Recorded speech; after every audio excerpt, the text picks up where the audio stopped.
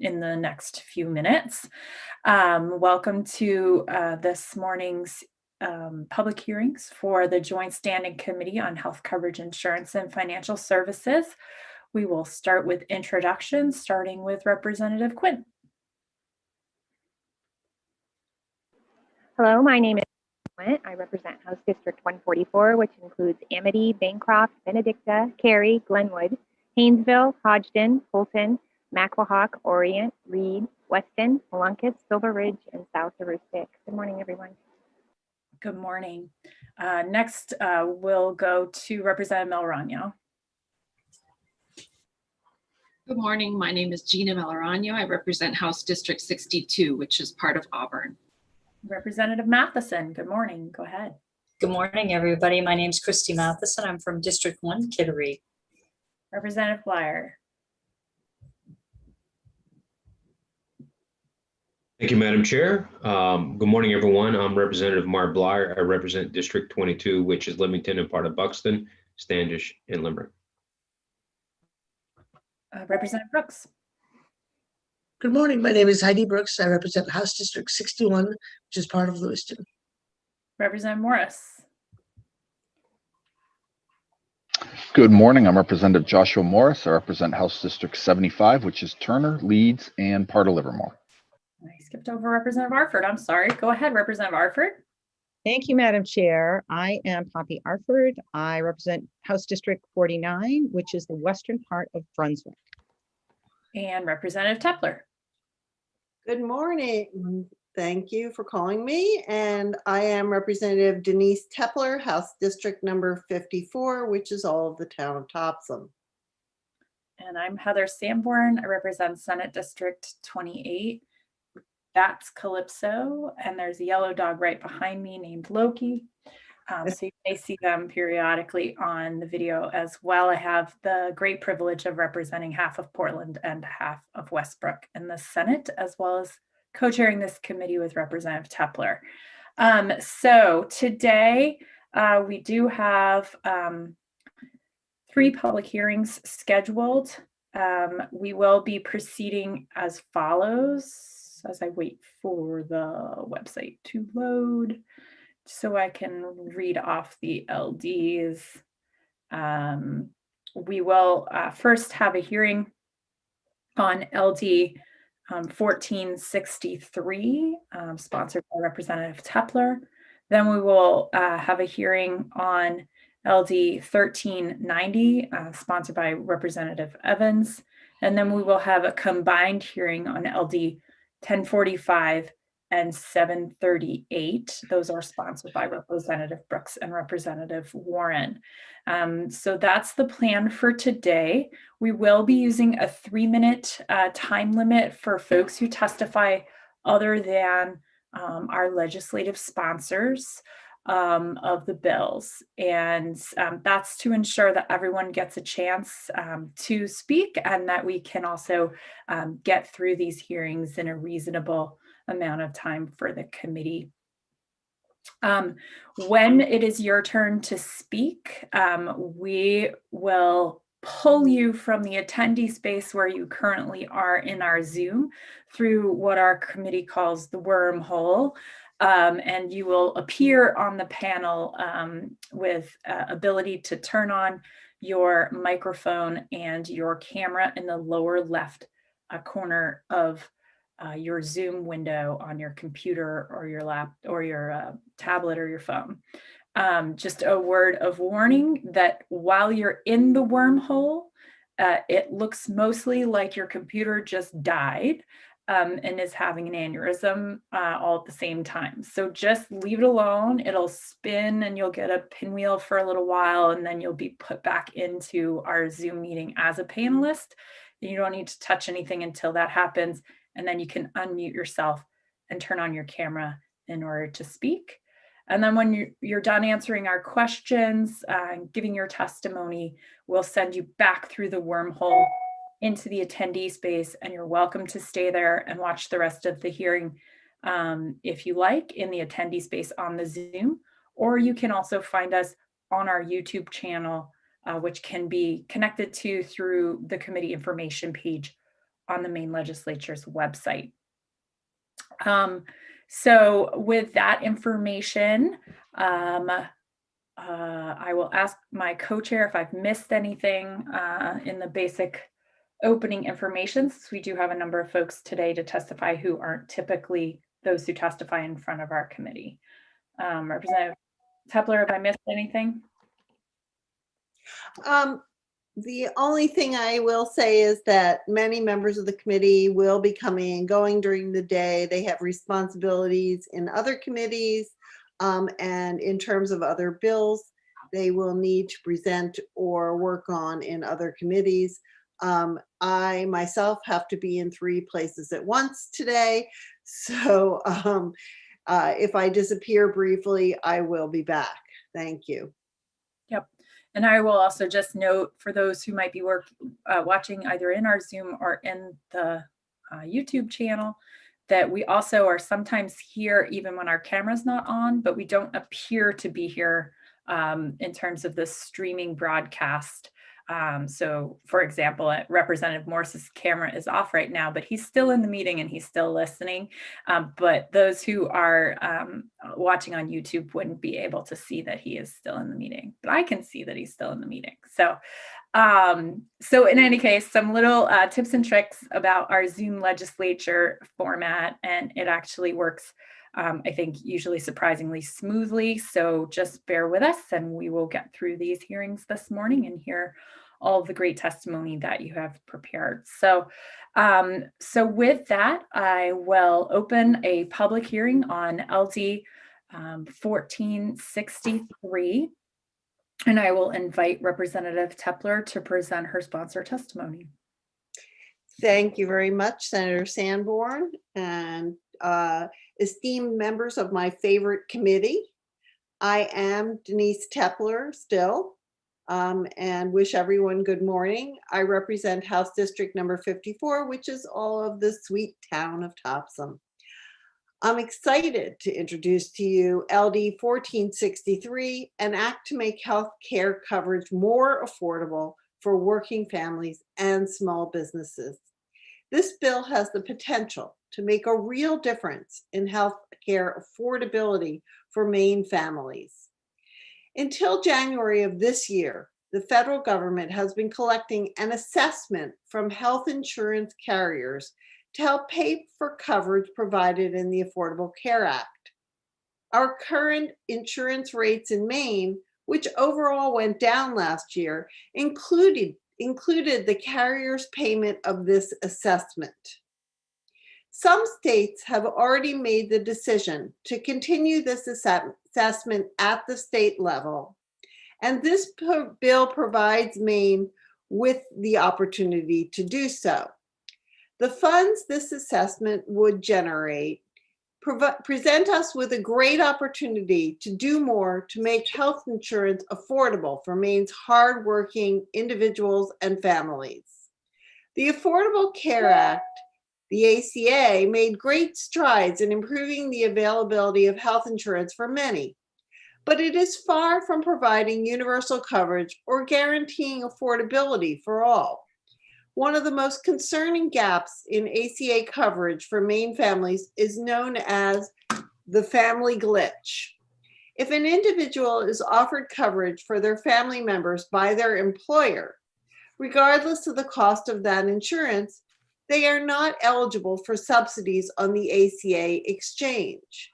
So if my company covers 80% of the cost of my insurance and offers my family the option to buy in at full cost, my family members are not eligible for a subsidy under the ACA, even if the plan for them were to cost a full quarter of my earnings.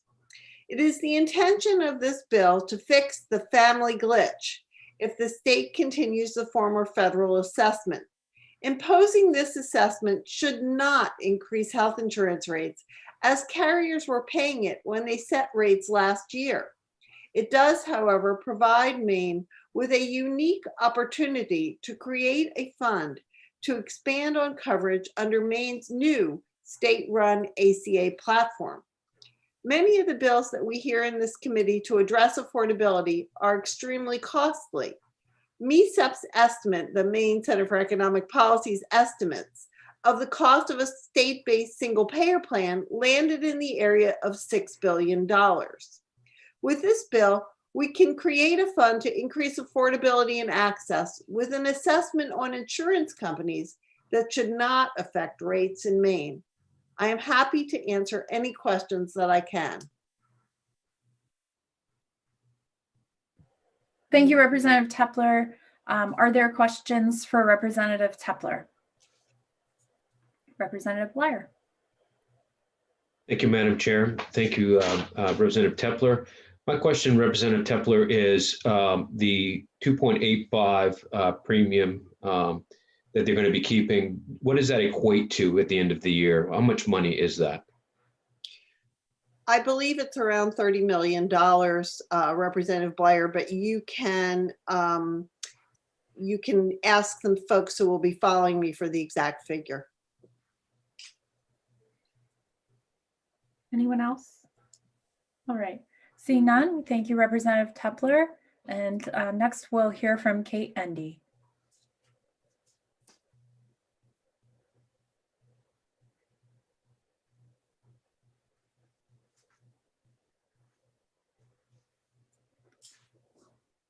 Good morning, Ms. Endy. Go ahead. Good morning, Senator Sanborn, Representative Tepler, members of the committee. My name is Kate Endy, and I'm the Policy Director of Consumers for Affordable Healthcare. Thank you for the opportunity to provide these comments in support of LD 1463. And I'd like to especially thank Representative Tepler for introducing this important legislation. I wanted to start just by giving an overview of the family glitch, since it can be a little technical in terms of who's excluded from coverage. Essentially, under the ACA, the intention of the subsidies available through the marketplace were not to replace other coverage that people had. And so if you already qualify for MaineCare or Medicare or have an affordable plan through your employer, you're not eligible to get subsidized coverage.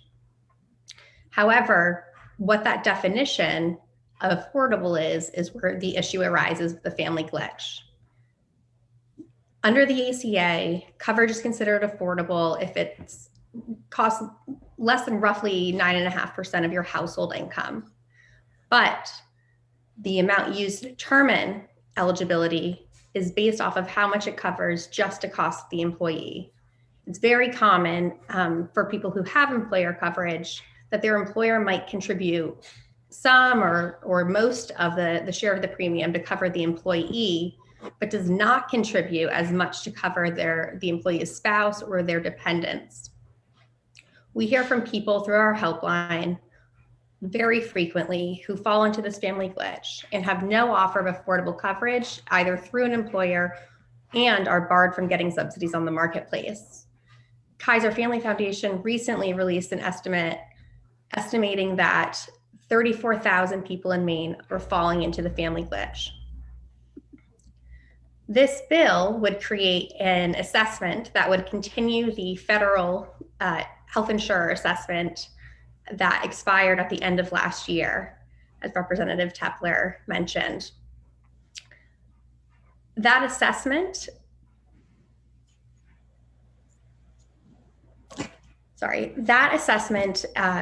was a small fee that was one of the funding mechanisms of the ACA. And several states have started passing laws already to collect the assessment at the state level in order to fund initiatives that would reduce health insurance costs for their residents. States including Maryland, Delaware, New Jersey, and Colorado. And legislation has also been introduced in others. This bill would use those funds to target subsidies at people in the family glitch and others who have struggled to afford coverage, including people under 200% of the federal poverty level. In my written testimony, which I'll be submitting, there will be links to numerous analyses showing that people both in family glitch and under 200% of the federal poverty level tend to be younger and healthier. And so increasing enrollment in those populations would actually benefit Maine's private insurance risk pool, stabilize premiums. Additionally, increasing enrollment among subsidy eligible people. Ms. Debbie, can you wrap up? For those under 200% would also increase the amount of federal pass-through funds that are used to fund our Megara reinsurance program, which in the proposed merge market would contribute to lower premiums for both individuals and small businesses. And I'll also include some polling that was conducted earlier this year showing that nearly 8 out of 10 Mainers support continuing this assessment and using it to lower costs for working Mainers.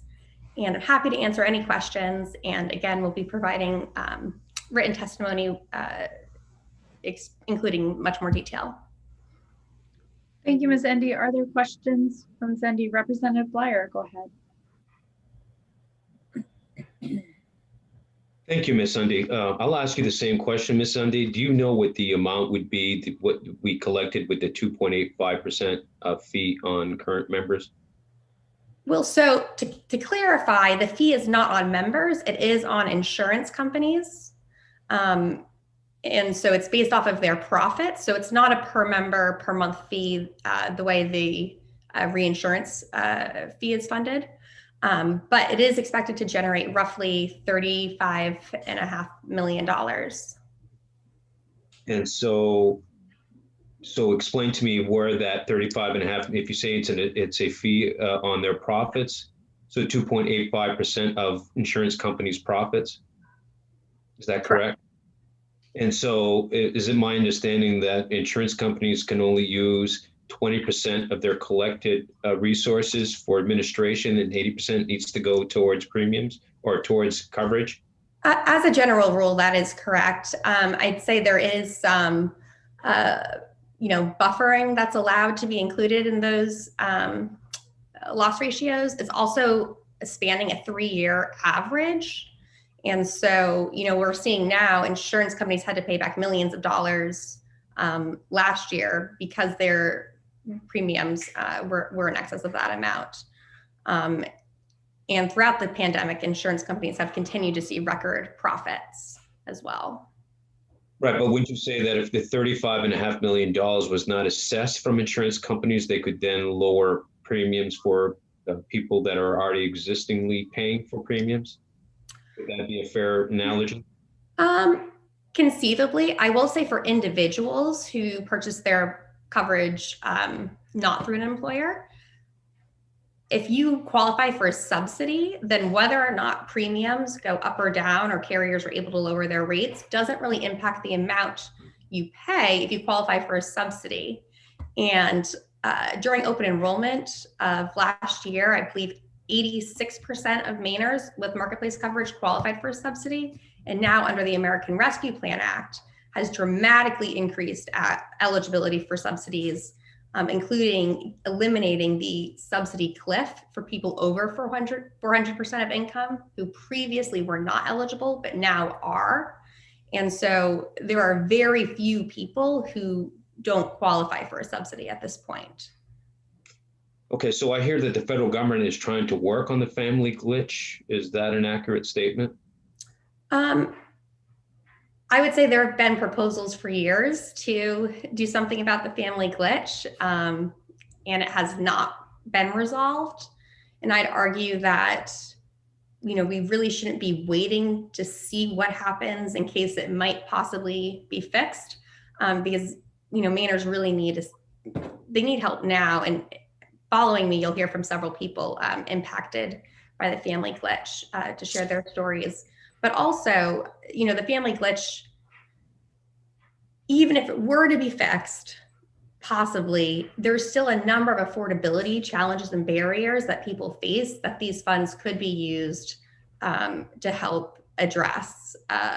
In Massachusetts, which has the highest rate of insured residents, for example, provides state level subsidies to individuals based on income and has seen significant uptake due to that. So if I'm understanding you correctly, this bill is to help the family glitch. But if the federal government fixes the family glitch, this bill does not go away. Then those resources will then be used to put money elsewhere. Is that correct? To address other affordability barriers if the family glitch is to be fixed. But again, there's no guarantee, or, you know, from what I've heard from, you know, our national partners is that there's talk, but there's really no firm action as of this, you know, at this point. Okay, and so I see that this is going to create a board of 12. Are these people paid positions? I don't believe it's structured that way presently. I think similarly to how, you know, we have other advisory boards, you know, the Prescription Drug Advisory Board, for example, where people are not paid for their time there. And I'd also say that, you know, it is structured as a 12-person board, but perhaps the committee would, you know, want to consider the composition of that board and if, you know, there should be any, you know, additions or changes made. Also, then this is also including the Board of Insurance, Bureau of Insurance. Are they going to need new members in order to handle this $35 million, you know, assessment? So the fund would actually be administered by the commissioner, the Department of Health and Human Services. So the, you know, Bureau's role is largely in terms of, you know, determining the amount to be collected and actually collecting the fee. But in terms of administering those funds, that would fall under the department in consultation with the Bureau, I would say. Thank you for your time. Thank you, Madam Chair. Representative Morris. Thank you, Madam Chair. I want to talk about the tax proposed in this bill. You said a few minutes ago that it's on profits, and as I'm reading it, it's on premiums. And the second part of that is, as I understand it, this only applies to fully insured state-based plans. So a company like Walmart that's self-insured will not pay this. Is that correct? That is correct. And thank you for that clarification. It is based on, I believe, net written premiums and not profits. So thank you. Thank you. Okay, great. Are there any additional questions for Ms. Endy? All right, thank you, Ms. Endy. For Representative Arford. Thank you so much, Ms. Endy, and thank you, Madam Chair, for recognizing me. I just want to make sure because I have had the opportunity of having a previous conversation. I'm going to replay what I think is the way this will work and see if I'm accurate. If in fact the federal government was to come forward and make good on the family glitch and basically make it go away, and if this bill was to pass, then those funds would be the group that's being put together, the advisory group, would advise on how to allocate those funds. However, it would just be an advisory role. The commissioner of the Department of Health and Human Services is the one who would determine that. And also the other critical part is, if we do not go ahead with this bill, this money that was previously captured by the federal government and is no longer being captured by them, there's absolutely no guarantee that that money will go back to the premium payers. And in fact, it's the assessment of consumers for affordable health care that they have not returned it to the to the premium payers during the 2 years, I think it's 2017 and 2019, when the federal government was not collecting the fee. If you could just speak to that for a minute, that would be great. So thank you for those questions. So starting with the advisory group, that's correct. Ultimately, it would be the commissioner administering the fund, and you know the group would be as its name, an advisory role. And I'll just mention that some states, Maryland is working on actually using these funds to try and provide enhanced assistance to younger people to try and increase enrollment in younger populations.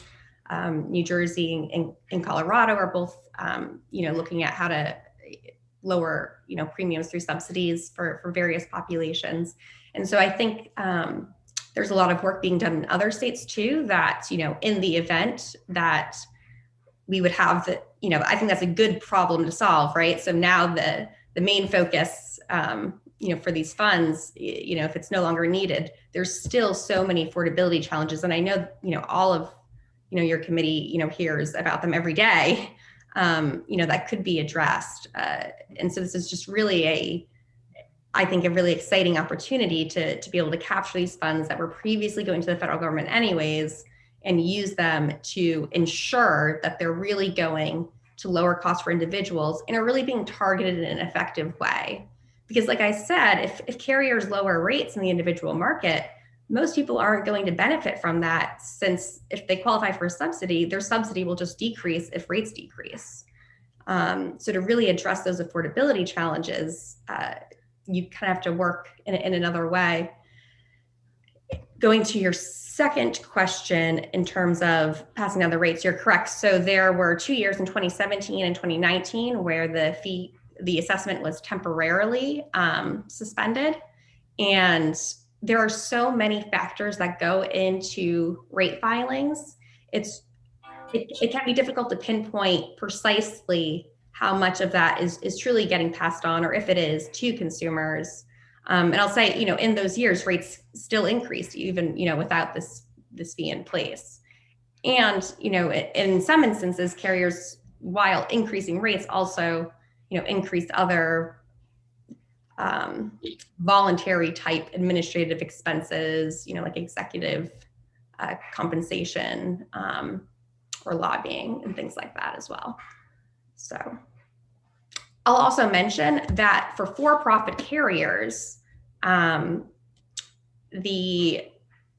state level assessment would be a tax deductible expense, which the federal assessment was not. And so even if they were paying it at the same rate, it would be roughly a 21% reduction in their overall costs in terms of net cost of paying the assessment. Representative Bleier. Thank you, Madam Chair. I guess the comment would be that if the premiums are not being taken from insurance companies and they're not passing it down to the consumer, I would think that they're not raising premiums. So they're receiving that benefit. The other heartache I have with the bill is the sense that we're doing this to fix the family glitch, but once the family glitch goes away, we're going to use that money for something else that we're not told about in this bill. So to me, if we're using this to fix a family glitch, just fix a family glitch. But if the family glitch goes away, the bill goes away, would be my take on it.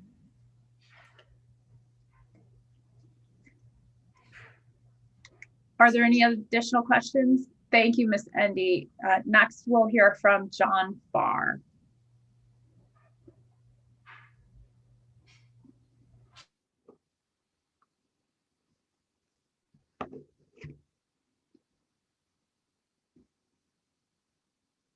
Good morning. Go ahead.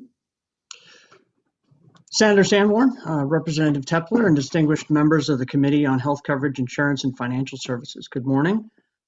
My name is John Farr. I'm a U.S. Army veteran, a Winslow resident, and a father of 3. I'm here today to voice my support for LD 1463, an act to make healthcare coverage more affordable for working families and small businesses. When I came home after serving in the Army for 5 years, I worked while my wife earned her nursing degree. In my written testimony, it says we were caring for our 2 boys with the 3rd on the way. That's an error. We actually had all 3 children at the time. On my original salary, my entire family was eligible for health insurance through MaineCare. I was performing well in my work, and I was given a pay bump of 50 cents an hour. That additional 50 cents made my family ineligible for both MaineCare and food stamps, which we were relying on. That extra $80 a month didn't even come close to allowing us to afford the $1,000 per month insurance premium. When I went to my employer, I was not allowed to refuse the raise. For 2 years, the emergency room became our only source of healthcare, and we were only there if it was truly an emergency. I would have to ask myself the question that no parent, no person in this country should have to ask, can I afford to go to the doctor? I was eventually promoted and could afford my company's health insurance premium, but I've never forgotten that difficult and terrifying time. My family is not alone in experiencing this family glitch. The gaps in the healthcare system that put families at risk for having no health coverage at all. It's an issue that affects thousands in Maine alone, and some people never escape it. Our state leaders need to make affordable healthcare their top priority, so no one has to go through what my family did. That starts with bolstering Maine care through the passage of LD 1463. Thank you for your consideration. Thank you, Mr. Farr. Are there questions for Mr. Farr? All right, seeing none, we'll next hear from Leanna Wolf.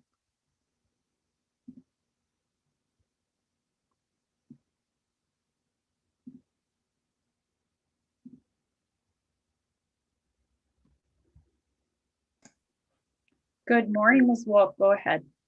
Good morning, Senator Sanborn, Representative Tepler, and members of the committee. My name is Liana Walk. I'm speaking on behalf of myself and Owen Marshall, who could not be here today. We live and work in Portland, and we're testifying in support of LD 1463, which would address what's known as the family glitch, as you've heard about. We got married in May of 2019. Owen is a full-time musician and is self-employed, and I was working without benefits through my job at the time. 1 month after we got married, Owen cut tendons in his hand. He had to have hand surgery and was not able to work as a musician for an extended period of time. And he had a marketplace plan with premium tax credits and cost sharing reductions. In August of that year, I got hired by a school system in Portland as a contracted employee and was offered health insurance benefits. Owen could have been added to my insurance plan, but the premium for both of us for the year would have been $16,000, which would have been half of Owen's yearly income, and he wasn't even working at the time because of his injury. Because of the high premium, Owen hoped to keep his marketplace plan, but we found out that since we got married and Owen was eligible for health insurance through my job, he would no longer be eligible for tax credits, and his deductible and out-of-pocket maximum would increase. His monthly premium went from $30 a month to over $400 a month because we got married. Owen's deductible also went from $650 to $5,800. And his deductibles and yearly out-of-pocket maximums were reset, even though he had already reached his plan's out-of-pocket maximum because of his surgery that year. In the meantime, Owen's hand surgery had failed, and he had to have an additional surgery to correct it. He was insured through the marketplace, but because his deductible and out-of-pocket maximums were reset, he had huge medical bills from the surgery. Local musicians had a fundraiser for us to help us pay for the surgery, and we're really thankful for that. But since then, we've continued to struggle to afford healthcare for Owen because of the family glitch. Last year, we made the difficult decision to get divorced because of the family glitch. Even getting a lawyer that understood our situation was difficult. And the judge who heard our divorce case at first didn't understand why we were getting a divorce and initially would not grant it. We went back to court and appeared in person in front of the judge. We explained the family glitch situation, which he had never heard about, and he ultimately granted the divorce. Once Owen reported to the marketplace that we'd gotten a divorce, the marketplace gave him back his subsidies to lower his premiums. It was humiliating and upsetting to have to get divorced a year after we got married, when it wasn't even something that we wanted. The amount of money that we spent on our divorce, extra premiums, and the emotional toll that the family glitch has taken on our lives has been significant. I was excited to get this job that I'd always wanted, but this situation took this excitement and sense of accomplishment away. We're angry about the situation and how much we've had to go through just to get healthcare. Can you wrap it up for me? Yes, thank you. And we are asking you to please support LD 1463. Thank you very much. Thank you. Are there questions? Representative Bleier. Thank you, Madam Chair. Thank you, Ms. Wilk. I just want to make sure I understand you correctly. When you got your job, in order to have your husband on your health insurance plan, would have been $16,000 a year? Yes. Okay. Okay, thank you. Okay, thank you very much, Ms. Wilk. Next, we'll hear from Megan Falls.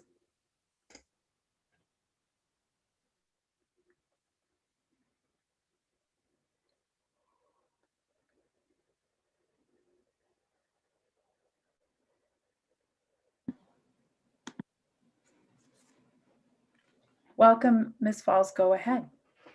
Hi, good morning, everyone. My name is Megan Falls. I live in Gray, Maine with my family, and I'm offering testimony in support of the Maine Healthcare Affordability Fund, LD 1463, which would address what is known as the family glitch. I work in a healthcare provider's office that is only open 4 days a week and where I'm considered a full-time employee at 30 hours a week. One of the reasons I left my previous job was that my husband and I would be starting our family and wanted to make sure that we all had health insurance, which is offered to full-time employees at my office. I took a lower salary at my current job with the expectation that I would have coverage for my family. So last year I enrolled in health insurance through work. My husband is self-employed and did not have coverage last year. When our daughter was born in October, I wanted to see what it would cost to add my husband and our daughter to my work's health insurance plan.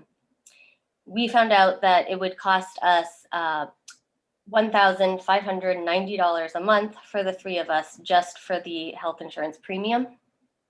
And that's completely unaffordable for us.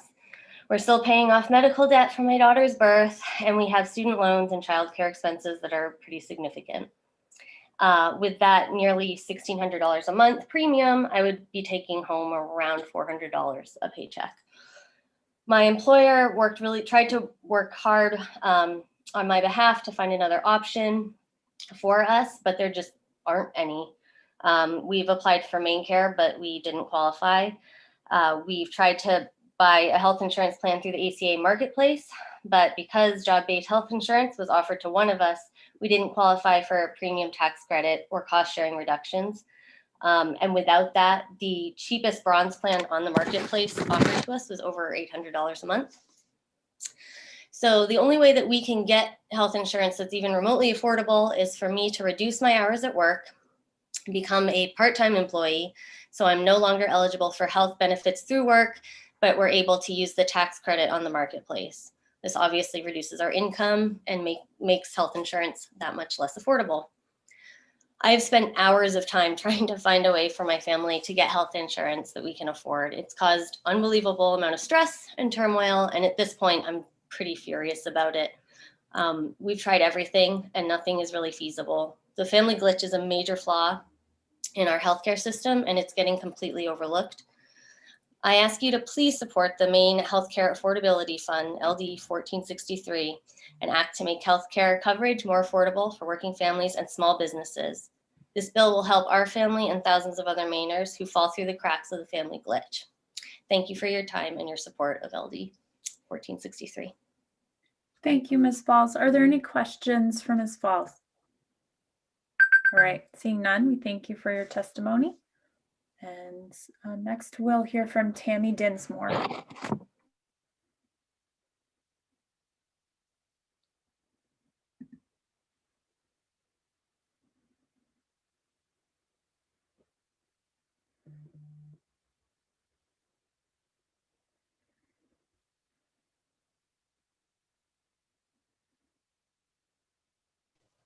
Can you hear me now? We sure can, and you're welcome to activate your video if you can, and if not, you can just proceed. Okay, let's see, start video. Okay, see if I can make this. I'm the most not technical person, but anyway. We can see the corner of your head. If you can turn your camera a little toward you, we'll be able to see you and you can proceed. There you go. That? It's a little better. Go ahead. Okay, my name is Tammy Dinsmore, and I'd like to thank Senator Sanborn and Representative Kepler and the members of this committee for even giving us an opportunity to speak. I'm here to speak on behalf of my husband and I. We are natives of Maine. We've lived back all of our lives, and we're testifying to the support of this LD 1463. I have worked all my life for the last 30 years as an LPN and a patient navigator and a patient educator here at a federally qualified health center. My husband has worked all of his adult life for an aquaculture site, and we have paid $600 a month for all of us to be covered. So that has been a wonderful experience for us, and we've just gladly done that. On February 6th of last year, my husband had a totally unexpected incident where he had unusual fatigue and chest pain. He was taken to the medical center where he had an aortic valve replacement and quadruple bypass. We were devastated. And then on top of that, when his employer found that he could no longer be employed and work in the position he was, we lost our health coverage. So it was okay. You know, we said, hey, we paid, don't worry about it. We've got to get coverage. So I looked into having it here at the medical center, and it would have been $1,030 a month, two of us covered. It would have been $970 just to add him because my employer pays a portion of mine. It's more of a catastrophic coverage. It's $7,500 out of pocket, and then a deductible, and then it was $9,000 for copay. Blah blah blah. It's just horrible coverage. So anyway, I said, well, I've worked for 30 years helping people get insured and getting main care, disability, whatever they needed. I'm going to the marketplace, and I was met with the family glitch. Because my employer offered me insurance, Austin was not eligible for that. So I reached out to Senator Collins' office, and I thought, well, I'll see what they say, and they directed me to main care. Now, most of us who are employed are not eligible, so I accepted that and just moved on. I did talk with Jerry Golden's office, and they said they were painfully aware of the family glitch, that it was on the Senate floor last fall, and they were hoping to get it through, but we had a busy time, as you know, federally on the Senate floor last year, did not make it through. I then was forced to look and see where do we go next. So his employer offered us COBRA. For the first month or two, it was $600 out of pocket. And I said, wow, that's okay, we'll take it. Good coverage, a low deductible, and also the copays were not bad at all. Within a month or two, we are now paying $970 a month because the rate went up. Just so you understand too, maybe you didn't realize this, my husband is totally disabled. He has complications from his surgery, which has been devastating to us, but you have to wait 24 months after you're disabled before you're eligible for Medicaid, which we paid for, okay? So in the meantime, I had to see what we could do. We went to the COBRA option, like I said, it's $970 a month. We couldn't afford the premium, so luckily we have paid into a retirement, and his plan, his employer had a 401k. So we withdrew money and made a sacrifice to his retirement. Can you wrap up for me? Yep. So that's what we're doing. We're robbing from our retirement for that. We hope that you'll just take into consideration people like us that have worked for 30 years, paid for our coverage, and continue to do everything we can, but we have to try to help us get more affordable health care. Thank you for your time. Thank you, Ms. Dinsmore. Are there any questions for Ms. Dinsmore? All right, seeing none. Thank you for joining us today. Next, we'll hear from Vaishu Jawahar.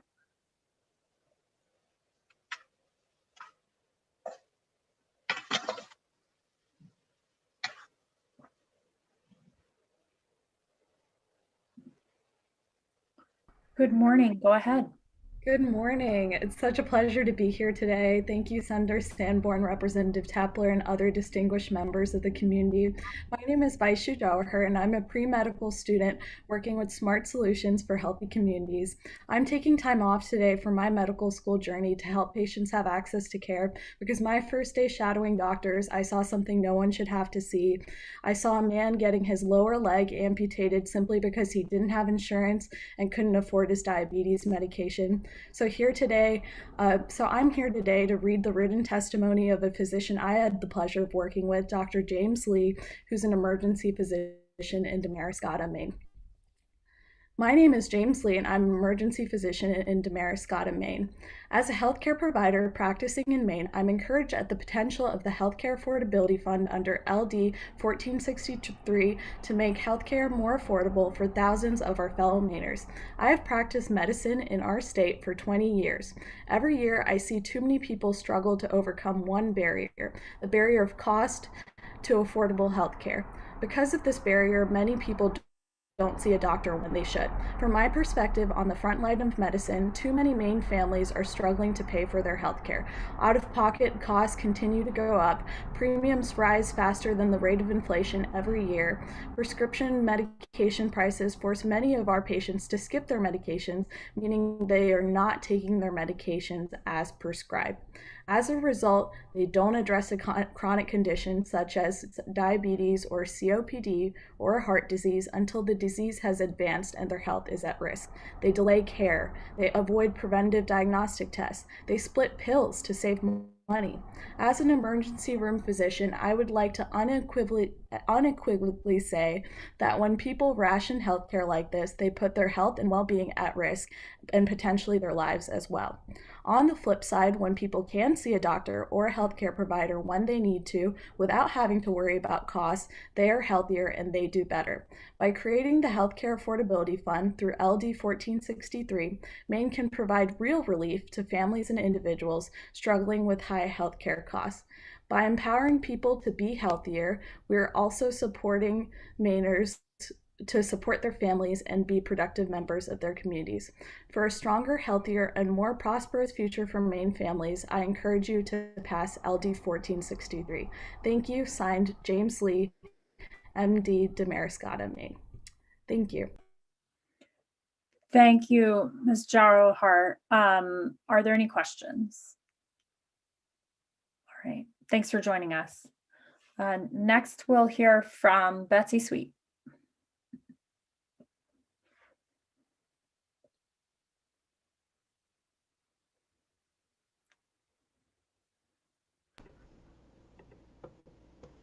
Good morning. Good morning, Senator Sanborn, Representative Tepler, members of the committee. Thank you so much for this opportunity. And I am here to read the testimony of Dr. Ellen Bly, who is unable to be here because of her schedule, and for my client, Smart Solutions. My name is Ellen Bly, and I'm a physician who recently retired after practicing internal medicine for more than 35 years. I urge the Maine legislature to pass LD 1463 without delay because this plan can improve people's health and save lives. Many of my patients could not get the treatment they needed because they didn't have health coverage or because their out-of-pocket costs were too high. Many of my colleagues in medicine have warned of the high cost of preventing people from seeking timely care that can improve health, save lives, and inspire hope. I would like to address how the provisions in 1463 provides actual real relief to Maine families and small businesses. States such as Maryland, Colorado, and New Jersey are collecting state-based assessments from insurance corporations that, starting this year, no longer have to pay the federal health insurance assessment, which helped defray health insurance costs to make it affordable for many families under the Affordable Care Act. This assessment amounted to $14.3 billion nationally in 2018. The assessment ended at the start of 2021, yet out-of-pocket costs continue to go up for Maine families. Patients are still on the hook for rising premiums, rising deductibles, services that insurance plans won't cover, and out-of-network care that is becoming increasingly limited. By approving a state-based assessment, Maine would join other states in recognizing that our current health insurance just doesn't work for low-income and middle-income families and small mom-and-pop businesses. Insurance corporations still make billion-dollar profits, while families on limited incomes see their health care costs go up every year. By continuing the health insurance assessment on a state level, simply continuing the fee insurance companies were already paying on the federal level until the end of 2020, Maine, like these other states, could use those funds to make health care affordable for low and middle income working Mainers as well as small businesses. LD 1463 could potentially improve the lives of tens of thousands of Mainers, including many of my patients and the constituents and small businesses you represent. The Kaiser Family Foundation estimates that the family glitch puts healthcare at risk for 34,000 Mainers.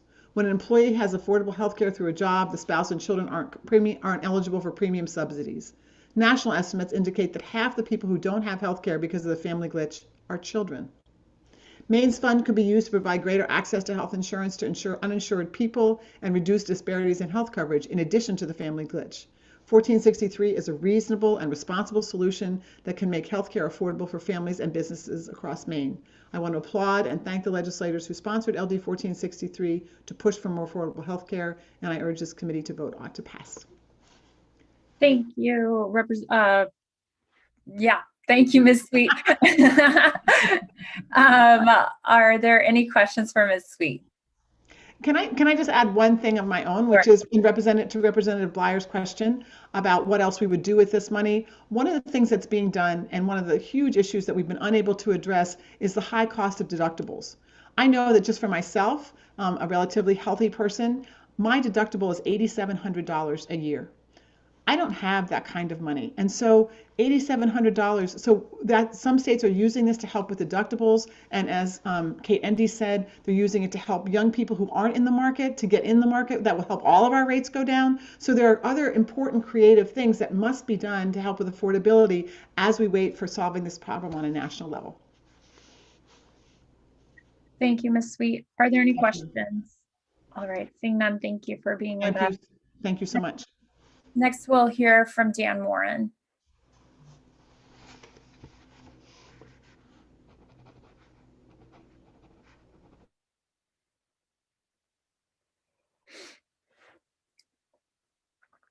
Good morning, Mr. Moran. Go ahead. Hi, good morning, Senator, Chair Tepler, members of the committee. My name is Dan Moran, Director of Communications and Government Affairs for the Maine Medical Association. We're here to submit testimony in support of 1463, which would create a new Maine healthcare affordability fund without state general fund dollars to invest in improving access to affordable coverage. You've heard some of the problems being experienced by some of your constituents in achieving healthcare. We think this bill is a thoughtful effort with identified funding to increase affordability and access to health coverage for not only constituents, but small businesses, and also address well-recognized disparities in healthcare provision. The pandemic measures to prevent the spread of COVID-19 resulted in higher levels of unemployment. Because of that, we've got to think about creative, low-cost ways to connect families and individuals with coverage. And the independent primary care practices that I've spoken to have reported a significant increase in the number of uninsured patients in the previous year, not to mention the extreme business impact that they face as small businesses because of delayed and canceled appointments. So we wanted to also mention, while we support the bill, we respectfully request an amendment to the Affordable Healthcare Advisory Group within the bill. Physicians are closest to the patients, and we believe that it was an unintentional oversight to not have a representative from a statewide association of physicians as part of the healthcare advisory group. We believe that physicians and other clinicians should have a formal organizational and decision-making seat at the table in any process when you discuss the future of healthcare, access to care, how it's financed, and determining appropriate quality clinical guidelines. I wanted to also address, it's funny, I started thinking, I'm a baseball coach also, and we had a game yesterday and the umpires were getting on the nerves of our players, and I went out to one of the players and I said, control what you can control. And it just made me think of the questions about whether the federal government was going to fix this or not.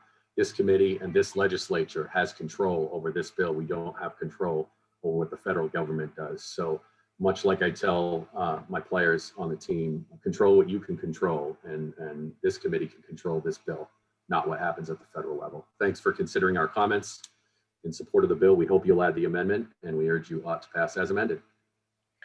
Thank you, Mr. Moran. Are there any questions for Mr. Moran? All right, seeing none, we thank you for joining us today.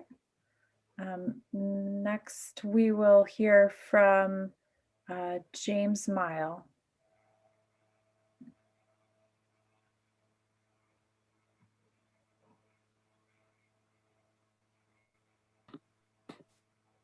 Good morning, everyone. Can you hear me okay? We can, go ahead. Great. Good morning. Thank you for hearing me. I'm here on behalf of the Maine Center for Economic Policy to testify in support of LD 1463. We support this bill because it would help an estimated 34,000 Mainers get access to affordable healthcare through the Affordable Care Act. As you've heard, this fixes a problem known as the family glitch, where up to tens of thousands of Mainers every year are losing the access they need to get affordable healthcare because of this issue in the ACA. As you've heard, most of the folks affected by this, a small majority are children. Almost half of them come from incomes below 250% of the federal poverty level, which is about $55,000 for a family of 3. When basics like healthcare are unaffordable, it makes it harder for families to make ends meet, handle emergencies, or fully participate in the economy. Even before the pandemic, 1 in 3 Mainers couldn't afford to pay a $400 emergency expense without taking on debt. And every year, 1 in 8 Mainers, around 128,000 people, have to skip or delay medical care because they just can't afford it. LD 1463 would close a significant gap in our healthcare coverage by offering state subsidies to the families who fall in the glitch, allowing them to afford coverage on the health insurance marketplace. Expanding access to healthcare benefits all of us. By giving more people access to routine checkups and other preventative care, the bill would result in fewer Mainers relying on the emergency room for treatment or needing expensive treatment for late-stage diseases that could have been diagnosed earlier, both of which drive up costs for everyone. As you've heard, insurance companies paid this fee to the federal government until 2019. In the first quarter of 2021, the 3 major for-profit health insurers operating in Maine collectively posted profits equivalent to about $35 billion annually. These corporations and their shareholders can easily afford to contribute this small fee to help boost the collective health of Mainers. And as you've heard, there's no guarantee if we didn't pass this bill, there's no guarantee that the savings will be passed on to Mainers, and it's equally likely that they would go to executive compensation or to shareholder dividends. LD 1463 would make a significant difference to the lives of tens of thousands of Mainers, improving their physical and financial well-being. It will benefit all Mainers through better public health and potentially lower insurance premiums by asking insurance companies to pay a relatively small fee that they've already accounted for in their business model. Thank you. I'll be happy to answer any questions. Thank you, Mr. Mile. Are there any questions for Mr. Mile? All right, I don't see any. Thank you for joining us this morning. Next, we'll hear from Julie Shermer.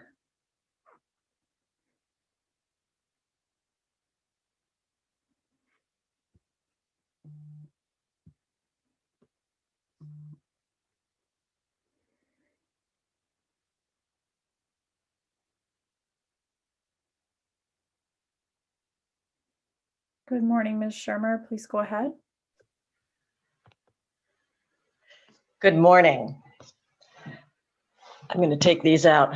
I was on my iPad and I'm now going to my computer. So thank you, Senator Sanborn, Representative Tepler, and other members of the Committee on Health Coverage, Insurance, and Financial Services. I'm Julie Shermer. I'm a Falmouth resident. I am representing NASW Maine in support of both LD 1463 and LD 1045. My bias is that we need a universal health insurance which takes care of the complications and the chaos of our healthcare system, but realizing that may not be passable, I am in total support, and NASW Maine is in total support of 1463. So over the past 30 years, I've worked in an inner city medical clinic in Portland, seeing lots of people who are uninsured or underinsured. I saw the devastation of what that could do to their health, their financial status, and continual cycles of poverty. It's hard to get a leg up if you have monthly medical bills and not able to get credit because of bad debt, because of your medical bills, let alone needing to leave work because you can't afford, it's either health insurance or insulin. So the story that I want to tell you today is really my nephew. My nephew is fully employed. He has a partner of 12 years who the partner had a child in a relationship where 2 years into this daughter's life, he developed paranoid schizophrenia, and he's completely disabled. His partner and his now 16-year-old daughter they get Medicaid. So for him, he's fully employed. He gets his own insurance, but it doesn't make financial sense for them to get married. I think we've heard from Lisa Wolk about how they had to get divorced. Well, these guys have not been able to get married.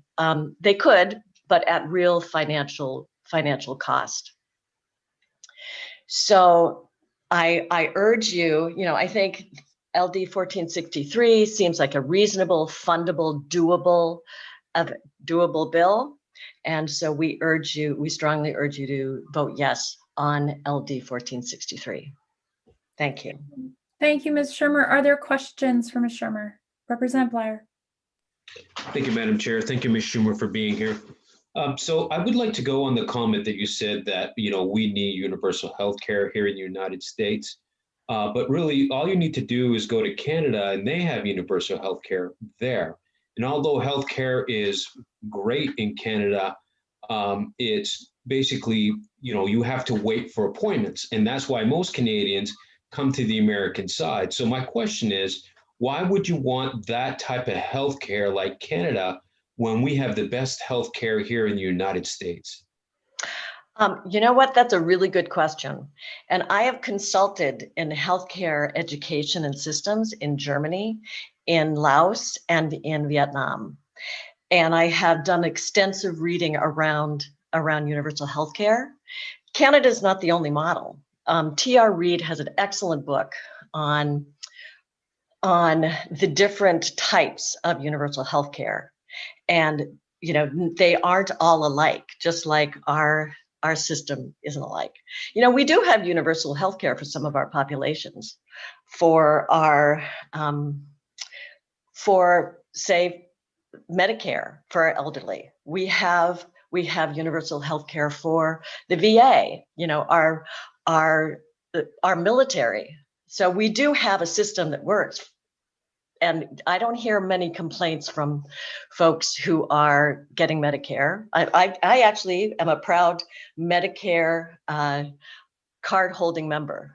So I think there are models. It doesn't have to be the Canadian model.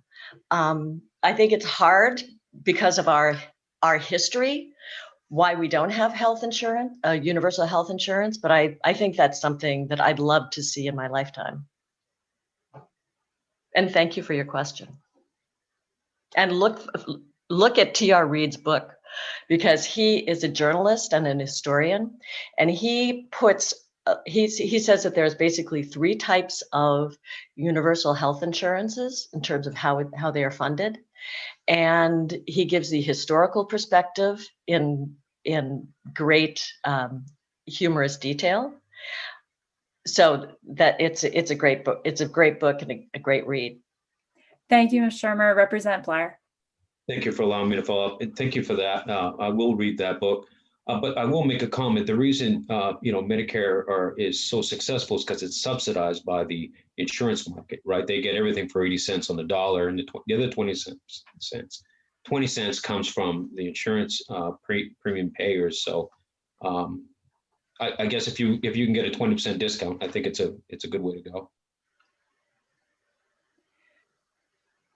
Thank you, Representative Bleier. I will just say a couple of notes here. One is that we would ask that the chat not be used for substantive comments because it's not recorded or transmitted onto our YouTube channel.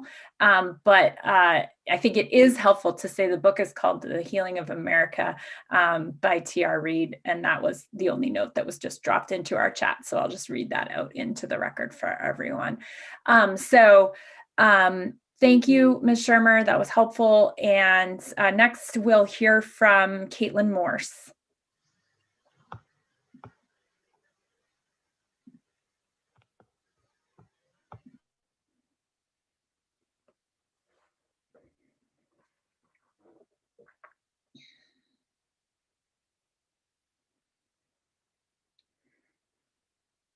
Good morning, Ms. Morse.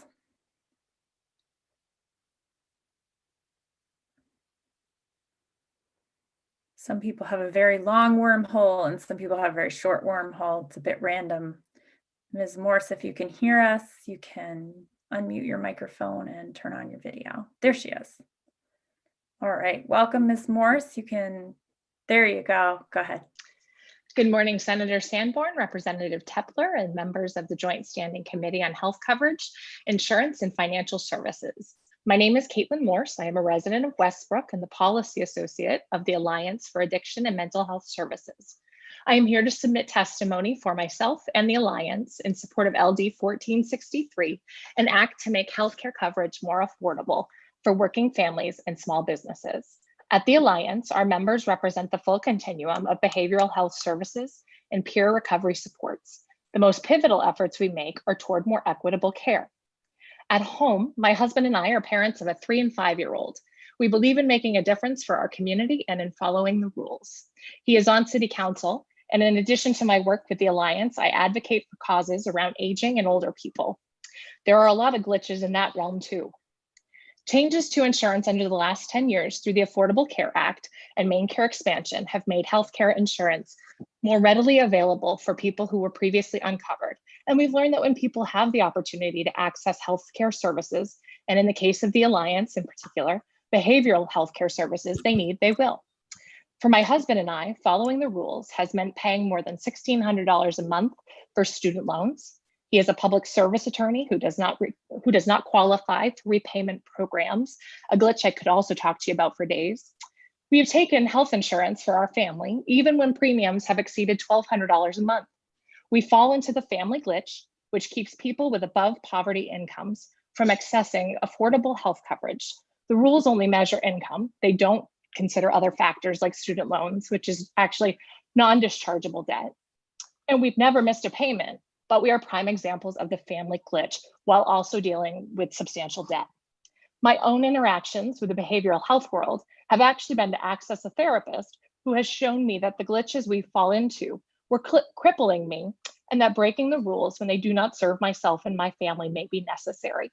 The rules of the family glitch have not served my family or any others that fall into it. We save money for healthcare every month, but making that decision has forced us to recognize a catastrophic incident could ruin our financial status. Dropping our outrageously expensive insurance was one of the first rules we've ever decided to break. I've used deep breathing techniques for days to cope. According to US News and World Report, Maine ranks 27th in the country when it comes to the number of our residents who are enrolled in a health insurance plan. Untreated mental health concerns can have serious consequences. Even mild mental health problems can lead to a lower life expectancy.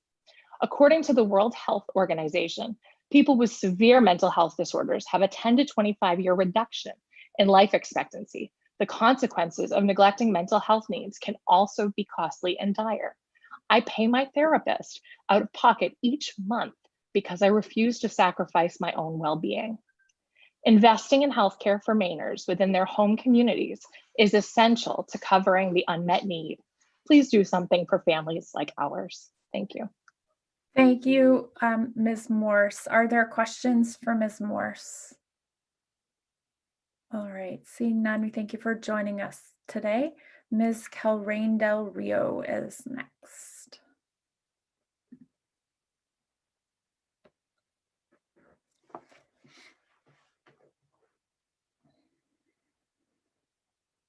Good morning, go ahead. Good morning, and I will submit written testimony, but I'm having some computer challenges today, so have to figure that out before I can get it uploaded. Good morning, Senator Sanborn, Representative Tepler, and members of the Joint Standing Committee on Health Coverage, Insurance, and Financial Services. My name is Kathy Kilrain Del Rio. I use she, her pronouns, and I'm the Director of Campaigns and Healthcare Advocacy for Maine Equal Justice, a nonprofit legal aid provider working with low-income Mainers to increase economic security, opportunity, and equity for people in Maine. Today, I'm testifying in support of LD 1463. Ensuring all Mainers can access affordable health care is a policy goal I think we all share. LD 1463 would help take us one step closer to that goal because the bill recognizes that additional support is needed for two populations that are particularly struggling with the costs of healthcare: people with incomes below 200% of the federal poverty level, and also people stuck in the family glitch, which you've heard a lot about today. To provide that additional support, this bill creates the Maine Healthcare Affordability Fund, which will be used to provide additional assistance for individuals and families from these two vulnerable populations. I think notably, it also anticipates that policy changes at the federal level could affect coverage for these populations and provides guidelines for how the fund can then support other groups if the funds are no longer needed for these populations. One of the challenges states face when seeking to provide additional financial supports to people struggling to afford coverage is cost. LD 1463 solves that problem by following the lead of other states and reinstating the health insurance assessment at the state level. And you've already heard a lot about that today, but I wanted to emphasize that that will bring in an estimated $35.5 million to Maine, which could be used to help support healthcare affordability. In addition to supporting these two populations, I think it's also important just to keep in mind that with coverage, we'll see improved health outcomes for Mainers, which will reduce the cost of healthcare overall in our state, and also increase productivity and quality life, which were already key goals for us as a state before the pandemic and have become even more important with the pandemic. In addition to these benefits, there are others. By increasing enrollment through the marketplace, we will improve Maine's risk pool and increase the federal funds we receive for Maine's McGarra reinsurance program. As you know, this will help lower premium rates for the proposed merged market for small businesses and individuals who are not eligible for subsidies. There are benefits for insurers as well. Increased enrollment means that they'll be collecting additional premiums from new members of their plans. It's also important to note that unlike the federal assessment, the Maine assessment would be tax deductible for for-profit carriers. So most carriers would see a 20% reduction in the costs associated with paying the fee compared to what they were paying prior to January of this year. I also think, the fact that it creates an advisory group made up of key stakeholders that can help assist the commissioner and superintendent in creating and implementing the fund and assessment is a smart way to address these issues. For all these reasons, I urge you to support LD 1463 as a common sense way to make healthcare more affordable for thousands of Mainers, which will make our state healthier and improve the financial stability of many individuals and families who are struggling due to the cost of healthcare now. Thank you, and I'm happy to answer any questions you may have. Thank you, Ms. Calrain Del Rio. Are there questions from the committee? All right, seeing none, we thank you for joining us. Next, I'll ask if there's anyone else in our Zoom meeting who had intended to testify in favor of LD 1463. Please raise your electronic hand. All right, not seeing any. We will move on to those testifying in opposition to LD 1463, and I will start with Catherine Pelletreau.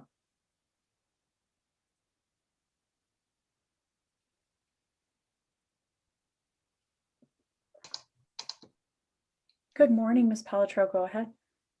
Good morning, Senator Sanborn, Representative Tepler, members of the committee.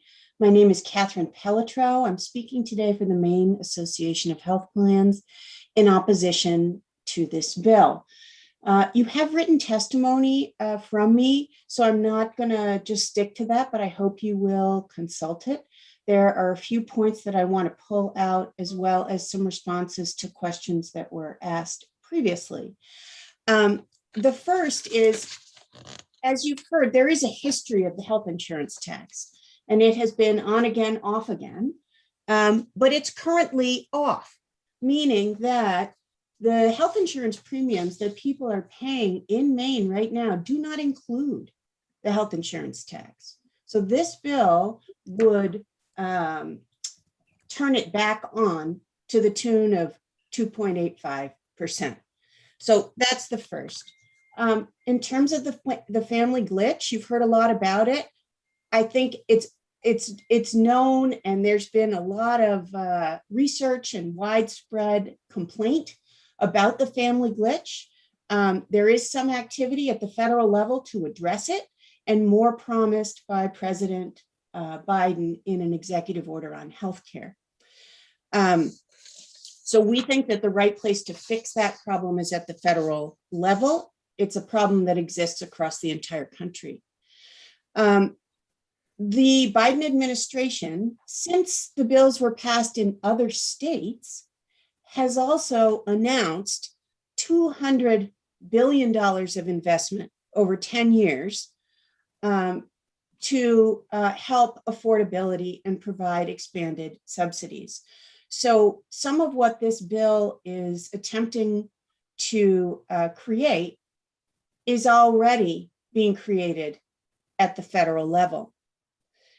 Governor Mills is providing $39 million in a small business health cost relief proposal that's going to provide immediate support to the small group market starting July 1st.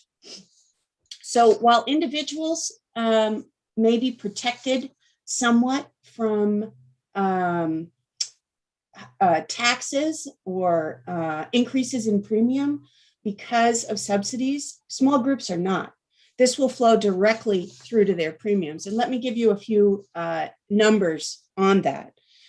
So carriers report to the Bureau of Insurance their written premium. And in 2019, the total premiums, net written premiums, were over $2 billion.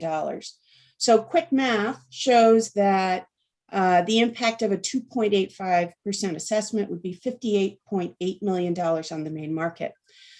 More specifically, also reported to the Bureau, this is from their website, the average premium for a large group in Maine is $557 per member per month. So this tax would add $15.87 per member per month. In the small group market, in the small group market, it would add $13.88 per member per month. For comparative purposes, the Megara assessment is $4 per member per month. Thank you. I'm happy to take any questions. Other questions for Ms. Pelletreau? Representative Bleier. Thank you, Madam Chair. Thank you, Ms. Pelletreau, for being here. My question to you is, according to Representative Arford, in 1718, the health insurance tax was not applied to the premiums. Did you guys take that as profits, or did you reimburse that back to the members? Yeah, I mean, Representative Bleier, I think, as you know, health insurance premiums are regulated.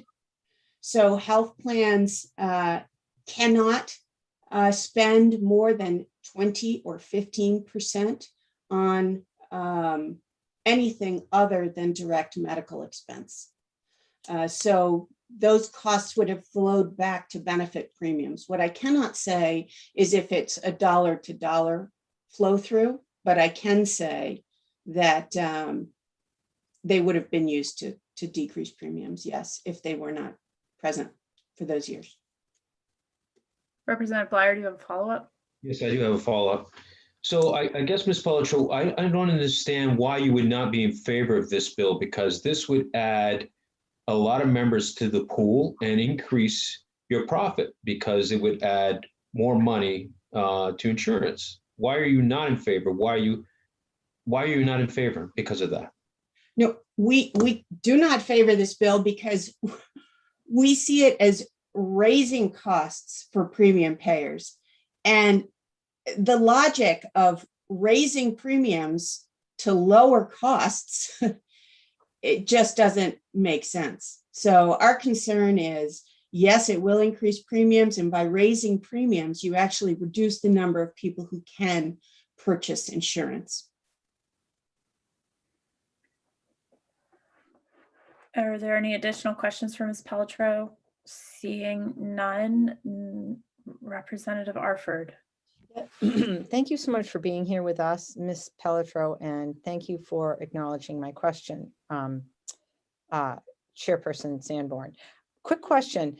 I've heard, so we've now heard somewhat conflicting testimony regarding what happens to this amount of money that would fund the family glitch that has been collected by the federal government in the past, is no longer being so, and what has happened to that money when it has not been collected. Do you have any documentation that you could share with us that would demonstrate that during 2017 and 2019, that there was a direct link between that money not being collected by the federal government and it being returned to the premium payers? I may be able to get some. I would have to dig into the rate filings at the Bureau of Insurance for those years. It's typical for taxes to be listed out and directly passed through. So let me follow up on that, Representative Arford. Thank you very much. Representative Matheson. Yes, thank you very much. Thank you, Ms. Pelletreau. Can you just speak to the profits of last year for insurance companies, please? Sure. And in fact, this is something I'd like to follow up on. I mean, as you know, this past year has been unusual in the sense that there's been a pandemic, the COVID-19 pandemic, that forced hospitals to close, or not close, but to stop offering many of the services that they typically would. So for that reason, there wasn't as much healthcare being provided for large portions of the year in the healthcare delivery system. So it makes sense that those, avoided services or delayed services would not have been paid for. So for that reason, insurer profits, profits are looking higher than they would in a normal year. Now, to reiterate, you know that health insurers are regulated, which means they have to spend between 80 and 85% of every dollar on medical services or quality improvement. To the extent they don't meet that requirement, they must provide refunds back to premium payers. And you probably have been reading in the news that there are premium refunds, or MLR rebates, we should say, expected to be paid this year.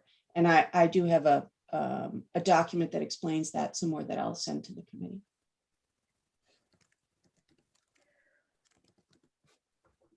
Representative Bly, you still have your hand up. Do you have a follow-up? I do. Go ahead. Thank you, Madam Chair. Ms. Pelletreau, could you bring that refund amount as well? How much are you refunding the premium payers? I would appreciate that. Thank you. Yeah, I absolutely will. One other note, Representative Matheson, is, traditionally profits for health insurers are about 3 cents. And I can provide some documentation for that too. 3 cents of each dollar. Okay. Are there any other questions for Ms. Pelletreau? All right. Next, we'll hear from Christine Ossenfort.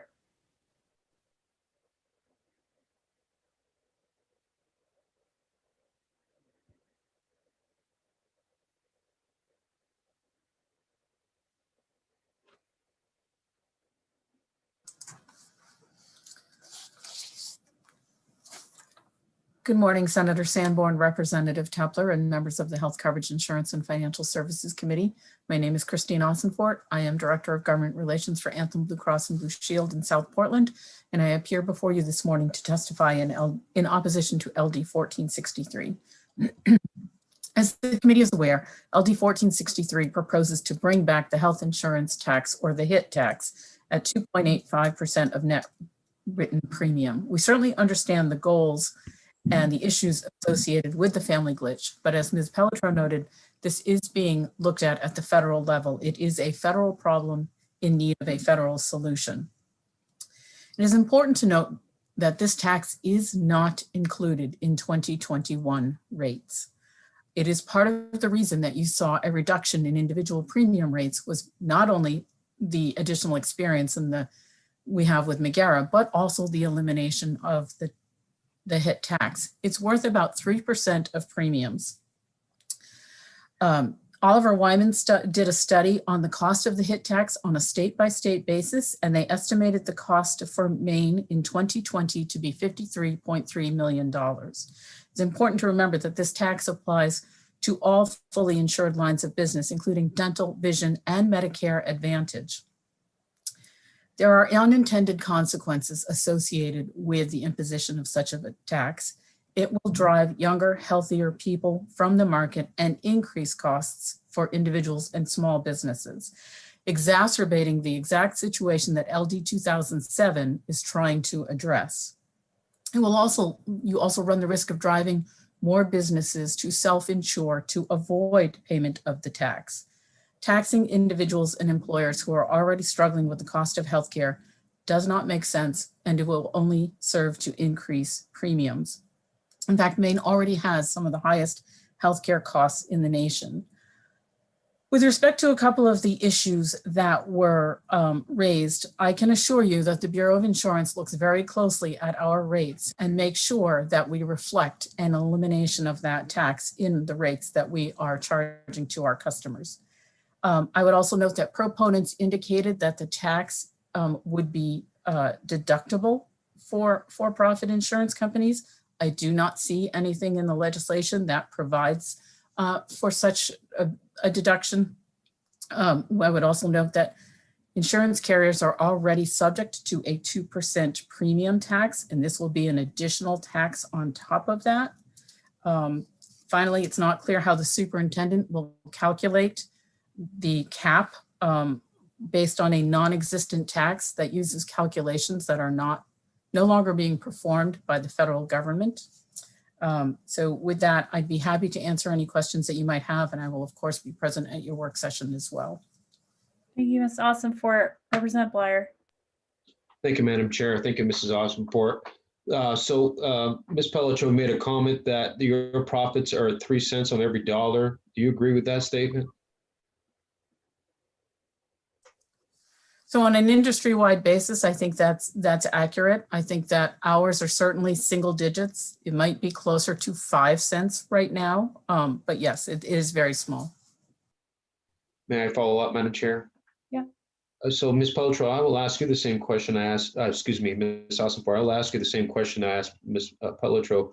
Why are you not in favor of this bill, considering that it will add members to the pool and increase your premiums received?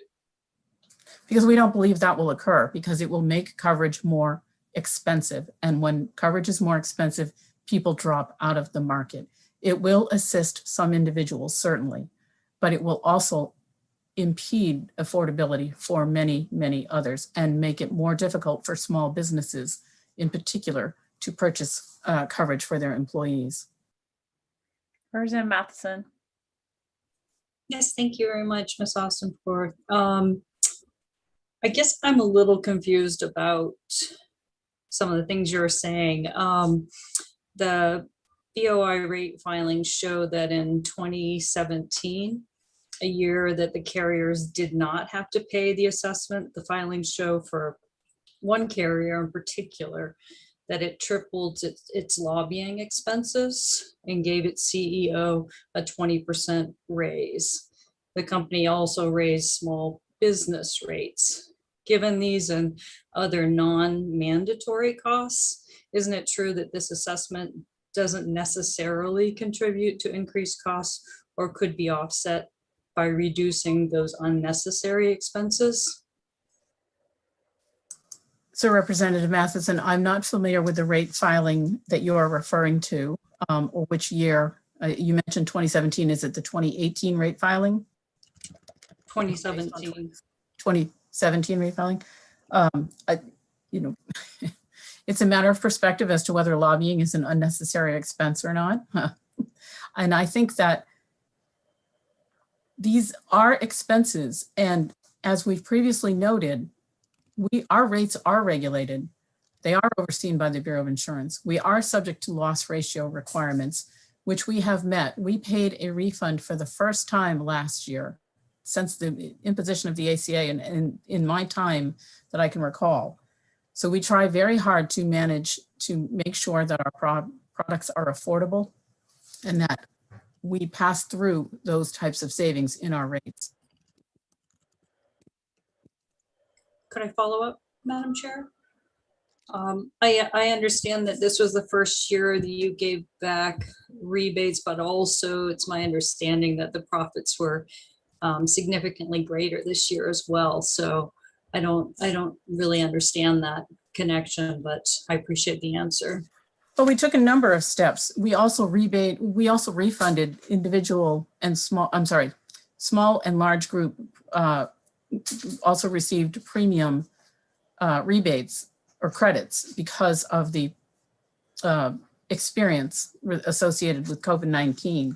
We donated to food insecurity programs. There were a number of steps that we took to support the community and in recognition of the change in our claims experience that COVID delivered. And in addition, we have seen significant rebounding of those claims so that they are close to pre-COVID levels. Are there additional questions for Ms. Ossenfort? All right, Representative Artford. Thank you again, Madam Chair, and thank you, Ms. Ossenfort. Quickly, this is kind of like a ping pong game in that one, we're hearing conflicting testimony going back and forth regarding this fee, what happened to the fee when it wasn't collected, what might happen to it if it was collected again, how, you know, there's just a lot of information. And I thank you for that. I thank you for your part in providing the part of the information that you are able to. But my question to you is, if we don't go forward with this bill in some form, we have a problem we need to fix, and that's people, you've heard their stories. It's unacceptable to continue with the family glitch. What is your suggestion? Do you have a suggestion of another means to fix this problem? So that's a policy question, obviously, but taxing insurance to make insurance more affordable doesn't work. The family glitch is a federal issue. It is not a new federal issue. It has been a federal issue since 2014. If the state is interested in trying to address the family glitch at a state level, the state should fund such efforts and not make health insurance more unaffordable in the process. Thank you. Are there additional questions for Ms. Ossenfort? All right. Seeing none, next we'll hear from Ms. Cook.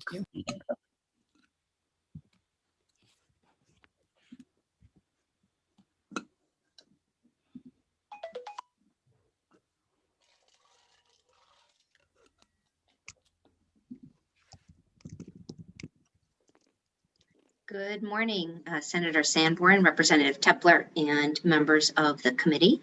I'm Kim Cook, and I'm here on behalf of Community Health Options in opposition to 1463. You've obviously heard a lot of what was in my written testimony that I've submitted already, so I will try to hit some of the high points. As you know, Community Health Options is a nonprofit co-op health plan based in Lewiston. And as such, we don't have profits. And I think you heard earlier from proponents that this was a tax on profits. If that were the case, I probably would not be here opposing the bill right now. It is a tax on premiums, and that tax will be built into premiums. As you've also heard and noted, you've received conflicting testimony about whether this would be a new tax or simply a continuation at the state level of a federal tax that's already built into premiums. So I will assure you, I have checked with Kevin Lewis, the CEO of Community Health Options. They were well aware that the federal tax, as of last spring, when they were preparing their rates for this year, that the federal tax was going away. And that was reflected in the rates that premium payers are paying today. And I would encourage you to simply ask the Bureau of Insurance to verify that. You don't have to worry about a he said, she said, or in this case, she said situation. The Bureau can just simply verify as they review all of our rates and can see what was built in and what wasn't. Simply put, if you do move forward with this health insurance tax on the fully insured market in Maine, it will be reflected, newly reflected next year in premium, since it's not there this year. Also, I wanted to talk about the impact, especially to the small group market. As you've heard, and I am trying to verify whether the individual market, whether the subsidies would actually cover this tax. I'm not sure that it would. But I'm not sure it wouldn't. And I am trying to make sure that if there's a subsidy there, you have information about that. But we do know that there are not subsidies on the small group side. And as this committee has heard, small group rates have been pressured both by market contraction and by the corresponding rising risk acuity. You've heard about how small groups, small employers are choosing to self-fund and not go the fully insured market rate because of the increasing costs. This will be another cost in the fully insured small group market. And that is something I hope you can, consider very carefully. And because you've heard so much about profits and how health insurers use money, I just, again, wanted to emphasize that we're a cooperative nonprofit health plan, and we exist for our members and for the benefit of our members. They're on our board. They make decisions about the plan. There is simply nothing other than improving access to affordable health care that we exist to do, and we're still opposed to a new tax on premiums for that reason. We don't think this will actually help the overall population for affording healthcare. I'm happy to answer any of your questions, and I appreciate the time. Thank you, Ms. Cook. Representative Bleier. Thank you, Madam Chair. Thank you, Mrs. Cook. So we've been hearing, like you said, a lot about grabbing profits from insurance companies to help the family glitch. And since you are representing an agency that is for a nonprofit, my question to you is, again, why wouldn't you be in favor of this? Number one, because this would add more people to the pool. And number two, by this committee passing this bill, wouldn't it help people get insured? I appreciate the question, Representative Bleier. And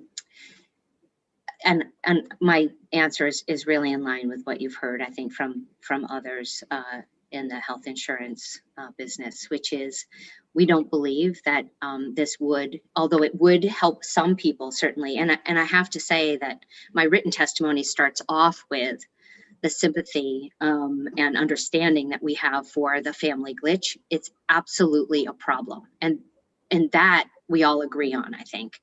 I'm encouraged that we finally, I think, have a real chance at the federal level to fix this glitch. We have Democrats in control of the White House and of both houses of Congress. And it's narrow, but we actually have this opportunity, and it is a glitch that has to be fixed.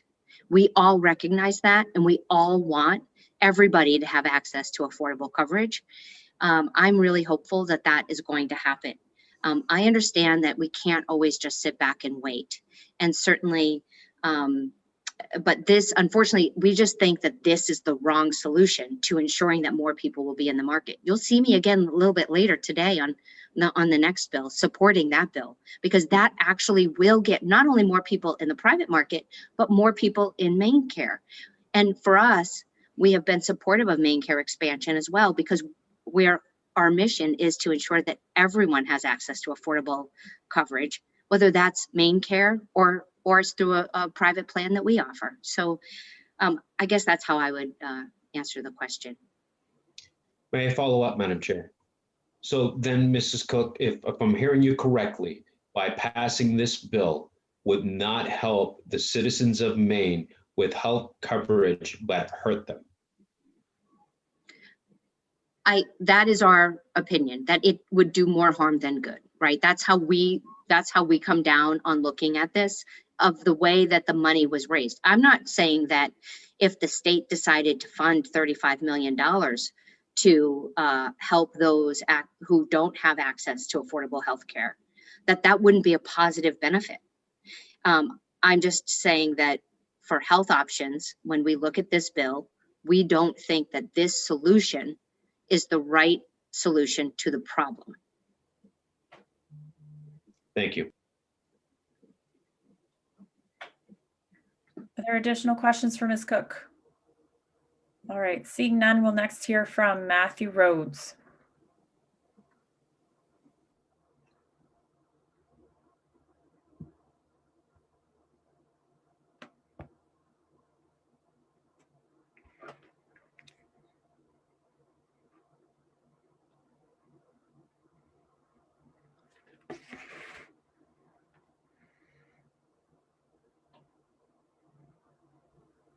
Good morning, Mr. Rhodes. Go ahead. How you doing? I was in the ether there for a little while. And greetings to all the esteemed members. I'm not sure how to do it. I'm kind of new to this. But anyway, good morning, and it's nice to see you all. And I appreciate all your hard work. Let's just say that. So I'm here in opposition to this bill simply because of my experience in insurance, that it never pays to tax an insurance company. I know I won't say who I work for, but they immediately pass anything that the state does to them or the government over to their to the people that they their customers. That's never not going to happen, no matter what. So what it says here that there would be a 2.85% tax on all the premiums collected in the state of Maine. And I think that I'm for helping people, but the government created this problem in the first place. And so I don't think the answer is more government regulation. I think the government needs to get out of the healthcare industry.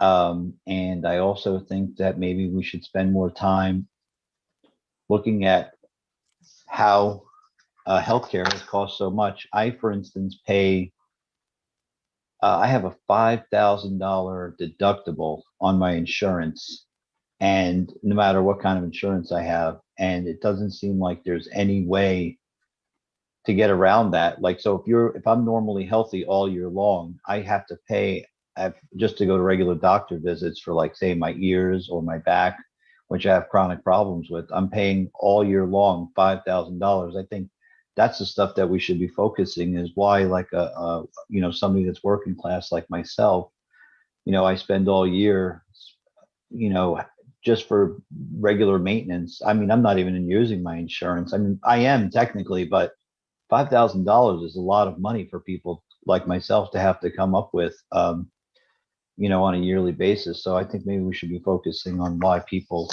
how people can afford to just, to be encouraged to be in good shape and be healthy. So anyway, so I think that that's where our efforts should be. And I think we're being, I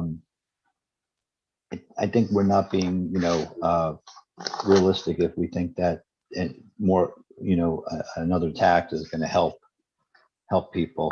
It never does. And that's my experience. I mean, I worked for Burns and Wilcox back in the 80s. And so my experience is that they don't care about their people. Yeah. Anyway, so that's it. Thanks. Thank you. Are there any questions for Mr. Rhodes? All right, seeing none. Next, we'll hear from Lisa Nolan.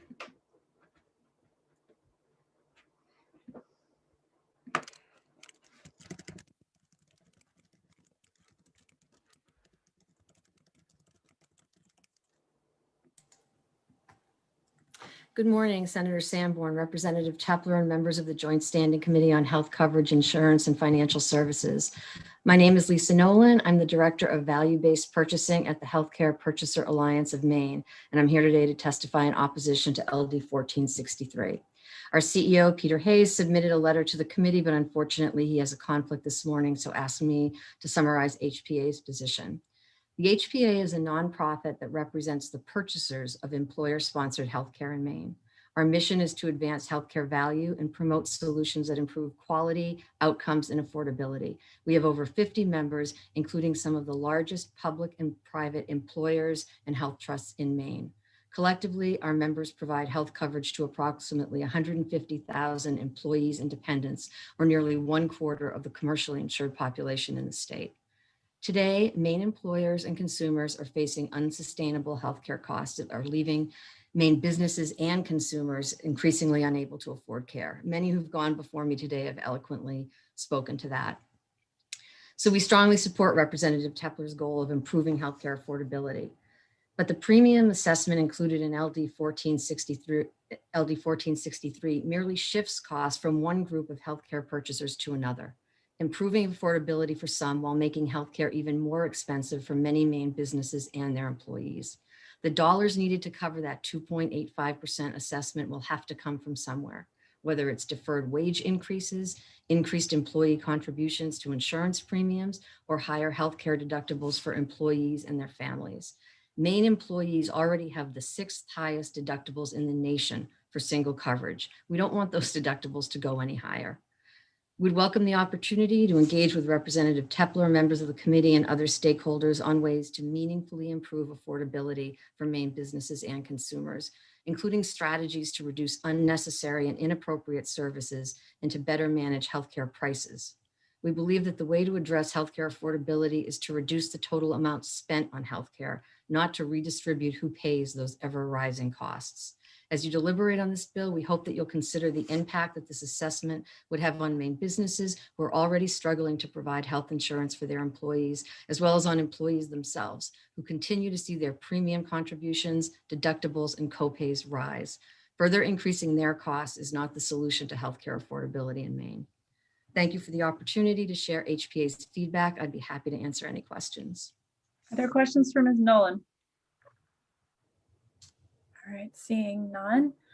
Next, if Mr. Howes, David Howes, could raise his hand. He's in the meeting 3 times, and we need to know which person to pull in. Great, thank you. We'll next hear from Mr. Howes.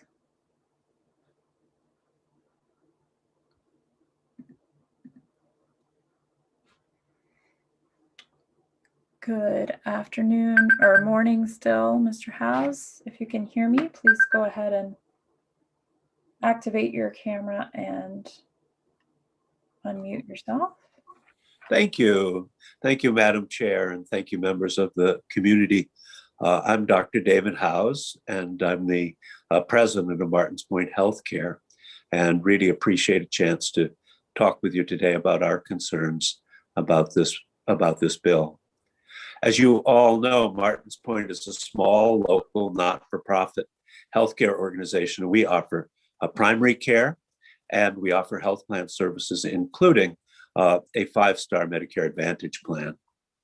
I want to start by saying that as a family doctor and the leader of a healthcare entity that doesn't refuse any person for inability to pay, I really do worry about the issue of the family glitch and its consequences, and absolutely agree that it needs to be dealt with. My concern is that under Medicare Advantage, Martins Point receives a fixed payment from the Center for Medicare and Medicaid Services to provide care for the elder and disabled community who enroll with us. Our Medicare Advantage plan, Generations Advantage, is really designed to maximize the benefits and minimize premiums for our members. And we really have made an effort to go above and beyond. We have several hundred, probably 600 or 700 people now, for example, who we care for in their homes, a benefit that's well beyond that is required of us. In the coming year, we will have a food insecurity benefit. So we have really put ourselves out there to try to offer the best possible arrangement for those people who enroll with us. We have a surplus, quite honestly, that is less than the proposed health insurance tax, considerably less over time. And historically, Martins Point, as a not-for-profit organization, has not paid the health insurance tax because under the ACA, we weren't required to pay that tax.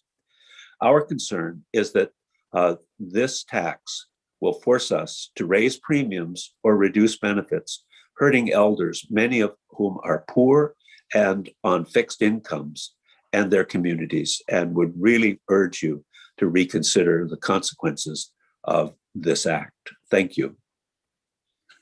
Thank you, Dr. House. Are there questions for Dr. House? All right, I don't see any. Thanks for bringing your testimony to us today.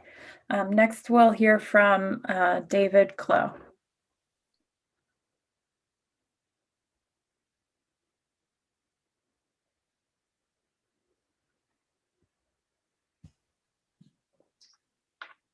Good morning, You can. Good morning. It's just before noon. Can you see me, hear me? We can hear you, but not see you. You're welcome Oh, to activate your camera. Can you There see me go. now? We sure can. Go ahead. Thank you very much. Good morning, Senator Sanborn, Representative Tepler, and members of the committee. My name is David Clow.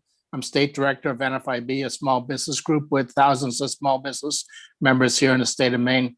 I will be submitting written state testimony, but I just want to highlight a couple of things to try to avoid repeating some of the testimony you've heard from all opponents. First of all, the cost of health insurance has been the number one concern of small business owners in Maine and elsewhere for decades, dating back at least to the 1990s. And sometimes it seems like it's getting better. Sometimes it seems like it's getting worse.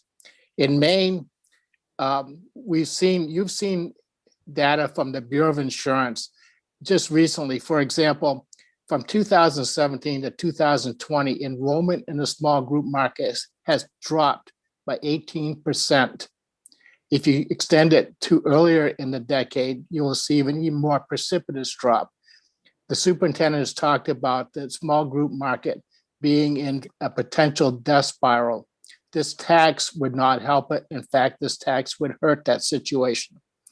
What does this tax mean? You've heard that it means quite a bit of millions of dollars in the small group market on a percentage basis, 2.85% compared to the potential savings of 4.2% in the merged market plan that may go forward next year. That would result in a net average savings of about 1.35%. That gets to be so thin that you need industrial calipers in order to measure the impact of the merged market. It would almost all but sure be almost wiped out by this tax. In addition, I want to mention that the governor, this committee, as well as the governor, have taken actions and are taking actions to try to help the small group market. Just the other day, the governor announced a $39 million plan to help small business owners. We applaud those efforts. We don't always share the belief in how they will turn out, but we have some concerns, but we applaud the efforts. LD 1463 looks like it would run counter to those efforts and undermine what is being done to help in a desperate situation. Lastly, I just want to mention that in the small group market, rates actually have been increasing. From 2014 to 2021, the compound rate increase or the cumulative rate increase has been upwards of 70%. If you look at the charts from the Bureau of Insurance, you'll see that average rates are going up in the small group market, have been going up in the small group market, and apparently will continue to go up in the small group market even more than they would otherwise if this tax is reimposed at the state level. I thank you very much, and I'll be submitting written comments, and I appreciate your being mindful of the interests of small business owners. Thank you, Mr. Clow. Are there questions for Mr. Clow? Representative Flyer. Thank you, Madam Chair. Thank you, Mr. Clow, for being here. So just a general synopsis, insurance premiums have gone up tremendously in the last 25 to 30 years. Can you explain why you think that is? It's a combination of factors. In Maine, a leading factor is the population and how the demographics of the population. Another factor generally is the cost of health insurance going up because medicine is becoming better at doing what it does. Pharmaceuticals better at doing what they do. However, the cost of those procedures, those medicines, and the training required by doctors and technicians to administer it is going up. So our costs are going up in part because of technology advances and in part because of population changes. Mr. Clow, have you heard from any of your members whose employees are caught in the family glitch and who are struggling to be able to help those valuable employees, for example, not have to get divorced? We have not. It's not something that we've asked the members, and particularly in the last year, it's not something that's been foremost on their mind. Trying to survive the pandemic, closures has been on their mind. I will reach out and see if nationally there's been some something heard about that. I just haven't heard it in Maine or conversations with other states. Thank you. Are there additional questions for Mr. Clove? All right, seeing none. Thank you. Yeah, thank you for being here. And next, we will hear from Peter Gore.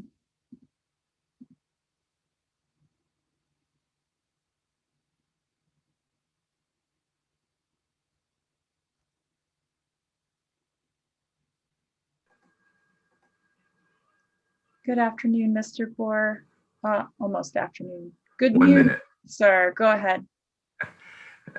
Good morning, Senator Sanborn and Representative Tepler and members of the Health Coverage and Insurance Financial Services Committee. I am Peter Gore. I am the Executive Vice President of the Maine State Chamber of Commerce, here to speak in opposition to 1463. We appreciate the goals associated with the bill, but because of the cost of the proposal, we must oppose. The passage of the bill will perhaps helping some, puts at risk the coverage of the cohort on the receiving end of the $35 million tax increase. We hear from employers every day that despite the progress that's being made exiting the height of the pandemic and the reopening of our state's economy, that many remain on the precipice. There was a study conducted in December by the Maine Association of Chamber of Commerce Executives. They received responses back from more than 500 small businesses from all 16 counties and across all different sectors of the economy. The top takeaways, and this is for survival looking forward to the next 12 months. Overwhelmingly, businesses in the next 3 to 6 months needed an injection of cash. Nearly 52% of respondents picked this as a top priority. The average Maine businesses said they would need $65,000 on top of the revenue they were expected to make to guarantee that they would be open, providing jobs and benefits to their employees in the next 12 months. And then businesses ranked the top areas of concerns for them, with the cost of healthcare being the #1 concern, followed by state regulations and the availability of labor. So clearly, the cost of healthcare remains a top priority. Employers, and it's important to note a couple of things. The governor recently infused the Unemployment Insurance Trust Fund with a $300 million from the CARES Act. That was to avoid an $80 million increase in unemployment insurance taxes. In her most recent proposal, she's proposing another $60 million in money. Another $80 million to avoid another $60 million worth of taxes. The unemployment insurance tax trust fund, already required this year an increase of $20 million from employers. I say all this because those are costs that employers must pay, whereas the provision of health insurance, whether they, and as much as they want to, is an optional to a point. Employees, particularly small businesses, are continuing to struggle to find workers that they need to guarantee the success of their business and their survival. There are a lot of different reasons for this. But part of the reason and the issues behind it is the changing nature of the workforce post-pandemic. Attraction and retention of workers, part salary and part benefits that include healthcare coverage. But LD 1463 will increase the cost of providing that coverage, putting it out of reach for the average small businesses who are already financially struggling, as I've tried to illustrate. Thank you, Mr. Gore. Can you wrap it up? I can. You've dealt with the issue of cost, affordability, and access on small businesses in this committee. You know how important it is. We feel this bill exacerbates that problem, and we urge you to reject it. Thank you very much. Thank you, Mr. Gore. Are there questions for Mr. Gore? All right, seeing none, I have no additional folks signed up. Thank you for joining us. I have no additional folks signed up to testify against the bill. Is there anyone else in our Zoom meeting who wishes to testify in opposition? I see a hand raised. We'll call on Mr. Garrity.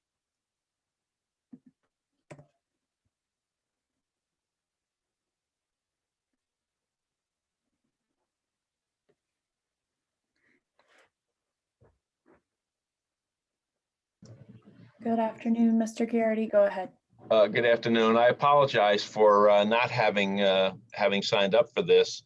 I did find out that I inadvertently signed up for a bill in another committee, and they're probably wondering where I am since it's a bill I don't care about.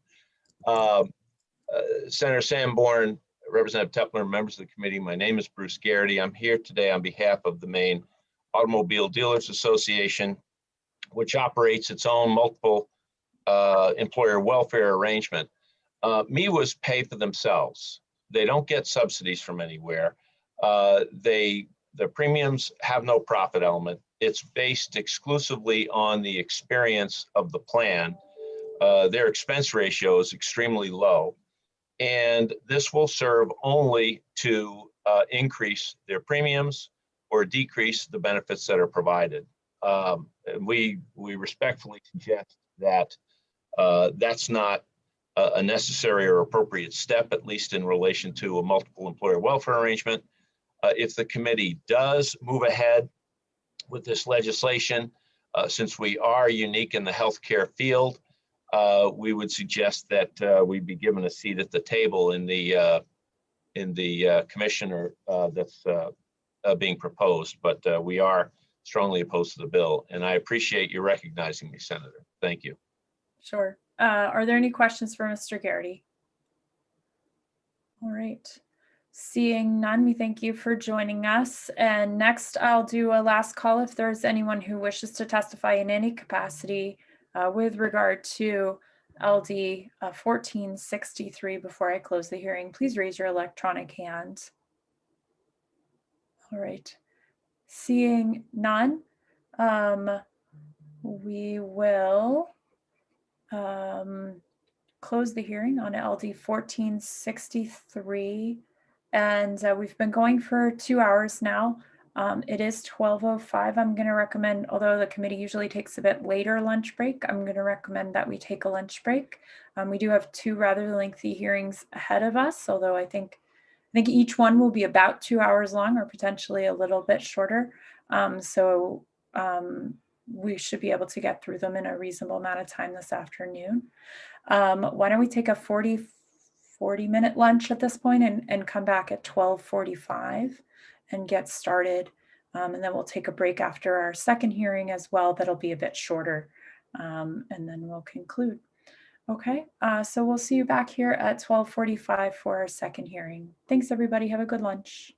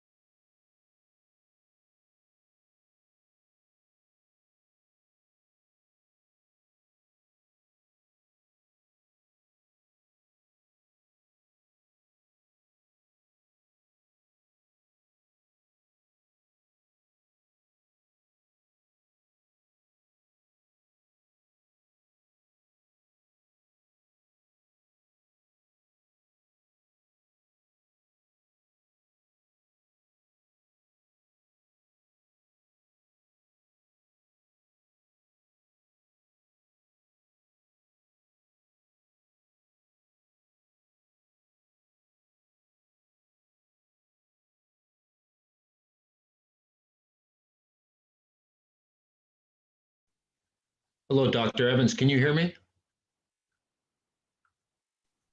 Hey, Mark. Yeah, I can hear you. Great. Yeah, I was just looking over your bill, 1390. Yeah.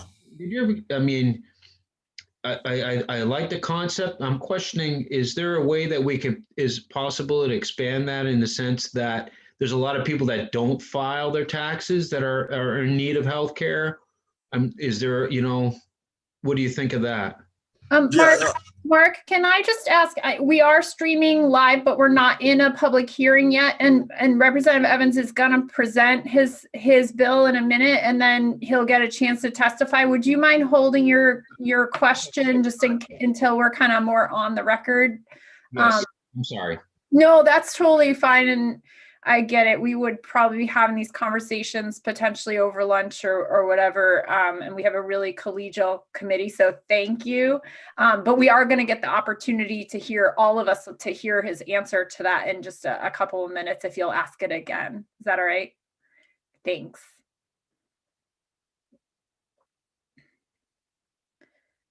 All right. I think we're coming back. Christian, I can't see who's here if you take down the slide. Great. Okay. We'll just wait for a couple more folks to get back from their lunch, and then we will get started.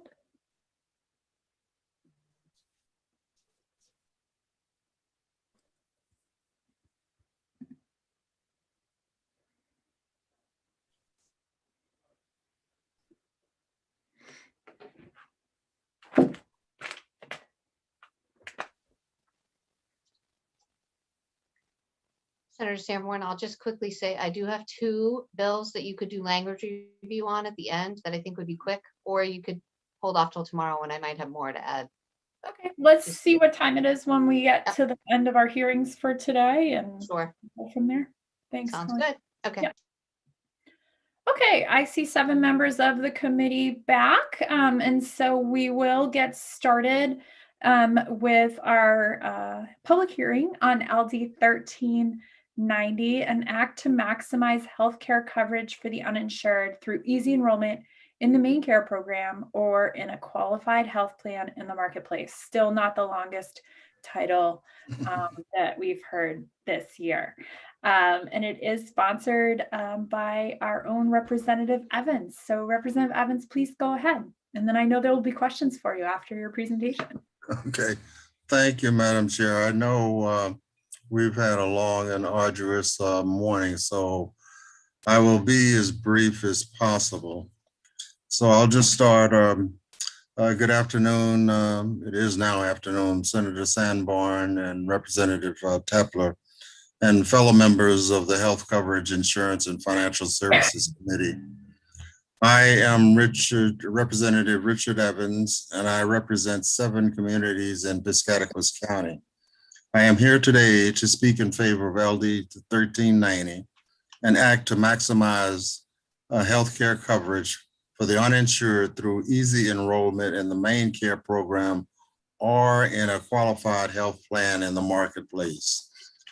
As a physician and surgeon, I have always believed that health is the first wealth.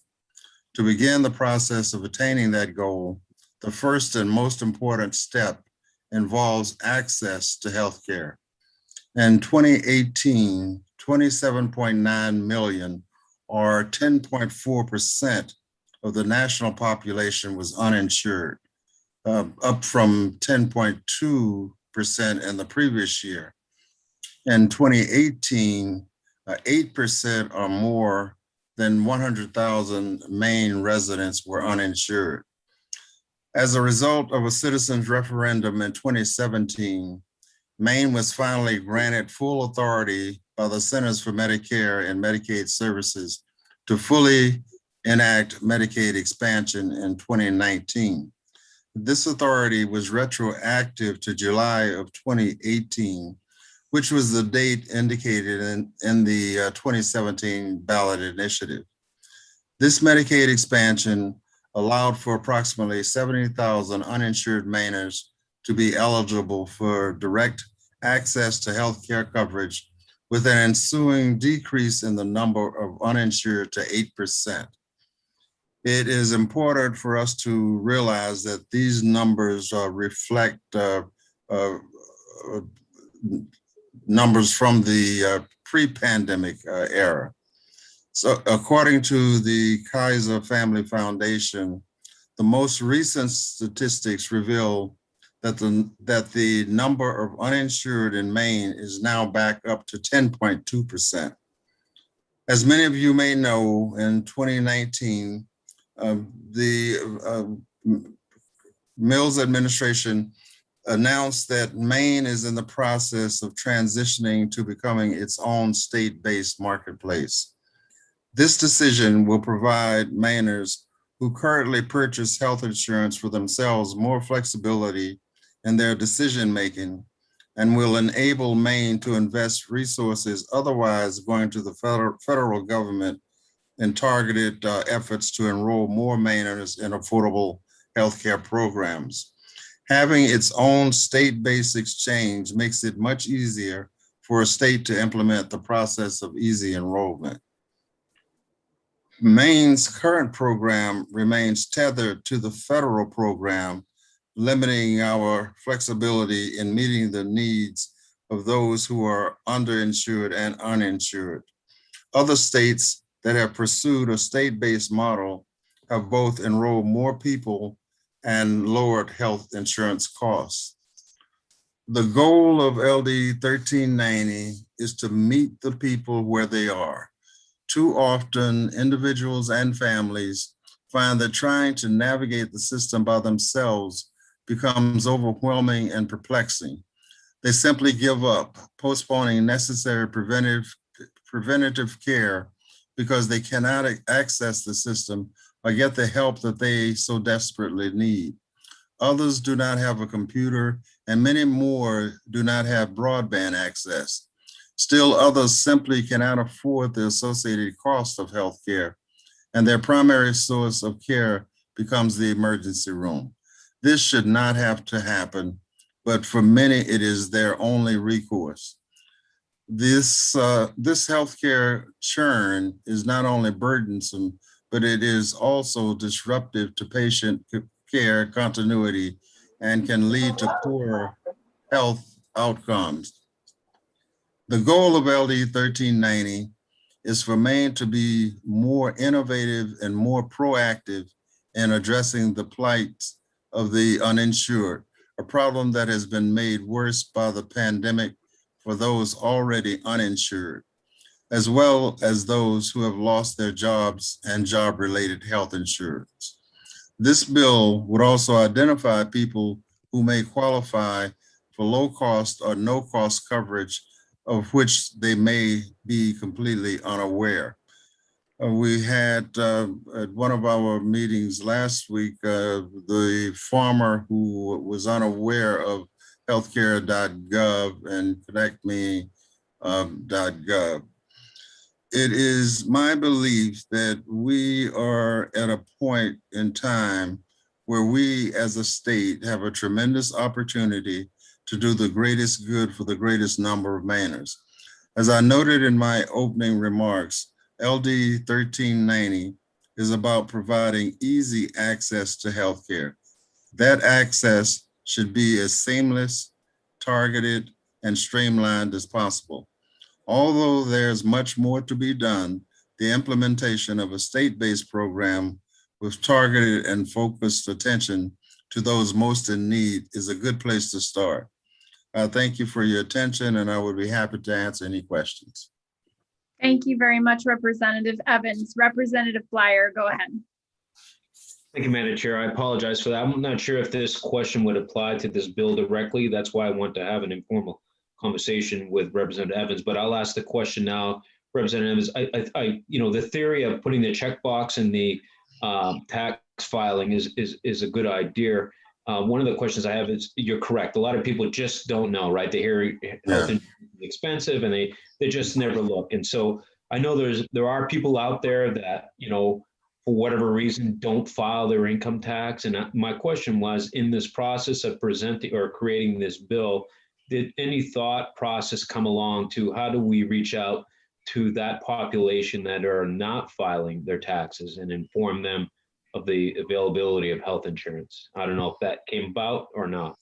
Well, the only thing that I could say would be that this information, should this bill pass, this would also be sent out to anyone who does tax preparation. And the most important aspect is to educate the public on how they can still access the system, even if they are not doing their taxes themselves. The problem is the communication and people knowing how to navigate the system and having access to the system. So I think that that's the critical point of the whole process, to pick up those people. You see on TV, it's advertised all the time, sign up with healthcare.gov or coverme.gov, but that's where it ends.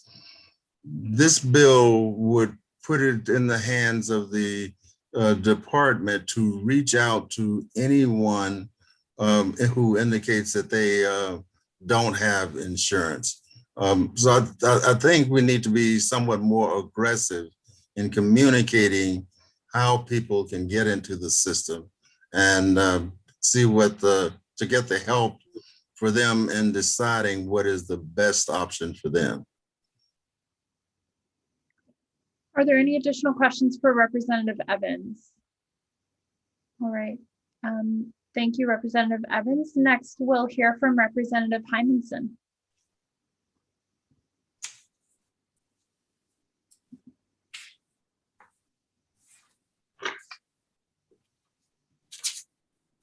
Good afternoon, Representative Hymanson. Go ahead.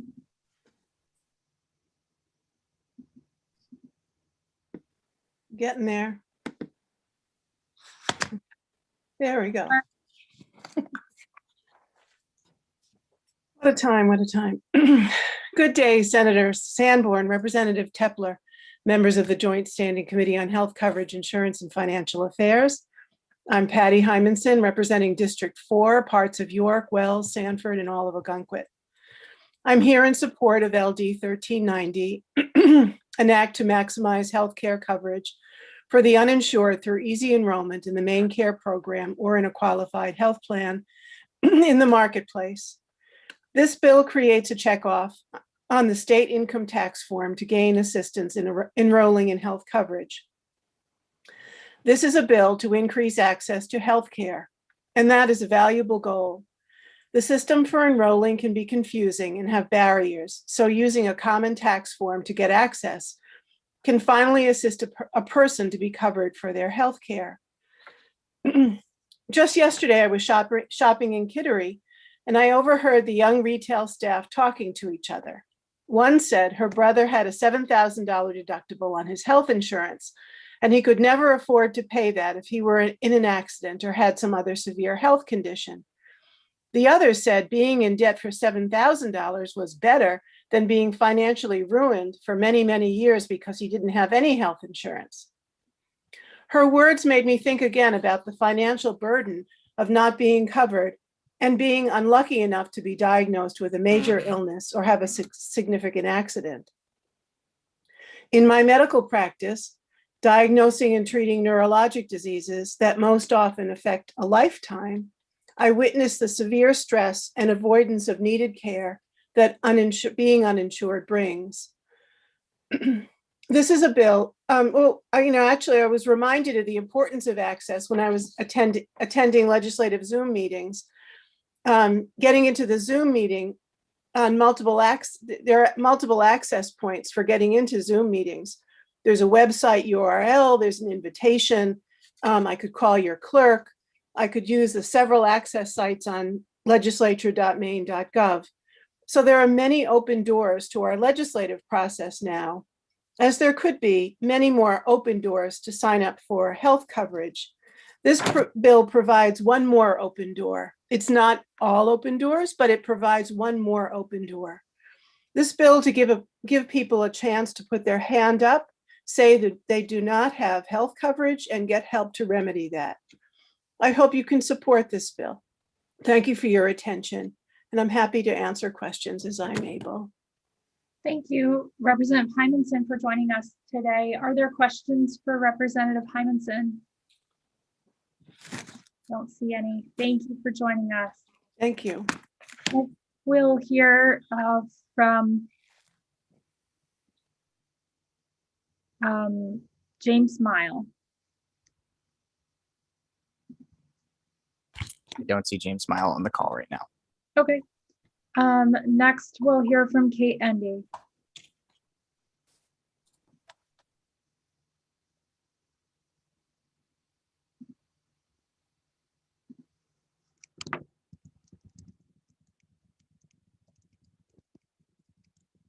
Oh, sorry.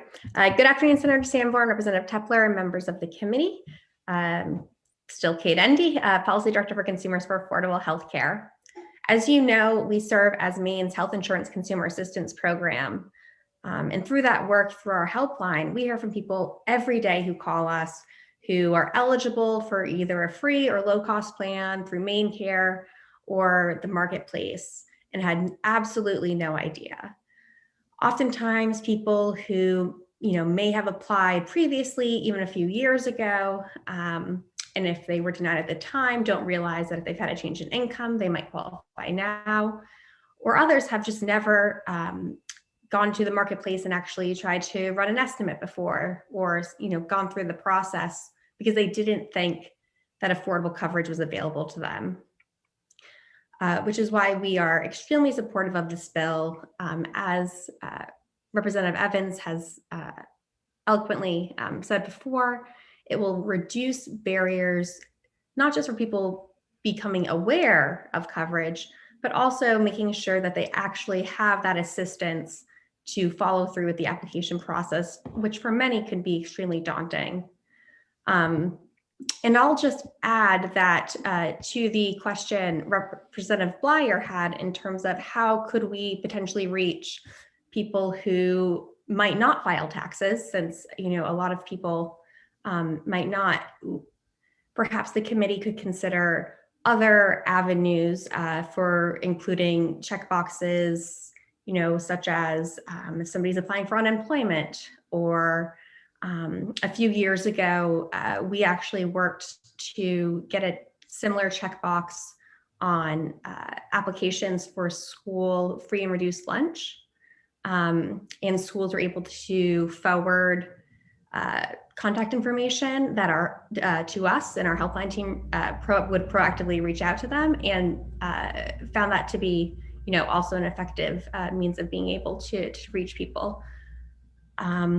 And with that, I'll just say, in addition to assisting the individuals themselves, this bill would also contribute to lowering healthcare costs by getting more people enrolled, reducing burdens through uncompensated care, and stabilizing the risk pool. And I'll just mention that Kaiser Family Foundation estimated that in 2019, 38% of Maine's uninsured population was eligible for Medicaid or other public coverage, and another 36% of the population was eligible for a tax credit through the marketplace, which is, represents a significant portion of Maine's uninsured. And so with that, I'm happy to answer any questions. Thank you, Ms. Endy. Representative Tepler. Thank you, Madam Chair, and thank you for being here, Ms. Endy. Ms. Endy, you testified in favor of both this bill and the previous bill, LD 1463. I thought that there was an implication that these bills were in conflict with each other, but to me it seems that they're complementary. Does that square with your opinion and the opinion of Consumers for Affordable Health Care? Absolutely. I think when it comes to barriers to coverage, two that we often kind of classify them in is we have affordability barriers to actually, getting and using insurance. But then there's all of the non-affordability barriers, such as, being aware that you qualify, being able to, contact somebody to help you with the application if you're, working all day and maybe can't wait on hold and call somebody in the middle of the day. If you, need assistance trying to figure out, what income counts, all of those things definitely contribute to people not being aware or not having the support they need to actually make it through the application process to completion. And so perhaps I will just note that the bill as written says that, the marketplace would provide, after somebody submits an application, assistance through follow-up emails or other communications. So maybe suggesting that with the checkbox, somebody indicate their preferred communication. I know that we work with a number of individuals who have email addresses. Perhaps they've created it specifically to apply for coverage programs, but they don't actually use those email addresses on any sort of regular basis or check them. So I would just make that note as well. Follow up, Madam Chair? Yes, go ahead. Thank you, thank you. And I appreciate that warning to the committee about the issue of how we contact people who we hope will enroll in healthcare coverage. Another question I have for you, though, is I noticed that neither Ms. Ossenfort nor Ms. Peltro have offered testimony on this bill. Can you tell me who would bear the cost of implementing this important outreach to Maine people?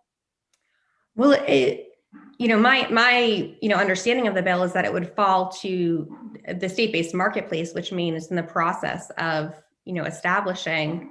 And so I don't believe it would add any sort of a burden onto carriers in that regard. But certainly would increase enrollment, presumably, in their membership base. Thank you. Representative Bleier. Thank you, Madam Chair. Thank you, Ms. Sunday, for being here. My question is if a patient, for lack of a better term, doesn't have health coverage and they go to the ER and they seek treatment at the emergency room, at that point, does the emergency room, would it be a good, I mean, I know it'd be a little late, but at that point, if they're there, would that be a good place to educate them or potentially ask them to look for coverage if they don't have coverage? Would that be kind of, I mean, it's a little late. I understand they're already there, but if they're there, they may need follow-up. I don't know if that would be another avenue. Yeah, absolutely. And so under existing Maine law, hospitals are supposed to notify individuals about their financial assistance programs like free care, or many hospitals also go beyond free care and offer sliding scale programs. And it's my understanding that most hospitals, as part of the application process for financial assistance, require people to apply for Maine Care.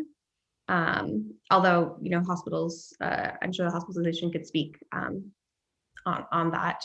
But so some people might be getting notified, but if somebody, quickly looks at the guidelines and kind of just sees, oh, I'm over this income, this isn't going to work for me. I think that could still be a really good opportunity to notify, people about other coverage options, including the marketplace. Absolutely. Representative Matheson. Thank you, Madam Chair. I'm Ms. ND. Just real quickly, logistically, I'm not sure about the enrollment period, since this would be, people file taxes multiple months during the year. So can you just address that enrollment period? Absolutely. So Maine Care, you can enroll any time of the year. With marketplace coverage, or really any qualified health plan, even those off the marketplace, They follow, an annual open enrollment period, but do have special enrollment periods if you experience certain, life events. And the way the bill is written is that the state marketplace or exchange would actually create a special enrollment period for people who indicate this on their taxes. And, that's one of the many benefits of moving to a state-based exchange, is that it gives us this flexibility to do innovative, take an innovative approach, by doing things like using tax returns as another opportunity to get people enrolled who weren't aware of their coverage options earlier. Representative Arford. Yes, thank you, Madam Chair. And thank you, Ms. Endy, for being with us. Quick question. You, Consumers for Affordable Healthcare, are the experts, at least in this case, when it comes to healthcare consumer assistance programming. When you look at this bill, and I'm sure you've looked at it thoroughly, are there any moving pieces that are missing? This bill, by the way, I really want to thank Representative Evans for bringing this to us. I think it's extremely innovative and an excellent idea, if you will. Is there anything missing from your perspective? I think that, this bill takes significant steps towards reducing barriers, and just the fact of having, follow-up emails or follow-up communication is really huge in so many instances. I will say that I think there are some people that would still benefit from, face-to-face, in-person assistance. Perhaps they don't have access or are not comfortable using, email and internet, or perhaps they have, limited cell phone minutes. And so I think that perhaps including information about where you could find in-person assistance, whether that be the Consumer Assistance Program, which CAIC operates, or, navigators, I think would be potentially beneficial to also include for folks. Thank you. Thank you. Okay. Are there any additional questions for Ms. Endy? All right, seeing none, we thank you for joining us again today. And next we'll hear from Sarah Calder from Maine Health.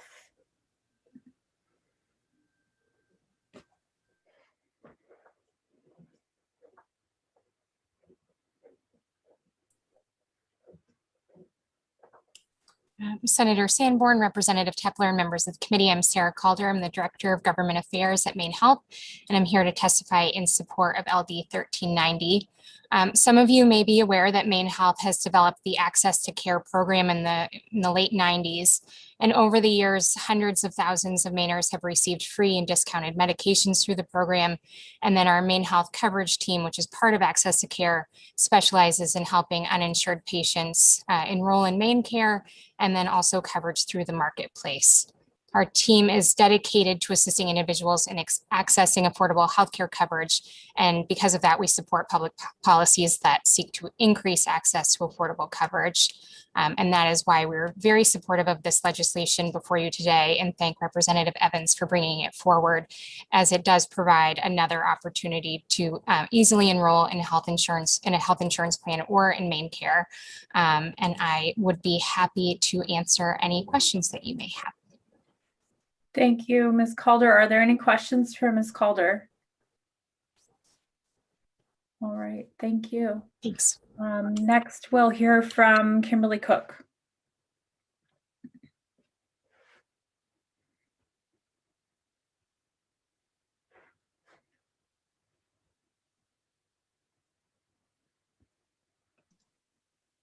Good afternoon, Senator Sanborn, Representative Tepler, and members of the committee. I'm Kim Cook. I'm here on behalf of Community Health Options, testifying in support of LD 1390. We support this bill, and we appreciate Representative Evans and the co-sponsors' efforts to bring it forward. We think LD 1390 presents a common sense and practical approach to connect Maine people to the health coverage that they qualify for. This bill will have very real benefits for those who lack coverage and to the broader healthcare system by reducing the number of people without coverage and without access to adequate healthcare. We support efforts to ensure Mainers are aware of their coverage options and understand how to enroll in the health coverage that matches their eligibility, whether that is Maine Care or through the marketplace, and coverage options through the American Rescue Plan Act. A simple enrollment process paired with a robust educational campaign is most likely to succeed in the first year. We appreciate the opportunity to share our comments, and we look forward to the ongoing partnership with the state to increase coverage opportunities for Maine people. And with that, I'd be happy to answer any questions. Are there any questions for Ms. Cook? Okay. Seeing none, we thank you for joining us. And next we'll hear from Lisa Harvey McPherson.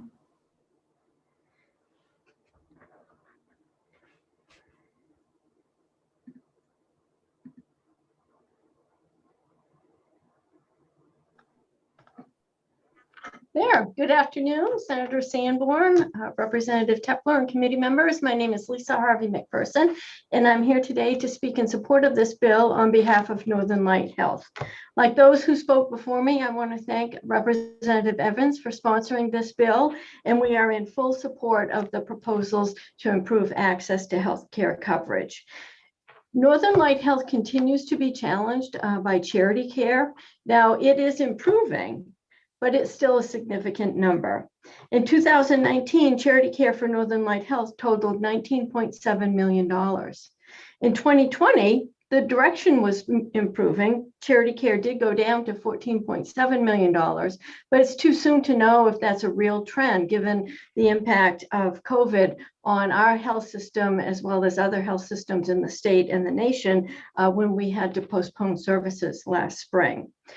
So we are in full support of this initiative to facilitate an individual's ability to access health insurance coverage. We do offer financial counselors, and all too often the individual is seeking our assistance in obtaining coverage on the back end of their healthcare experience. They're in the emergency room, they need an expensive procedure, or they're already an inpatient in our hospital. They don't have coverage, and we work with them to find coverage that's appropriate to meet their needs and that they're eligible for. So this puts that entire process on the front end of healthcare before they really have to incur an expensive procedure or an inpatient stay. A far more positive experience for the individual seeking coverage, and certainly a far more positive experience on our end so that the individuals are covered and that stress level can go down when they're receiving our services. So it's a common sense solution, maximizing the resources that we have here in the state, providing insurance coverage, and I am in full support of this bill, welcoming any questions that you have. Thank you, Ms. Harvey McPherson. Are there any questions? All right, seeing none, we thank you for joining us this afternoon. Thank you. Next, we'll hear from Allison Malloy.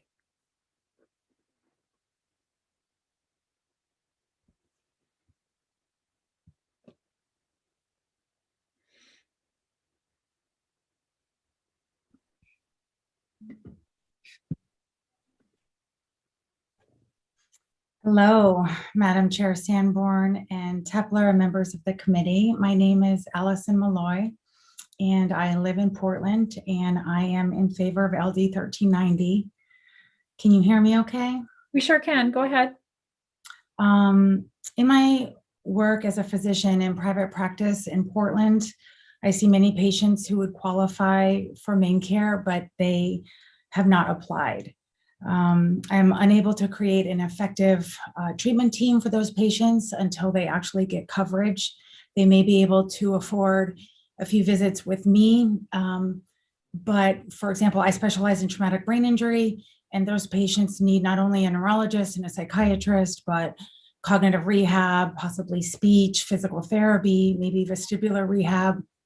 And so those patients really need health insurance in order to be treated. You know, I'm thinking about one patient I have now. He's 19 years old. He's had 2 concussions. His dad was in the car with him during one accident. They both got concussions.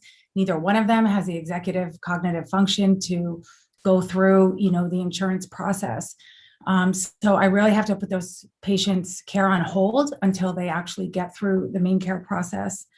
And then as someone myself who has had to obtain my own health insurance policy when I went into private practice, I can also attest to the difficulty in knowing the necessary information at the right time to sign up for health insurance.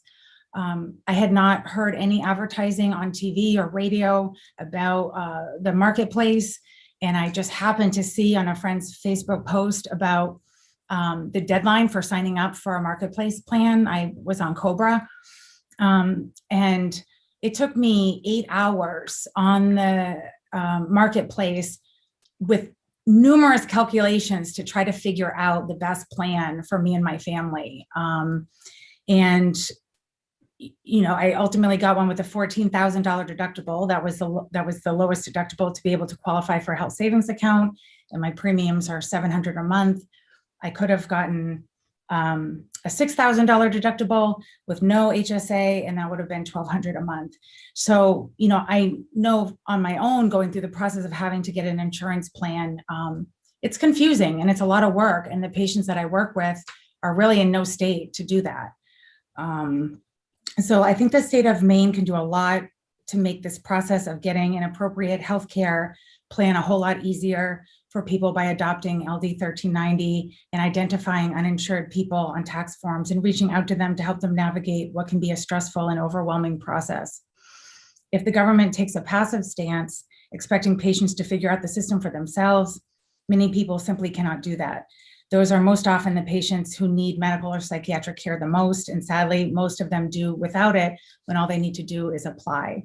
As a physician, I see lives needlessly ruined for lack of proper medical care. And those situations end up costing the state far more money in healthcare costs when things are treated later rather than promptly. I believe LD 1390 would help get necessary resources to people who need them the most and would be a great example of government really being for the people. Thank you for your attention. Thank you, Ms. Malloy. Are there any questions for Ms. Malloy? All right. Seeing none, we thank you for joining us today. And next we'll hear from Kathy Kilrain Del Rio.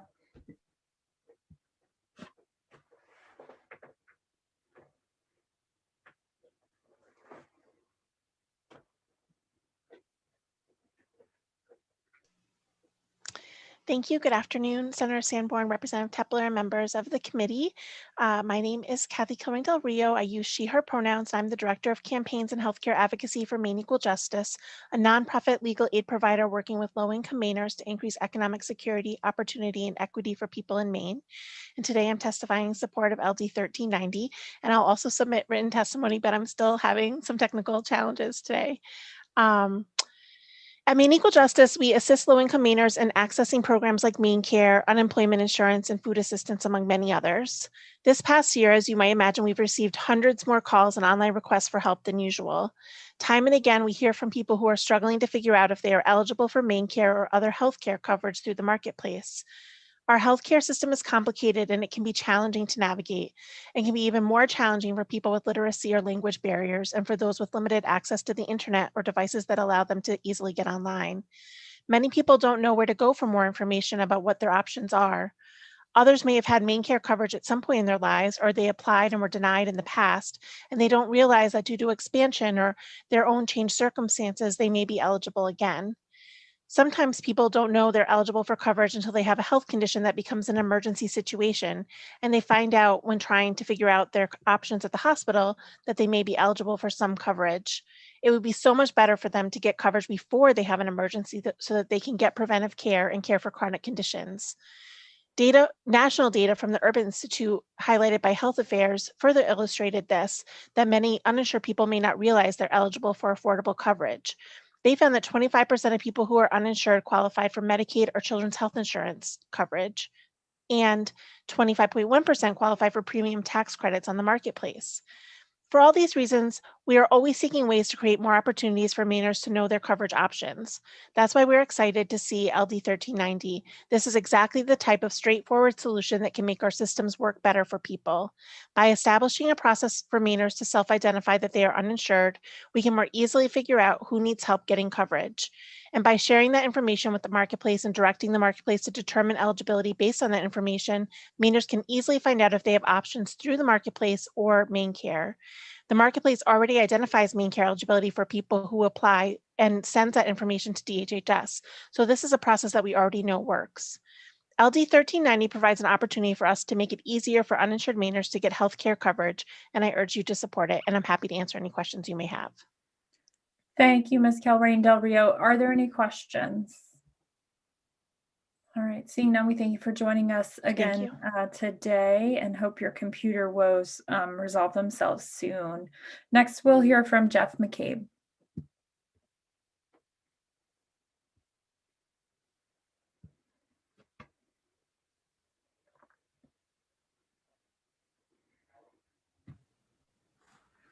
Good afternoon, Chair Sanborn, Chair Tepler, members of the committee. My name is Jeff McCabe. I serve as the Legislative and Political Director for Maine Service Employees Association. We're here in strong support today of LD 1390. And it's important for me to state at the onset publicly that just because someone is covered by a collective bargaining agreement does not necessarily mean they have good healthcare coverage. Some cannot simply afford the care and coverage that's offered to them. That's a thing that's become clearer and clearer to us. And I give you an example of that. For our members that work in the executive branch, health insurance is something that is not bargained. It's controlled through statute. And we have many members that just can't afford that coverage and to pay their premium. And due to the work of the legislature probably 2 or 3 sessions ago, some good bipartisan work actually, barriers and limitations were removed, making state employees eligible for main care coverage. We were running into a situation where we were seeing that members just were not covering their families, buying into that coverage because they simply couldn't afford it. I think it's currently there's several hundred state employees that earn somewhere under $15 an hour. And that's a real burden for folks trying to buy into coverage. One thing that we discover, and often it's legislators that come to us, is that people don't recognize that they could be part of the exchange or that they could actually receive main care coverage. So I just wanted to come today. It's always a great pleasure to come before this committee. I always learn a lot while I'm waiting. It's great to follow my friends like Kim Cook and Kathy, who are just brilliant on this subject matter. And we'd also just like to thank the sponsor for putting this bill forward. And with that, I'm happy to take any questions. Thank you, Mr. McCabe. It's nice to see you in our committee as well. We don't see you very often. Are there any questions for Mr. McCabe? All right, seeing none. Thank you for joining us. Next, we'll hear from Dan Moran.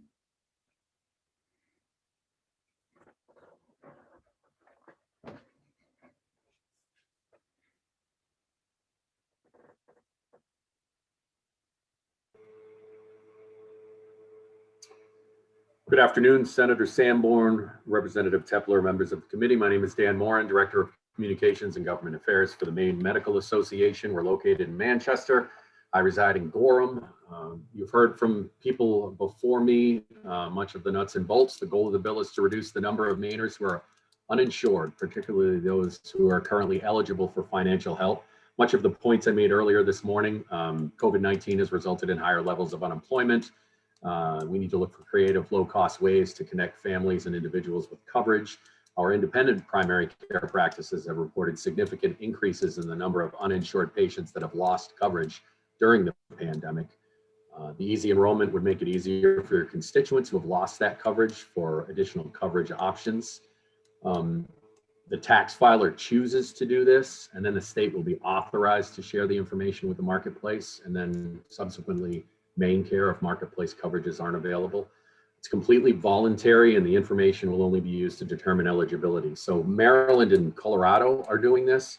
Maryland's been doing it a little bit longer, and it's been proven in Maryland.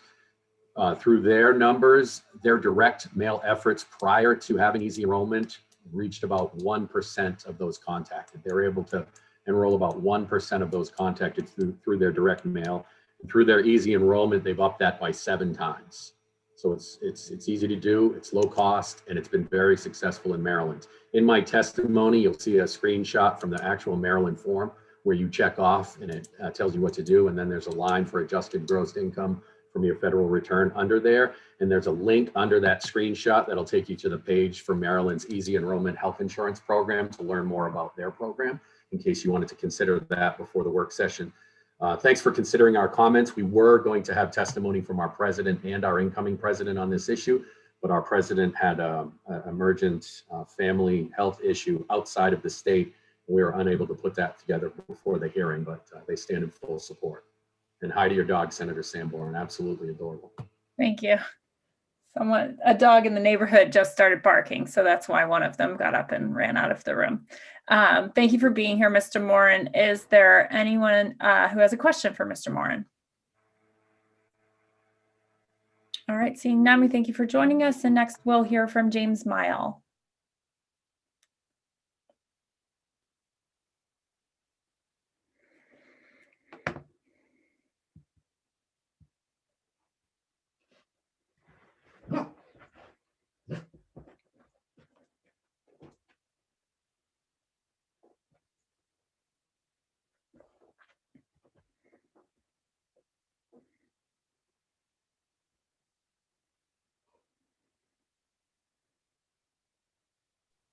Good afternoon, everyone.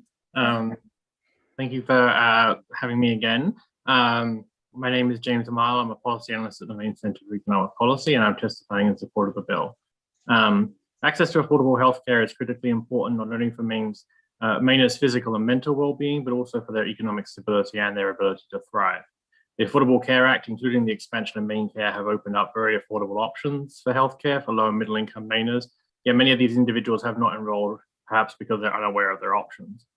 LD 1390 would help by increasing access to Maine Care and the subsidized ACA plans through using the tax return system.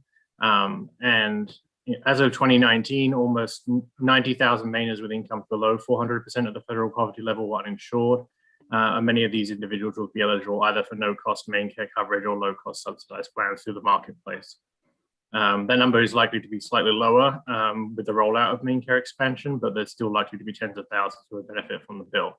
I think it's also worth noting that the recently passed American Rescue Plan expanded subsidies on the marketplace to cover Mainers with incomes above 400% of the poverty level, as well as expanding the subsidies below that. And that can mean another 15,000 uninsured Mainers eligible for help to purchase insurance. Over the past several years, we've seen just how valuable access to affordable healthcare, particularly through the expansion of Medicaid, is for individuals. When previously uninsured Americans enrolled in Medicaid, they're not only able to get healthcare more easily when they need it most, rather than delaying or skipping care entirely, but they have more financial stability, they're able to work more, and they suffer less from conditions such as hunger and poverty. What's more, increased enrollment in Medicaid benefits healthcare providers and the state's economy more broadly through a reduction in things like charitable care and bad debt. This bill will help to reduce those phenomena that Maine's hospitals and other providers, which translates to a healthier bottom line for those hospitals and more jobs for the growing healthcare sector. Some of you may remember that MESA did an analysis of the Maine Care expansion several years ago and found that initiative created hundreds of millions of dollars in economic activity and supported thousands of jobs in healthcare. The impact from this bill will obviously be significantly smaller, but those principles are the same. Fewer uninsured Mainers means more federal dollars to Maine, reduced costs for healthcare providers, and a stronger state economy. And for all those reasons, I urge you to vote or to pass on the bill. Thank you. I'd be happy to take any questions. Thank you, Mr. Mile. Are there any questions for Mr. Mile? Great. Seeing none, we thank you for joining us today. And I've reached the end of my list of those who had pre-registered to testify on this bill. If you wish to testify in any capacity on this bill, please raise your electronic hand at this time. All right, seeing no hands go up, I'm going to close the hearing on LD 1390, and we are going to take a 10-minute break until 1:45, and then we will open the final hearing of the day. It will be a combined hearing on LD 738 and LD 1045. We'll hear from the sponsors of both bills first, then we'll hear from any legislators who want to testify on either of the two bills, and then we'll take testimony in our usual manner for against and neither for nor against, and everyone will have 3 minutes. So we'll see you at 1:45 for our final hearing of the day. Thanks.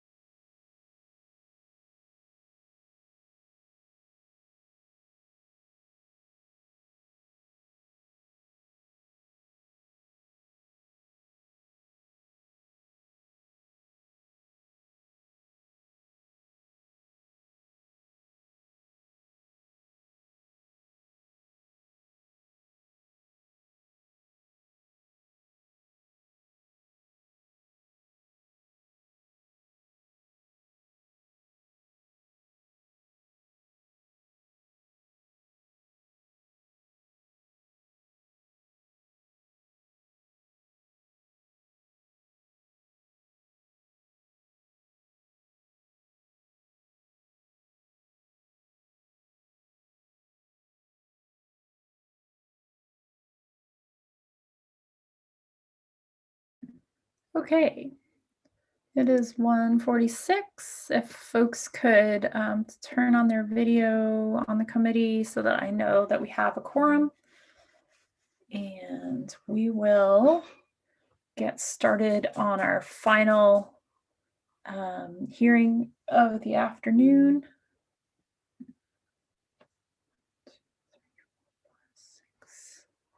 I'll just look for a couple more members of the committee to turn on their cameras and let me know they're here.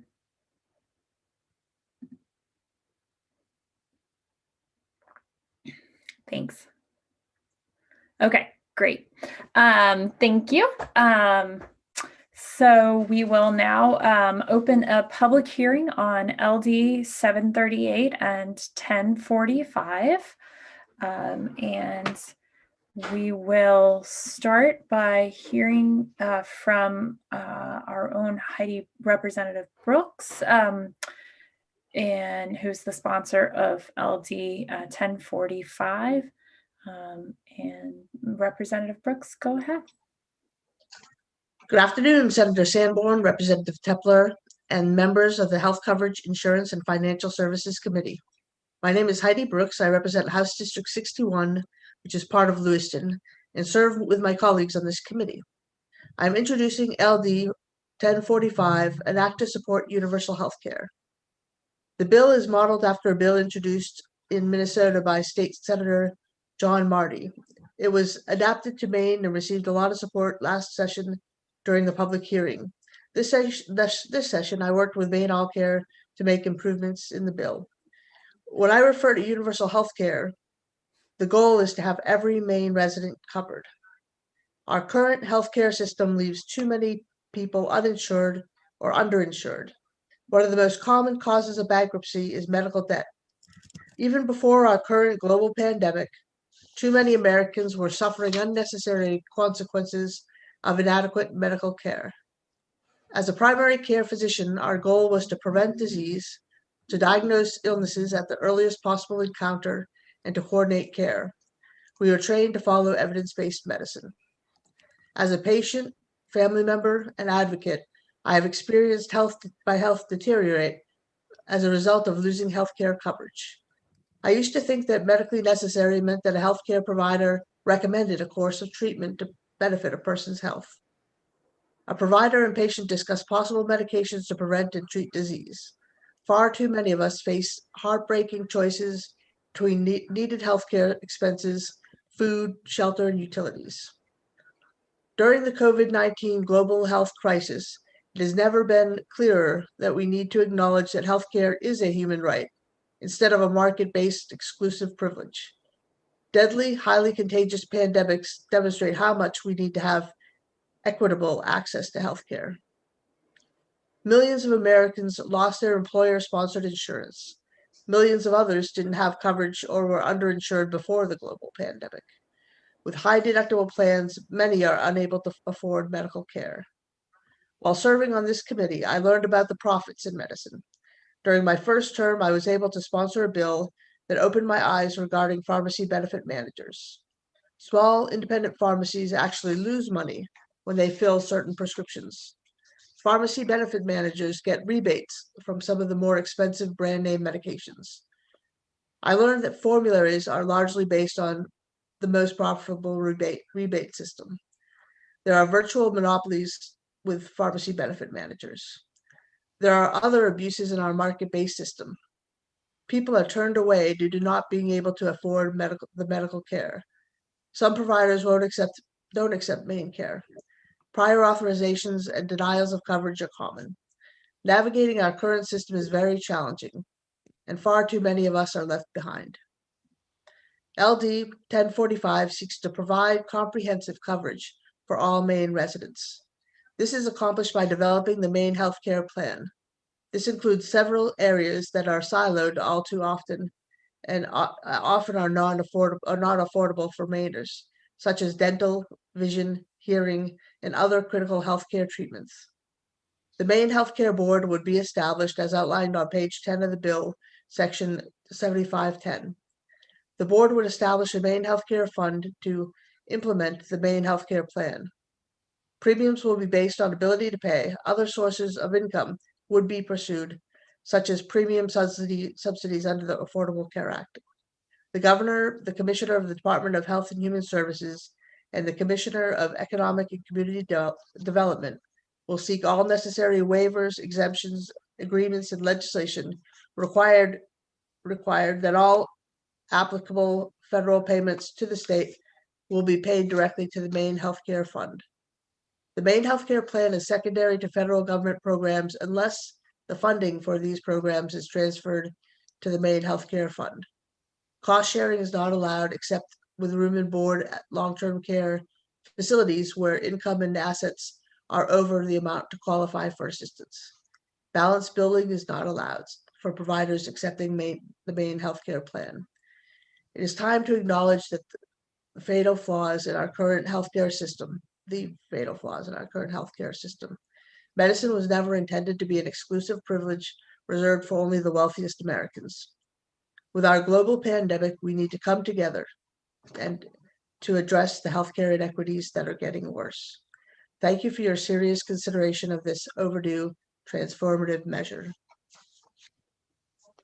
Thank you, Representative Brooks. Are there any questions for Representative Brooks? All right, I don't see any hands. So next we will hear from Representative Warren, the sponsor of the other bill that we are hearing in this combined hearing. Hello, can you see and hear me? Okay. We can. Go ahead, Representative Warren. Thank you very much. And thank you very much to the colleagues of your committee. I really appreciate your time. I'm having feedback. I'm so sorry. I hope that you can still hear me okay. I'll just move forward unless someone interrupts me. So thank you very much and good afternoon. I wanted to bring forward a bill that had to do with a relationship between healthcare and a bit actually to do with equality and climate change. And so I appreciate your time and your consideration. I also know that there's a lot of ongoing work here. So that's part of why it's continued to be in a concept draft form. But I'll present it either way just for your consideration to bring these ideas forward.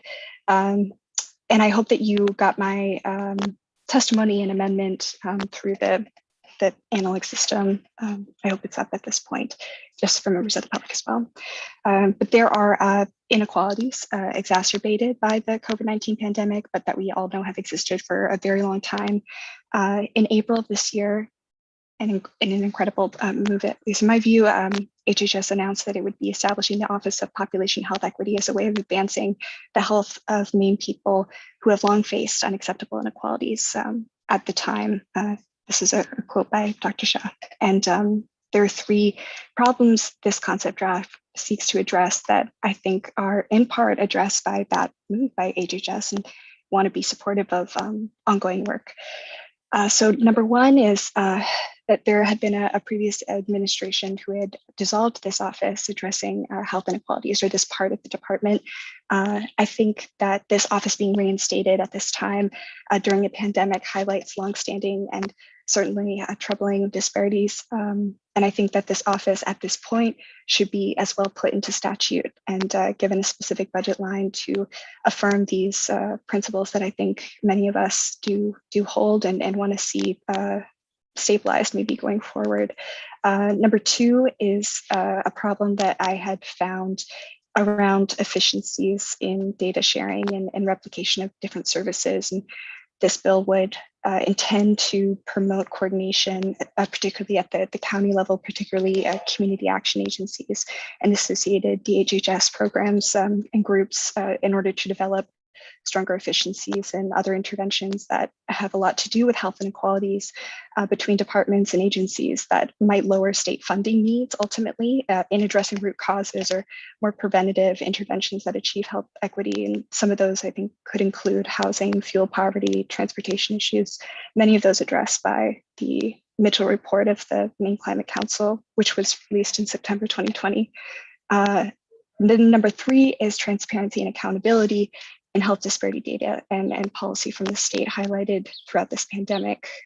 Certain racial disparities in healthcare response during the pandemic.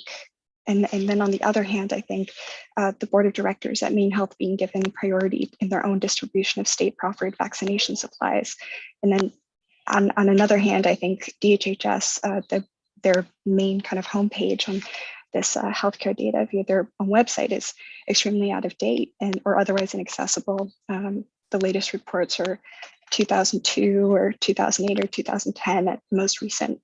I think that these things are, I think that they're connected, and I want to realign our priorities and give them greater stability, I think, going forward. And there's a couple pieces of the Maine Climate Council report that I intended at one point to have them be addressed by this bill, but for different reasons, I think that there's still, I think that there would still be work to do. But I do think that it is important to establish an Office of Population Health Equity in statute. This bill would seek to have it be within the Maine Center for Disease Control and Prevention of the Department of Health and Human Services in order to identify and address health disparities in communities throughout Maine. It would focus on data-driven interventions to advance health equity for a number of populations. This bill, the mandate would include, but not be limited to, economically vulnerable populations, racial and ethnic populations, women, LGBTQ+ individuals, people with disabilities, and other groups for which disparate health outcomes are present in Maine. But it would also additionally require direction to explicitly focus on data-driven climate change risks and impacts, sometimes referred to, and I think even in statute as, quote, environmental justice communities. And it would direct the Maine CDC to coordinate with the Maine Climate Council, particularly that equity subcommittee, to determine appropriate health equity interventions and data metrics. The third part of this bill would seek to be relevant to the community health needs assessment and associated community benefit investments that are ongoing from our major healthcare systems. And this is a component of the Maine Climate Council, specifically in the Maine Climate Plan. The office would be directed to biannually collaborate with Maine's 4 major healthcare systems. As well, there are 11 independent healthcare systems that would need greater support and flexibility. But I would think ought to be included in the mechanisms of this in order to achieve one goal of the Maine Climate Council, which is, quote, encouraging hospitals' community health needs assessment, community benefit investments to align with broader state health equity priorities. And it would entail partnerships between health systems, Maine CDC, and non-governmental stakeholders. And then a final component that I think ought to be separate and as well on a biennial basis would have to do with directing collaboration between leaders of the Maine CDC and DHHS, including the department manager of diversity, equity, and inclusion, and county commissioners for stakeholders at these intersections to ensure the department's efforts are informed by and reflect the needs of communities that they serve in coordination with a variety of health equity projects and initiatives. And it would include community action agencies and associated DHHS groups, healthcare and long-term supportive services covered under laws and programs of the state of Maine for persons receiving medical assistance from the state, including home and community-based services provided under the Maine Care Program or otherwise funded by the state. My intention here, I think that this concept ultimately comes at a very interesting, optimistic, and many changing elements sort of period of time. And so where I think that there's a couple of fundamental pieces that, you know, could be moved forward or could be considered at the pleasure and discretion of this committee and other legislation that may be before you. I understand there's a few things that just ultimately made this, you know, seem still work to be done. One, that the Maine CDC is hiring a director for this office that they have independently instituted. And so one just, I believe, doesn't currently exist to be consulted in this process. The equity subcommittee, they won't issue their final policy recommendations until, I believe, September 2021. And as well, there's many stakeholders, you know, at capacity during this pandemic, and you know, also folks that for different reasons and needs in my community, I, had, I think, important and sometimes, challenging dialogues with in my community and in Maine. And so I think that, especially when it comes to, racial disparity issues, we're making really great progress. And I think that this office is a way to, create a table to have everyone have a seat at it. And I wanted to just still bring forward this concept to propose solutions and to say that, I think all these things are important and I have my criticisms and tough questions, but I also, think that everyone can be part of creating a more resilient and community-oriented health system. So I still wanted to bring forward something that would be that solution, I think in concept, though in practice, I just still think it's there's work to be done here. So thank you very much. I really appreciate your time and your consideration of this concept draft. And of course, I would be happy to take anyone's questions or thank you very much for your time. Thank you, Ms. Warren, Representative Warren. And I did just want to let everyone know that we sort of scheduled these as two combined hearings based on the title because we didn't have any content for the concept draft until this afternoon. So so my apologies for, combining things that in the end perhaps are not entirely similar. With that stated, is there anyone who has any questions for Representative Warren? All right, seeing none, we thank you for joining us. And next we will hear from those who have signed up to as legislators to testify in support or as co-sponsors to testify in support. And so we will hear from Representative Arford. Representative Arford, go ahead.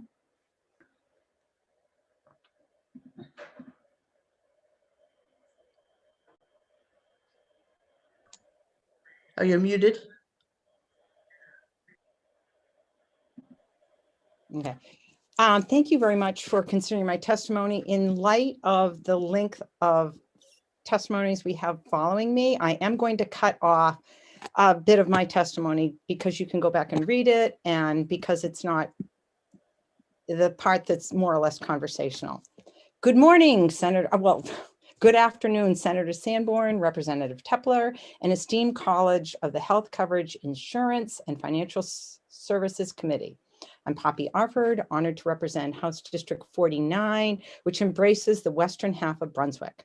I'm testifying this afternoon as a proud co-sponsor in support of LD 1045, an act to support universal health care.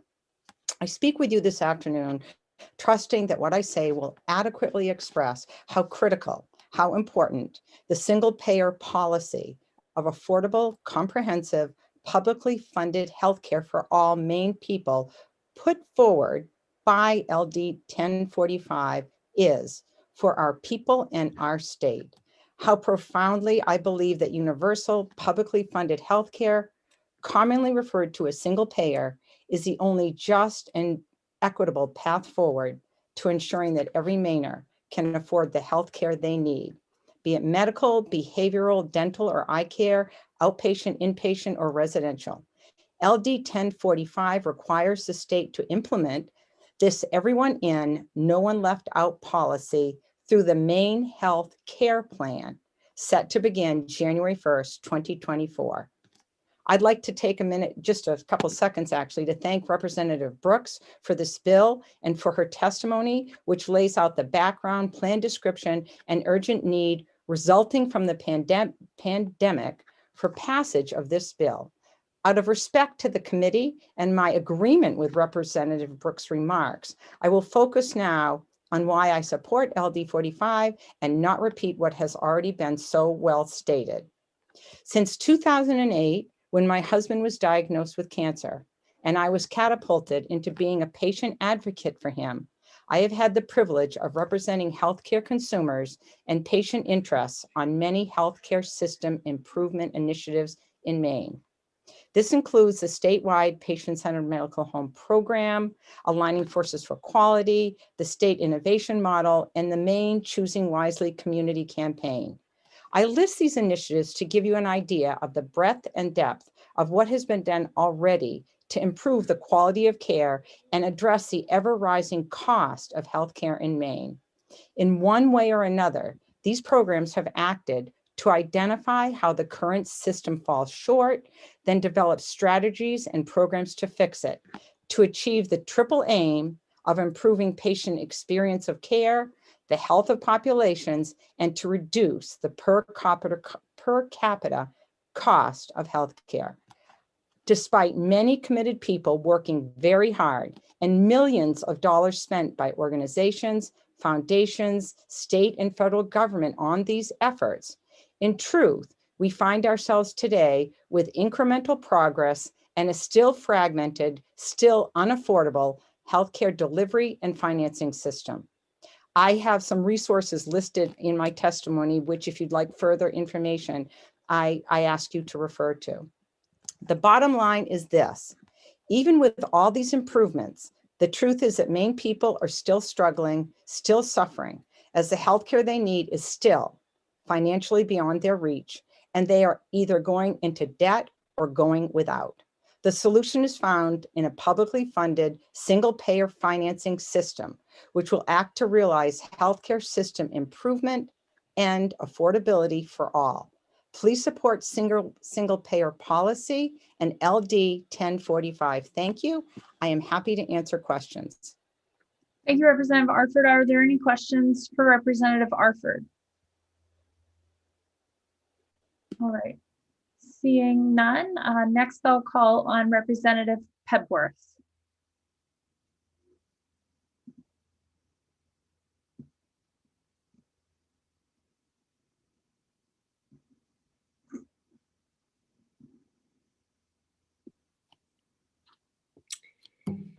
Good afternoon, Senator Sanborn, Representative Tepler, looking on my screen, not seeing her at this moment, and other distinguished members of the Committee on Health Coverage, Insurance, and Financial Services.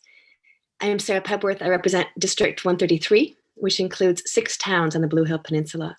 I'm here today in strong support of LD 1045. My constituents have been asking for this for years.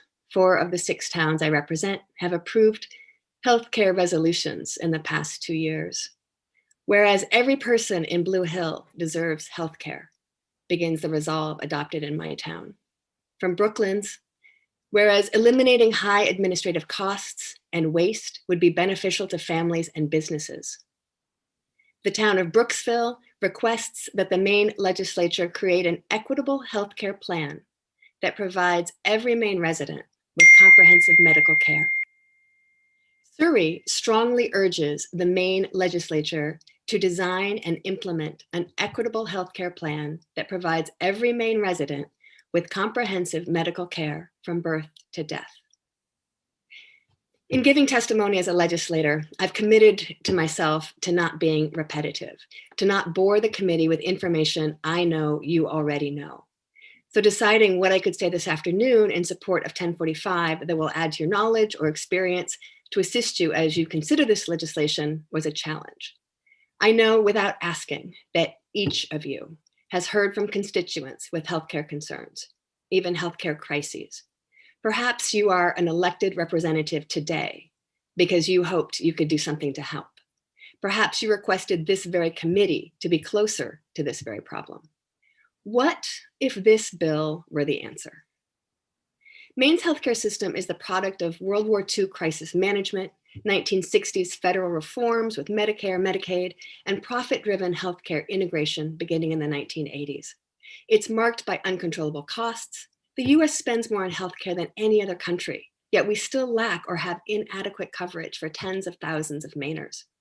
Our system is rife with economic and cultural biases, unnecessary complexity, waste, reduced patient choice, professional burnout, rural hospital closures, and job lock for workers who are terrified to go without health insurance.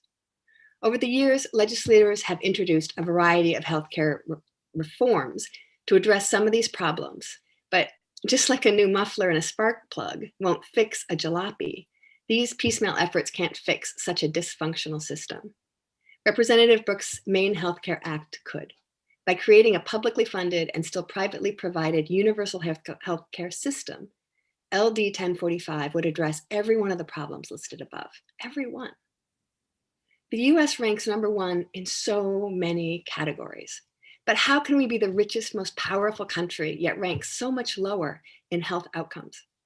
Mainers are frugal, and we darn well want to get what we pay for. When it comes to healthcare, we aren't. Would implementing this significant reform be easy? No, we know it wouldn't. Changing a critical system would be a huge challenge. But Maine's response to the coronavirus epidemic has shown us that we're capable of meeting huge challenges. And our motto, Dirigo, says, we aren't afraid. My constituents have been asking for this for years.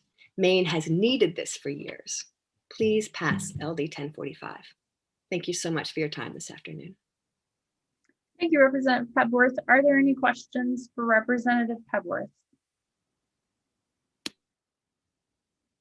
All right, seeing none, I will ask, because we do have a lot of folks in the meeting and I have a long list.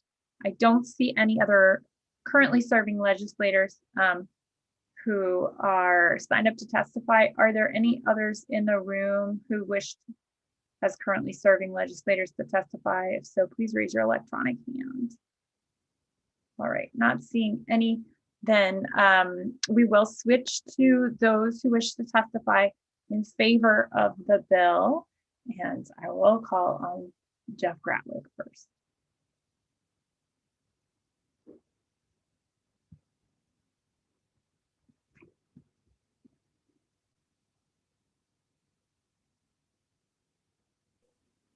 Can you hear me now, please?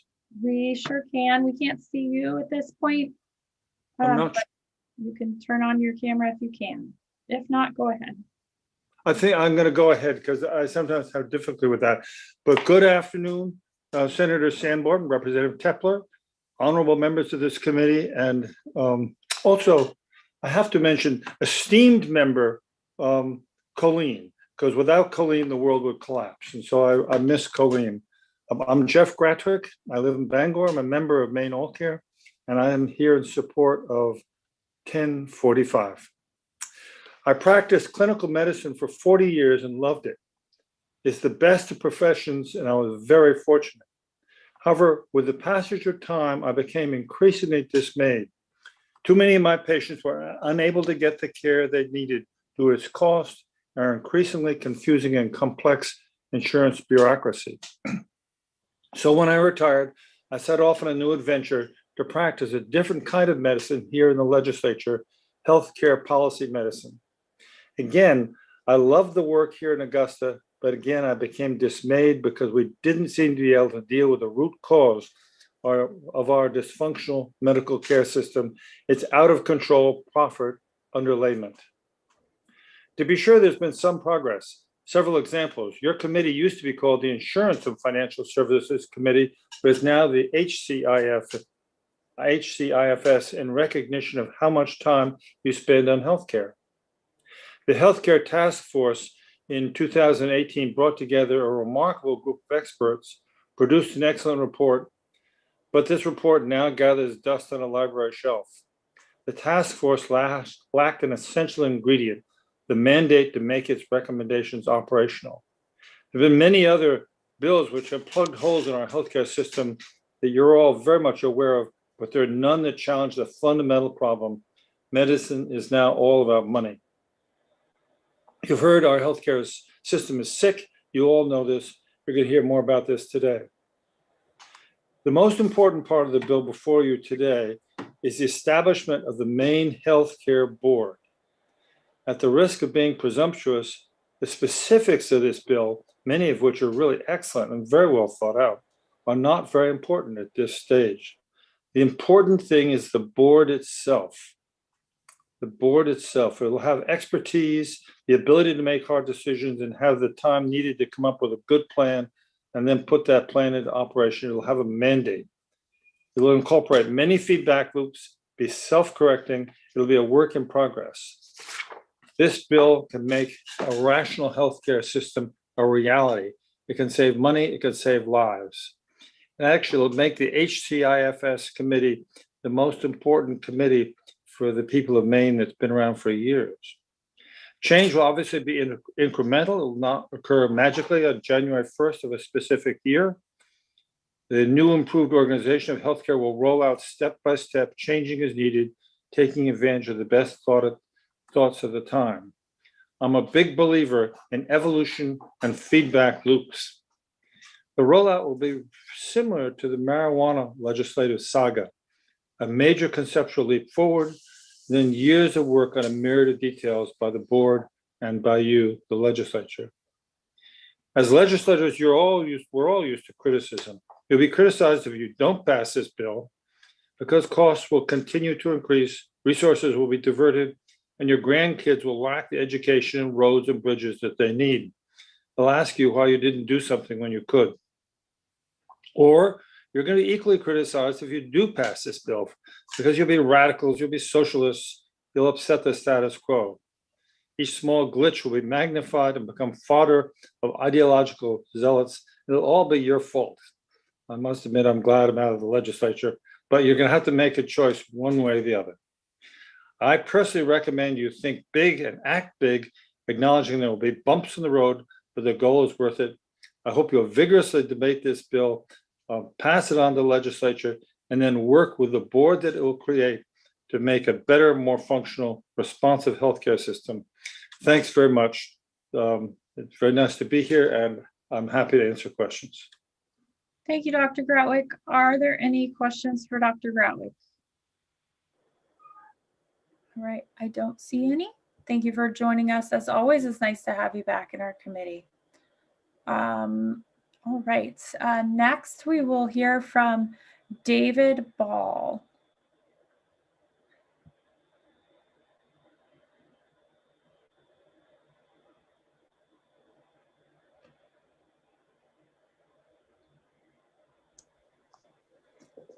Good afternoon. Go ahead.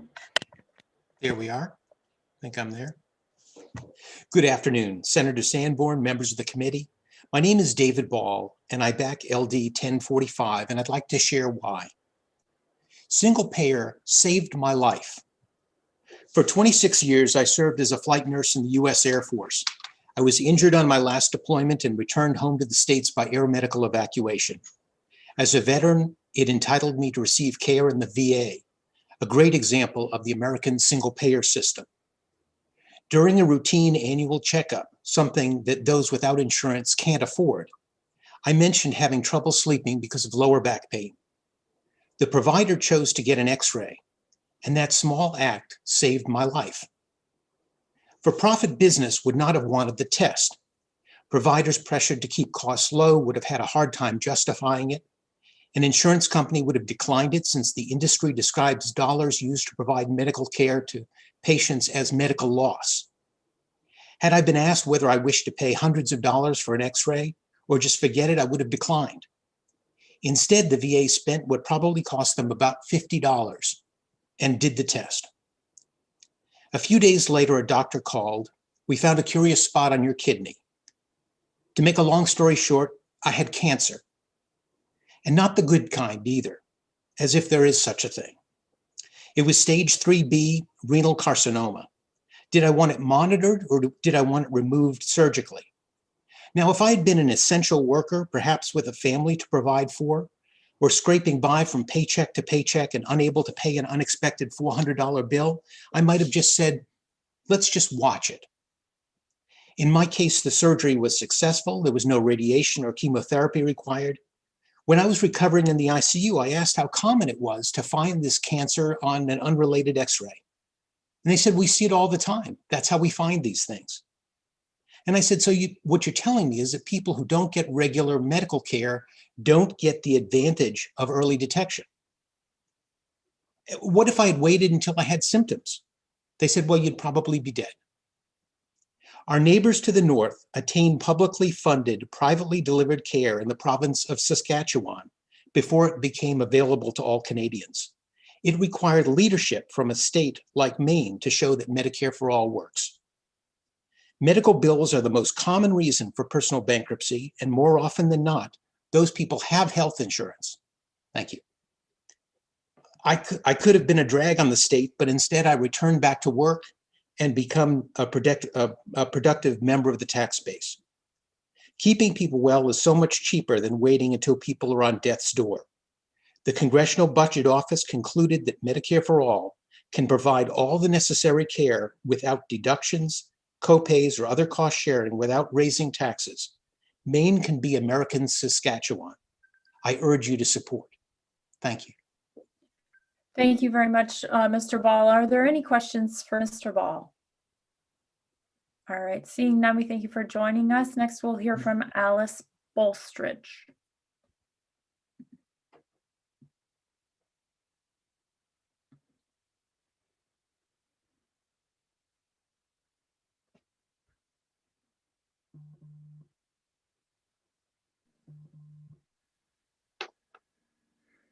Good afternoon, go ahead.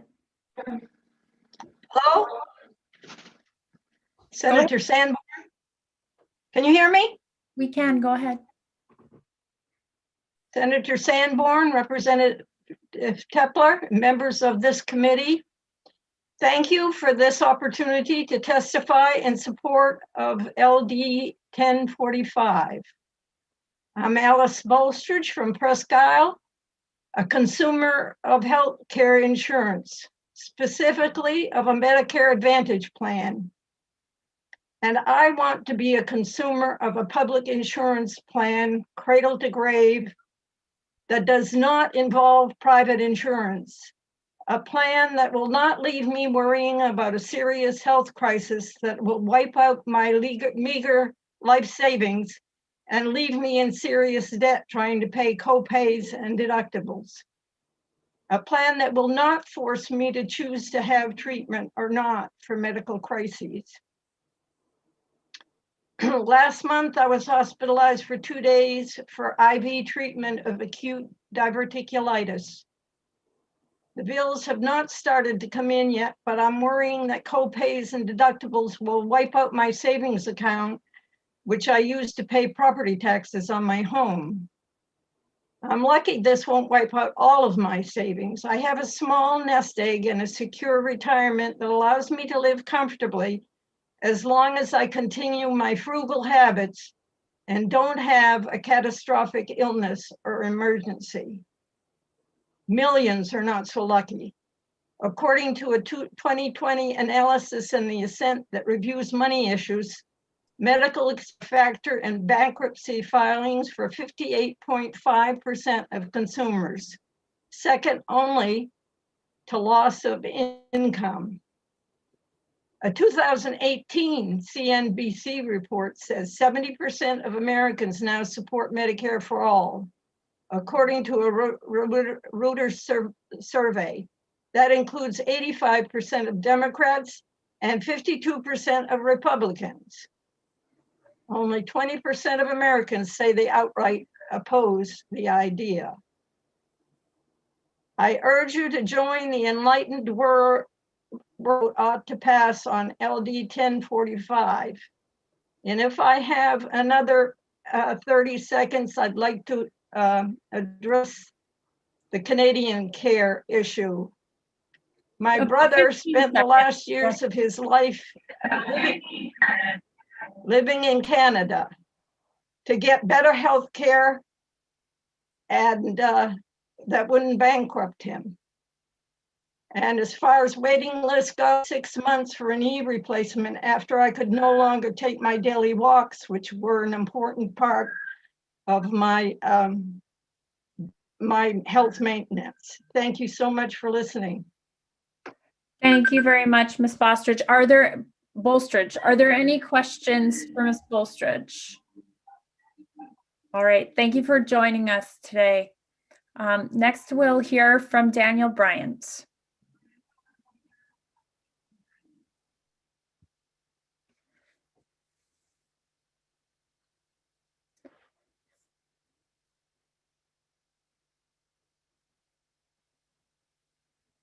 Good afternoon, Mr. Bryant. You can unmute and go ahead. Good afternoon. Can you hear me? We can. Go ahead. Good afternoon, Senator Sanborn, Representative Tepler, and members of the committee. My name is Daniel Bryant. I live in Cape Elizabeth, and I'm testifying as a primary care physician in support of LD 1045. Primary care is crucial in any quality healthcare system. It fosters long-term doctor-patient relationships, centralizes patients' health information, enhances shared decision-making, discourages discontinuity of care, and has been shown to control healthcare costs. During this hearing, you will hear many reasons for voting yes on this bill. Cost control, universal coverage, elimination of job block, help for employers. But I would like to be selfish and focus on its support to primary care providers, both professionally and financially. Professionally, number one, the board would include at least one primary care provider. Two, features of the bill include, quote, all patients are entitled to have a primary care provider, close quote. Three, in the multi-payer, multi-reimbursement level system we have now, I'm ashamed to say that many physicians hesitate to accept patients whose care will not be reimbursed well. LD 1045 would ensure equal reimbursement for all Mainers, thus relieving committed physicians of this moral dilemma. Four, with a single plan, primary care physicians would automatically propose their treatment of choice, not have to ferret out commercial plan details to see if a certain consultant or drug was available, the deductible, affordable. Time would be freed up for actual patient care. Five, because of negotiated rates, corporations and private equity investors would no longer see physician groups as juicy investments, and primary care physicians would no longer feel they had to turn to investors for help coping with administrative challenges. Financially, primary care physicians would be paid at rates negotiated with one payer whose priority would be the maintenance and morale of a strong primary care workforce, not corporate profits. Two, billing and insurance costs would be reduced. There would be neither unreimbursed care nor collection expenses. Three, the health care of staff would be taken care of simply, no annual insurance negotiations. Four, malpractice insurance costs could be reduced. Quote, the board shall determine the feasibility of self-insuring providers for malpractice, close quote. Five, the plan would, quote, address imbalances in access to healthcare in urban and rural areas. Primary care physicians would need to practice, who wanted to practice in underserved areas would be more able to do so. Six, reduced administrative hassle would free up more billable time. In conclusion, support of primary care, both professionally and financially, is one of the many reasons I urge you to vote ought to pass on LD 1045. Thank you, Mr. Bryant. Are there questions for Mr. Bryant? All right. Seeing none, we thank you for joining us today. And next we'll hear from Philip Caper.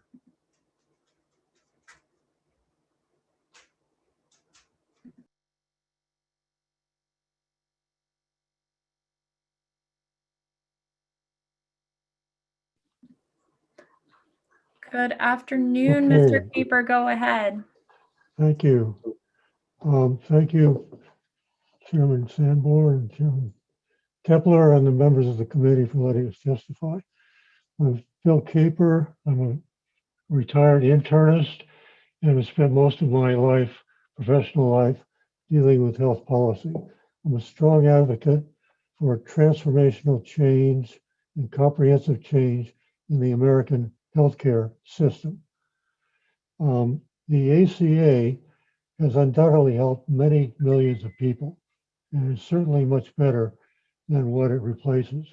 But it is based on a faulty premise, and that is that markets work in healthcare as they do in used cars, breakfast cereal, and computers.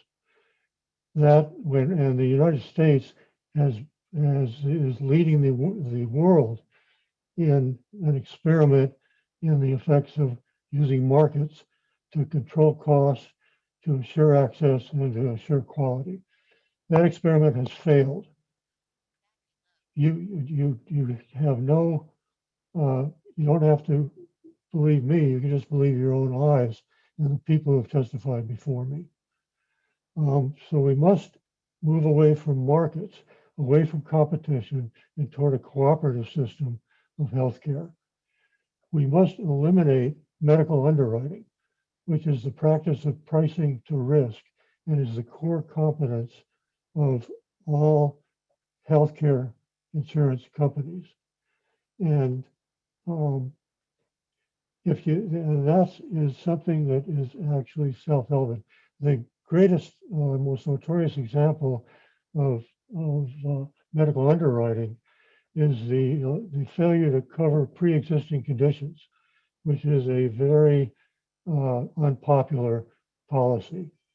We must eliminate that. We must eliminate and sever the ties between health insurance and employment.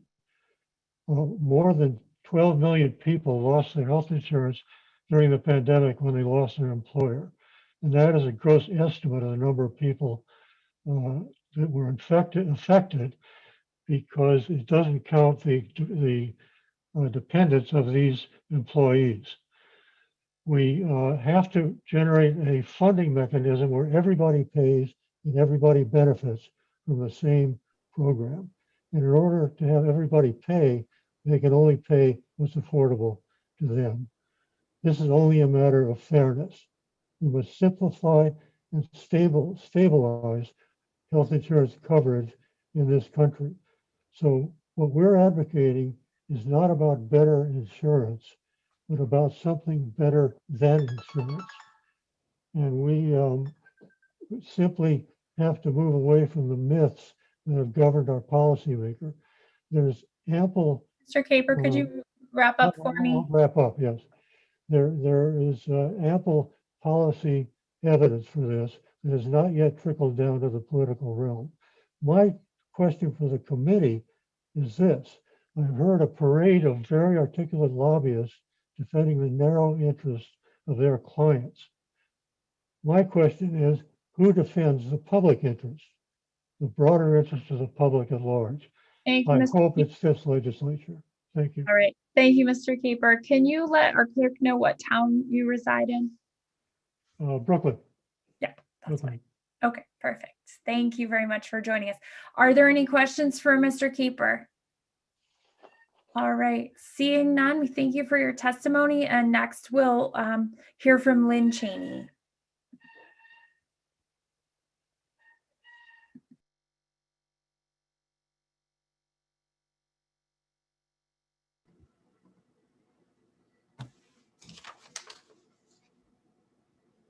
Good afternoon, Ms. Cheney, go ahead. Good afternoon. Senator Sanborn, Representative Tepler, and members of the committee. My name is Lynn Cheney, and I live in Blue Hill, and I support LD 1045. Before retiring to Maine, I ran a small broadcast equipment manufacturing company in Massachusetts, and I was bothered by the rising cost of healthcare benefits and resented the time taken away from the business I was supposed to be doing. However, in my mind, COVID-19 has provided the ultimate reason why healthcare should not be tied to employment. I've been a volunteer ACA navigator, marketplace navigator in Maine for the past 8 years in my retirement. And there's a lot of good in the ACA, but it does not control costs. Premiums, copays, and deductibles for policyholders have risen dramatically. And today, an ACA policy has $6,000 to $8,000 in annual out-of-pocket exposure, and that's after paying premiums, leaving people underinsured and reluctant to seek medical care when they need it. And you've heard examples of this. Perversely, and this is something I just sussed out, an ACA provision, what you've heard about, the medical loss ratio, actually provides an incentive to increase healthcare costs. The MLR requires insurance companies to spend 80 or 85% of their premium dollars on medical care. And since the MLR limits the operating and profit margin, the primary method of increasing the dollar amount in this margin is to increase the cost of healthcare delivered. For instance, if a hospital and insurance company negotiate $50,000 for a knee replacement surgery, they can keep $10,000 for admin and profit. And if they negotiate $30,000, they only keep $6,000 for admin and profit. Both the hospital and insurance company benefit from the higher price tag. In the last week, you've heard testimony for dozens of bills targeting specific areas of concern in our fragmented healthcare system. These may be worthy measures, but they still have little meaningful impact on the overall cost of healthcare in Maine and will simply postpone a real solution. There's no apparent appetite in Washington for reform that provides needed cost controls, and this is likely because the healthcare sector spends huge amounts in opposing comprehensive healthcare reform.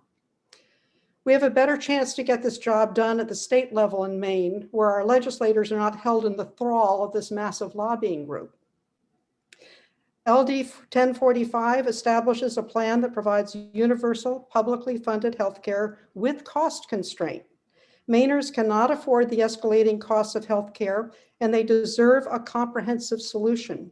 Yes, they will pay more in taxes, but state-level economic studies, which I've referenced in my written testimony, show they'll pay less in overall out-of-pocket expense with better, more equitable coverage.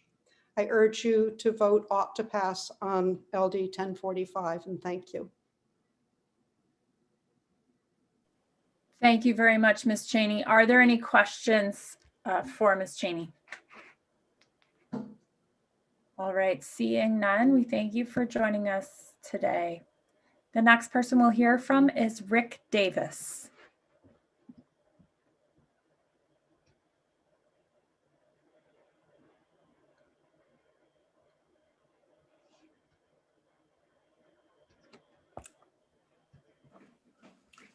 Good afternoon, Senator Sanborn and Representative Tepler, and distinguished members of the committee. My name is Rick Davis. I worked for more than 30 years in hospitals and health departments in 3 states before retiring to beautiful Belfast, Maine 12 years ago. As you all know so well, healthcare is an extremely complex subject. Today, you will hear testimony citing many factors that support the passage of LD 1045. They will cite improved health outcomes, reduced costs, and the removal of barriers to access.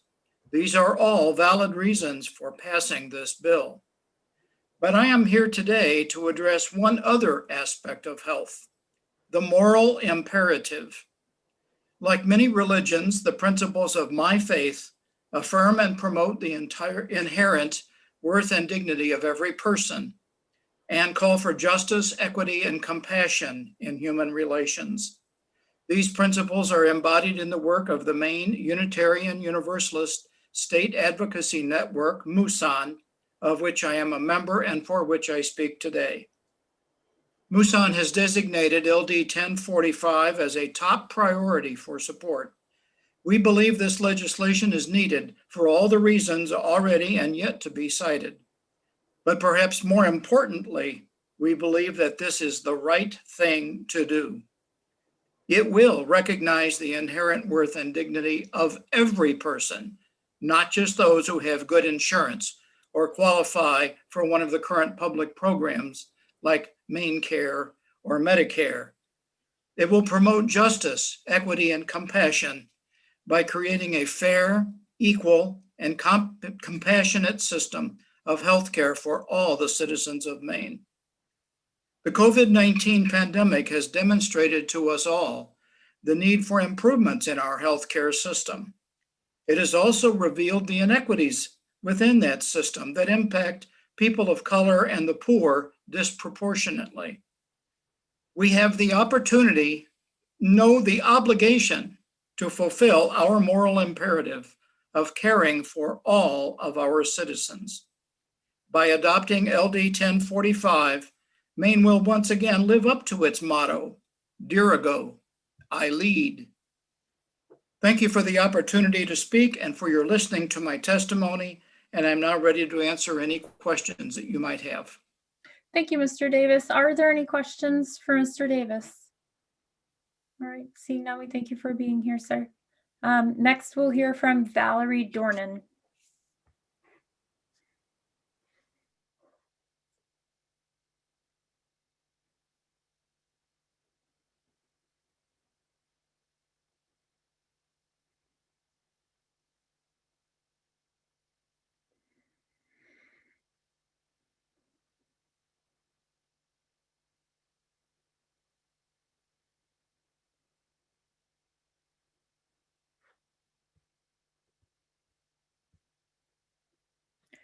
Good afternoon, Ms. Dornan. Please go ahead.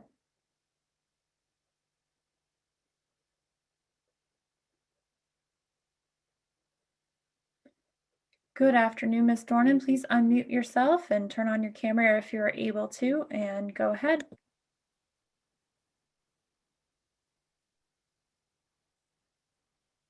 I've unmuted myself. Okay, you should be able to see me in a minute. And if it's bad, and I'll stop video so you can hear me. Good afternoon, Senator Sanborn, Representative Tepper, and members of the committee. I'm Valerie Dornan Hancock. Ms. Dornan, I'm testifying in court of LD in 45. This is my mother's story. I'm asking you to turn off your camera because we're not able to hear you as clearly as we'd like. So if you could turn, and we're not seeing your photograph anyway. So if you could just turn off your camera and start again, that would be lovely. I apologize for interrupting you. Thank you. Good afternoon, Senator Sanborn, Representative Tepler, and members of the committee.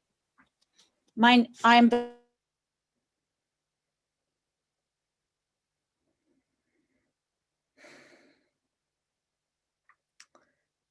All right. That isn't working. So Ms. Dornan, I'm not sure if you can hear me or not, but I'm going to recommend that our clerk can be in touch with you to send you a telephone number where you could call into the meeting. If that might be better. We're not able to hear your audio in a strong way, so I'm going to have my clerk. Because You're cutting in and out, unfortunately, Ms. Dornan. So I'm going to have our clerk email you a phone number where you could join the meeting, and we'll circle back to you a little bit later on in the meeting and hopefully be able to hear you loud and clear on a phone line if that would work, okay? All right. Yes.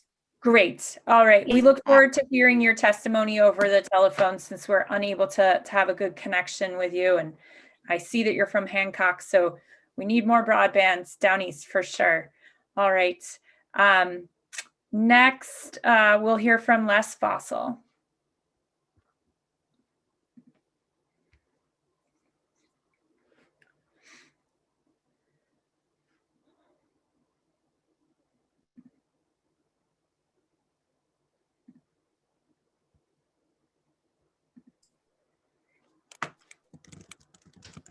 I think I've got it. Can you hear me?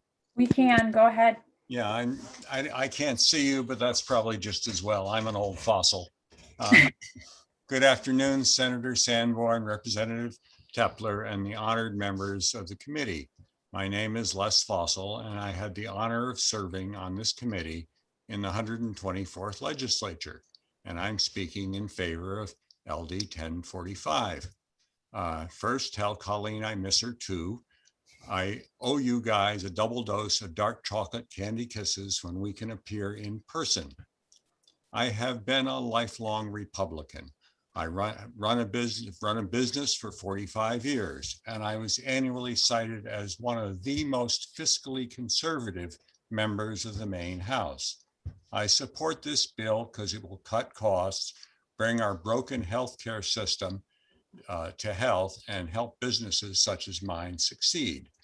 You will be hearing many stories about the failures of our current system, and you will be hearing an equal number of stories by mostly paid lobbyists to why changing our current system is impossible, though it has been successfully done in every other developed country in the world.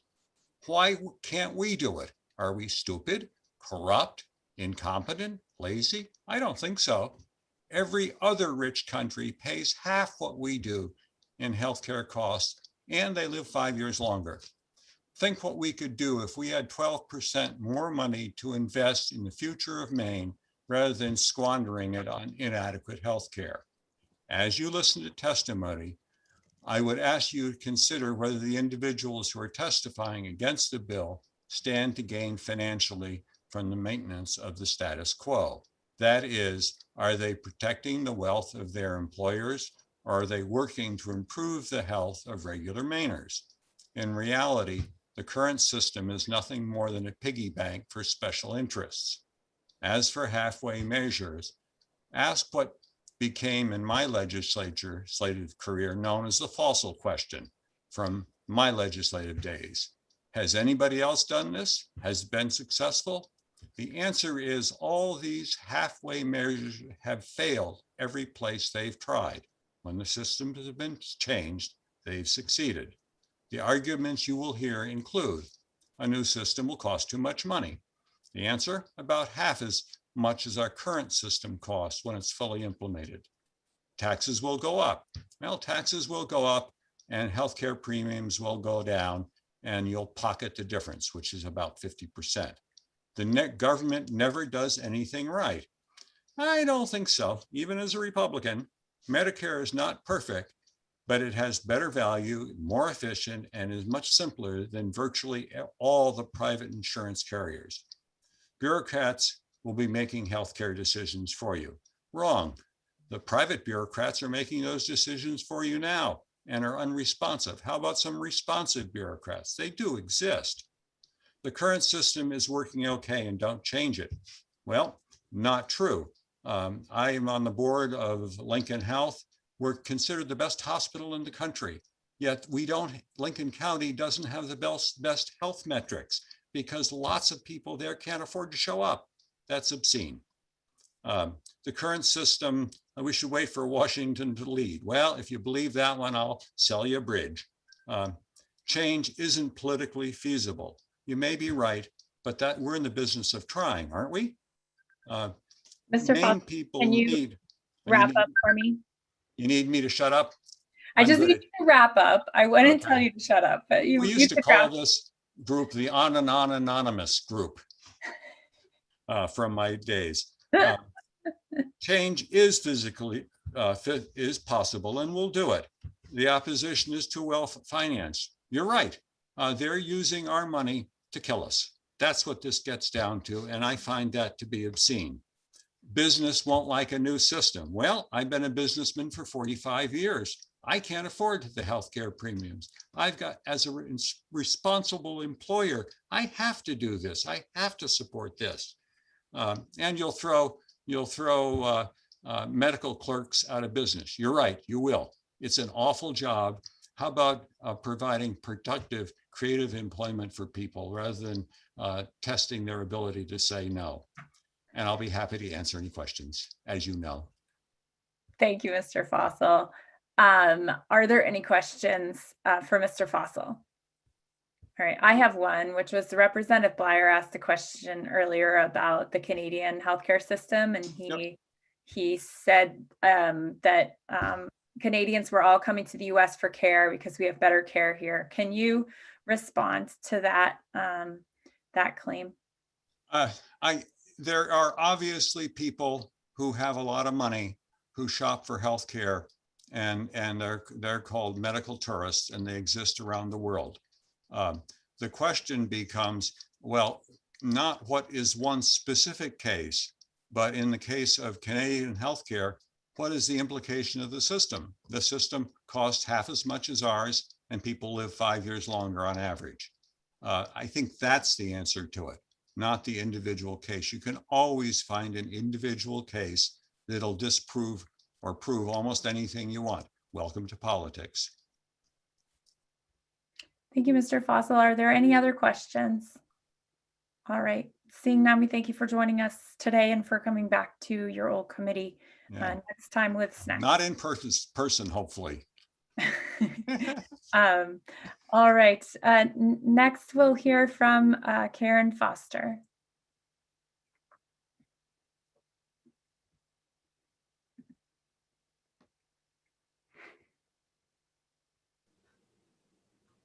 Good afternoon. Go ahead. Great, thanks. Senator Sanborn, Representative Tepler, and members of the committee. My name is Karen Foster. I live in Portland, and I'm looking at LD 1045 as a former health insurance executive. I had a 25-year career at Blue Cross and Blue Shield of Maine, and I retired as a senior vice president 20 years ago. For many of those years, Blue Cross was synonymous with health insurance. Plans were community rated, employers offered affordable deductibles. People didn't go bankrupt because of medical bills. There was no GoFundMe health coverage. We were proud that our administrative expenses were always below 10%, and insurance was pretty good for most everybody. In the 1980s, commercial insurance companies became more widespread and competed in every state with the Blue Cross and Blue Shield plans. Larger employers sought to save money by self-insuring. HMOs came along with cafeteria benefit plans so people could have more choice. Nonprofit Blue Cross and Blue Shield plans began merging in order to compete with the bigger national companies. More competitors meant more fragmentation and more incentive to cherry pick for the healthiest customers. There were conversions from nonprofit to for-profit status, as occurred here in Maine, and there was a lot of money to be made in health insurance. What we have now is a non-system. It's a healthcare behemoth that has morphed over time without intention, and it really is not pretty good for many anymore, as you have been hearing this afternoon. People are paying too much. They get surprise medical bills for non-covered services. Our patchwork of plans is confusing to the point where we need navigators. People can't wait to get old enough to be on Medicare. And I say all this not because I want us to look to the past, to some mythical time when everything was great and that it will solve today's problems, but I do think it helps for us all to recall that the system that we have today was not designed, and that at one time we largely took care of health insurance and health coverage by nonprofit and highly regulated companies, whereas today we spend vast amounts on complexity, profits, and overhead in a freewheeling market that we could change if we wanted to. So if I were in your seat, I would be asking, why should we pass this bill? What problem is it fixing? Can we afford it? Who will it harm? You have heard, and I won't go into all of them, all of the ways this bill can take care of problems. I think especially for young people who are working, who may not have employer-provided coverage, who are going broke paying premiums under the ACA, or who are functionally uninsured because of huge deductibles and copays. We can fill shelves with books about the American healthcare system and how it compares with other wealthy nations. And finally, I will wrap up. I hear you saying I'm done. There is no way to fix this by tinkering around the edges. You really do have to take it on in a big way. And I think this is the way to take it on. So thank you for the opportunity to speak. Thank you for being with us today, Ms. Foster. Are there any questions for Ms. Foster? All right, seeing none, thanks for joining us. Next, we'll hear from Carol Heaton.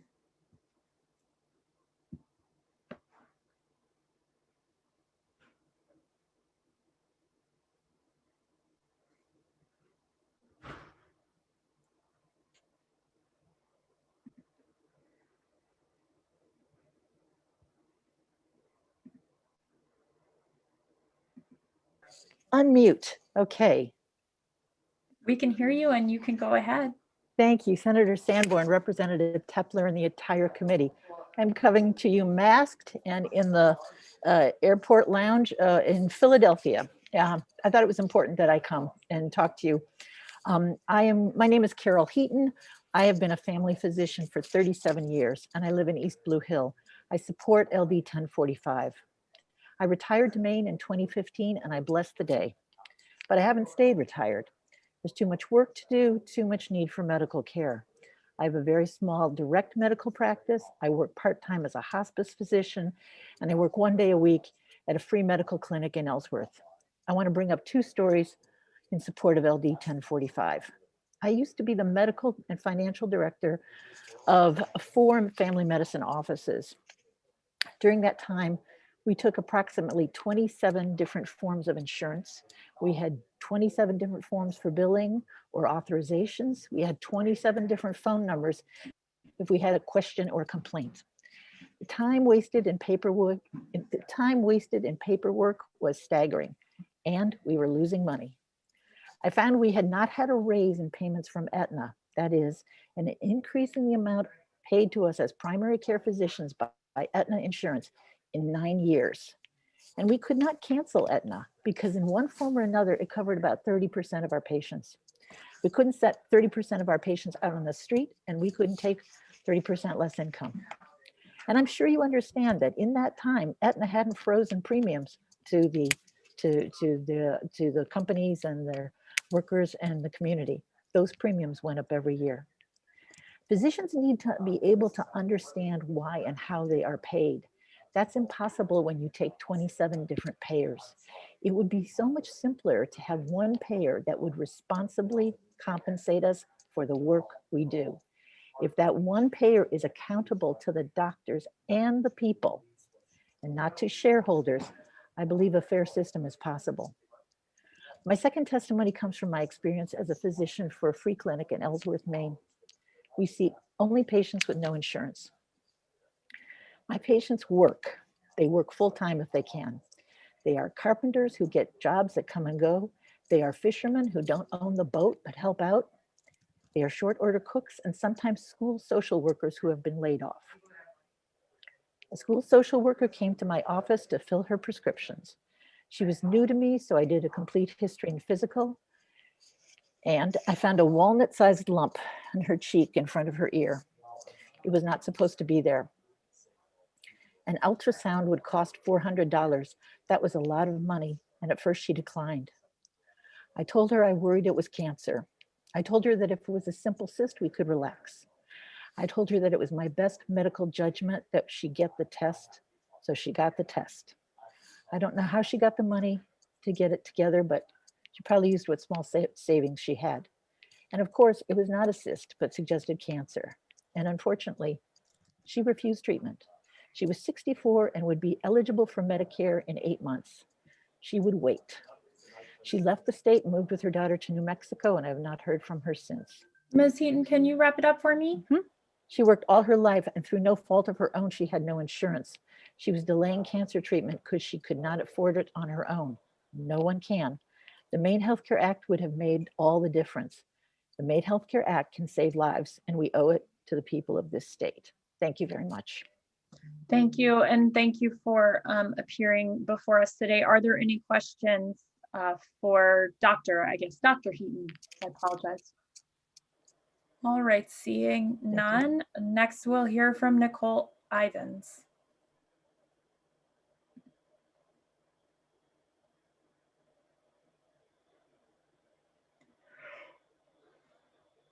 I don't see Nicole on the call right now. Okay, thanks, Christian. Next, we'll hear from Patty Kidder.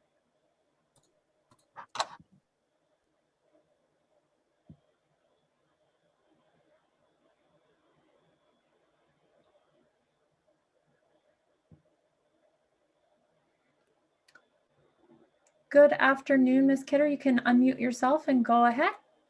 Thank you.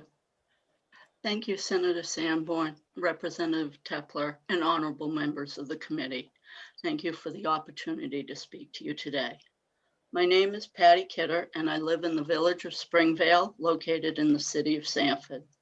I'm submitting these remarks as a representative of the Maine Unitarian Universalist State Advocacy Network, a faith-based organization which affirms and promotes justice, equity, and compassion in human relations, and the inherent worth and dignity of every person.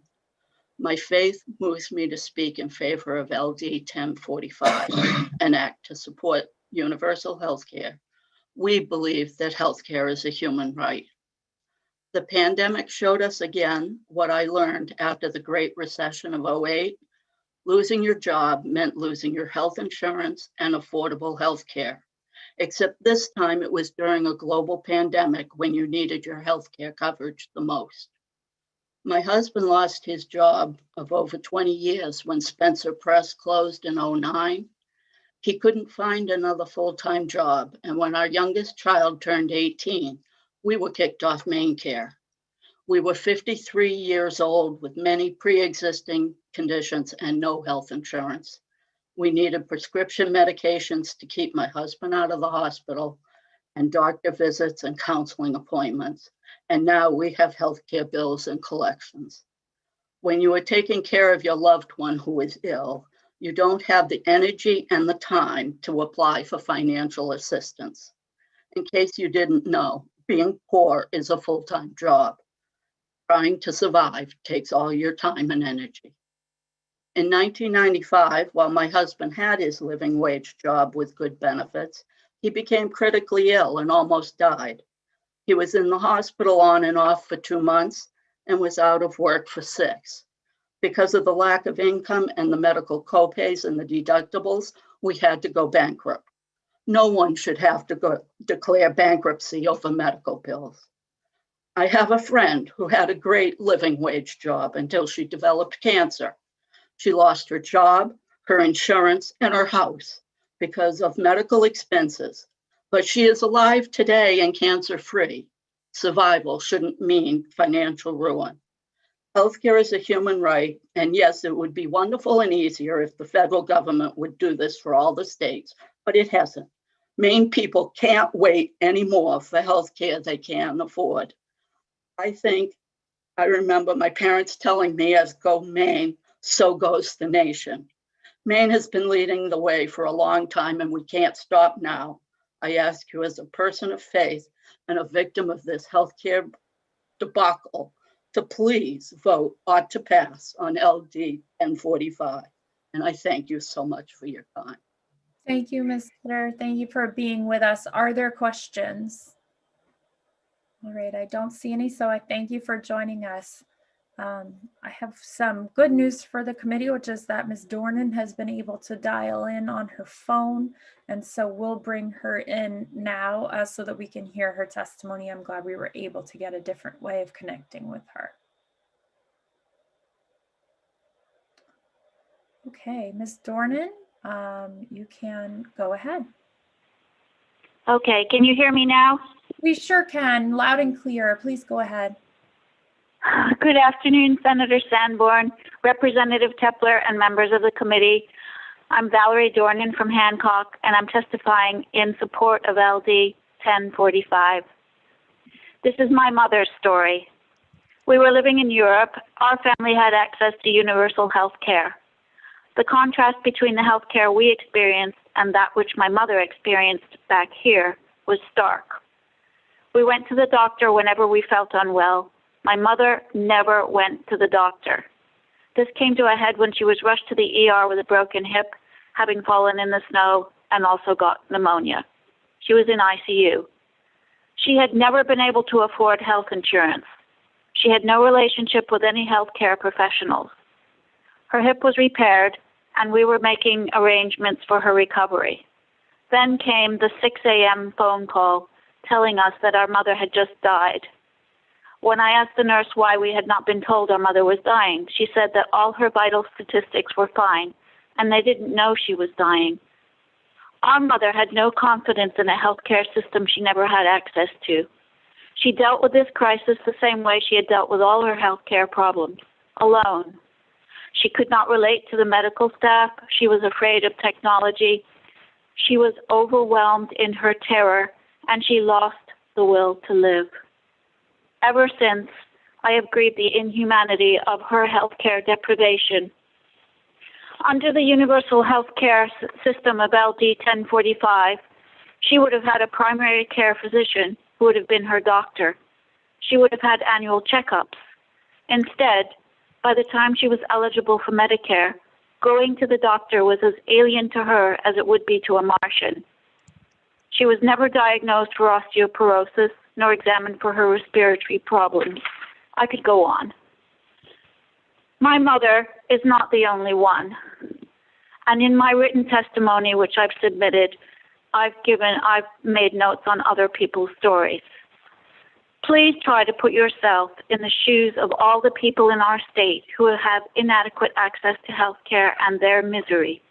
And let this help you understand why we need to enact LD 1045, the Maine Health Care Act, that establishes a plan to provide universal, publicly funded health care with real opportunity for controlling costs, to provide universal health care coverage to all the residents of this state. I urge you to pass LD 1045. I am sure that everyone present does not want anyone to fall through the cracks, and we would all be so proud if Maine were to lead the way to a healthcare system that genuinely looks after everyone. Thank you, Ms. Dornan. Are there questions for Ms. Dornan? All right, I don't see any. So I'm very glad that we could hear your testimony loud and clear, and we appreciate you going the extra mile to join us, and hopefully we'll get you some broadband down east soon. Next, we will hear from Clifford Krolick.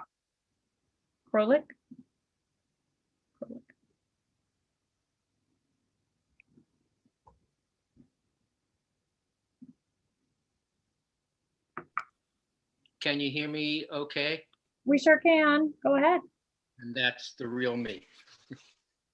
Good afternoon, Senator Sanborn and Representative Templer. And I do want to say great thanks to all the members of the committee for your work. And also point out Representative Brooks and Warren, thank you for being the main sponsors of these two bills. My name is Clifford Krolick. I'm a 50-year resident of the town of Parsonsfield. It's a small town in southwestern Maine. I'm also a member of a local senior group called the Grateful Undead. I'm here to speak in favor of LD 1045.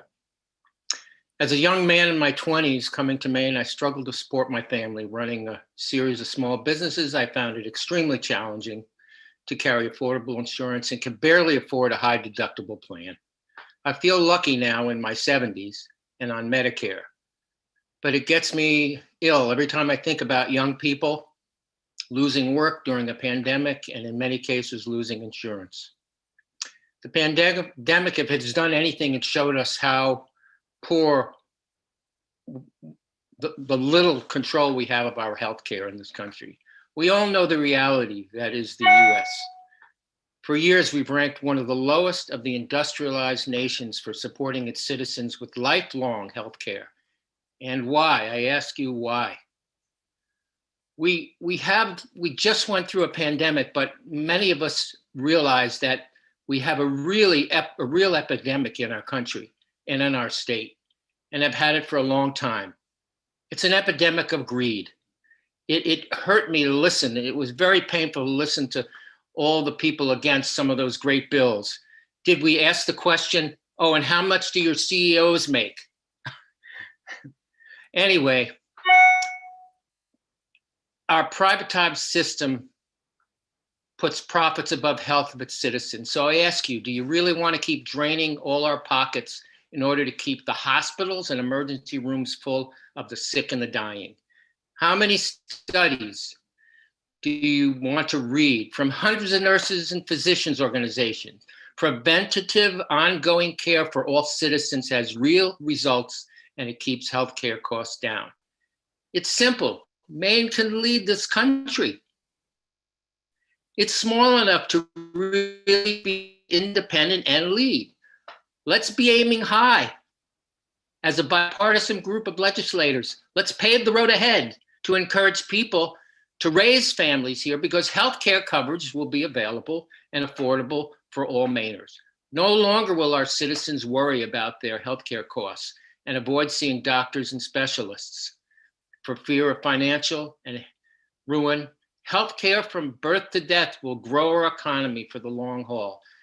And this is why I'm in favor of you stepping up to the plate and supporting and passing LD 1045. Let's get Maine onto the humane and equitable road of the future. The true transparency is a single payer. There is no transparency any other way. Thank you very much for your time. Thank you, Mr. Krolick. I just realized I was on mute when I asked you to wrap it up. Excellent. Thank you for wrapping it up in any case without being able to hear me. And we thank you for your testimony. Are there any questions for Mr. Krolick? All right, seeing none, we're going to move on to Joe Lenvi.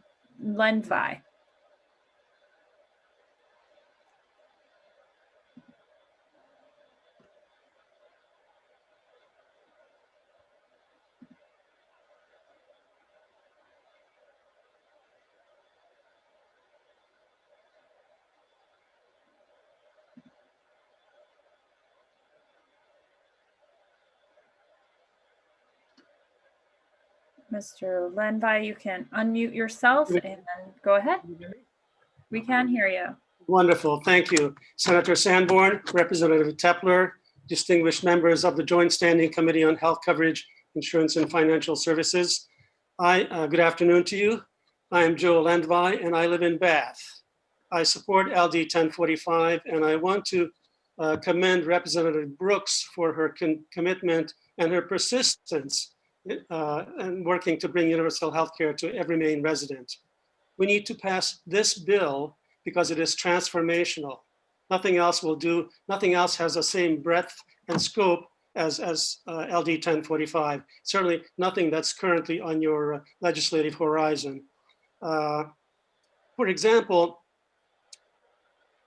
this bill doesn't just prohibit a surprise medical bill or just expand telehealth or other technologies or attempt only to reduce specific drug costs or promote dental health for a distinct population or attempt to offer timely behavioral health services for young people only or prohibit prior authorization requirements or tackle healthcare worker shortages, et cetera, et cetera. You get the message. These and dozens of similar worthy bills have come before you already, just as they have come before previous legislative committees, all trying to address narrow, specific problems and inequities within our current system. So hard as you try, hard as we all try to improve our common healthcare predicament, we will not succeed at nibbling at the edges of our current system. It remains complex, costly, and exclusionary, leaving tens of thousands of our neighbors uninsured and many thousands more underinsured. We need a bold change, not mere mechanics to try to fix individual broken parts, but a brand new model, one that is simple, fair, and efficient. A universal, publicly funded healthcare system that is comprehensive in scope, that will cost less per person, and will cover everyone. Just imagine, we'll have no need for enrollments, no need for networks, no deductibles, no co-pays, no co-insurance, no barriers. Everyone will be covered. In closing, when we talk about healthcare, words matter. Healthcare is not a product, notwithstanding what my friend Alice Bolstridge said earlier today. We are not consumers, we are patients. It's an important distinction. To put it plainly, none of us shops around for the cheapest doctor when we're faced with a heart attack. Please take this historic step. Please vote yes on LD 1045 and protect the health of all Maine people equally. Thank you very much. Thanks for your testimony. Are there any questions? All right, seeing none, we thank you for joining us today. And next we'll hear from Elaine McGillicuddy.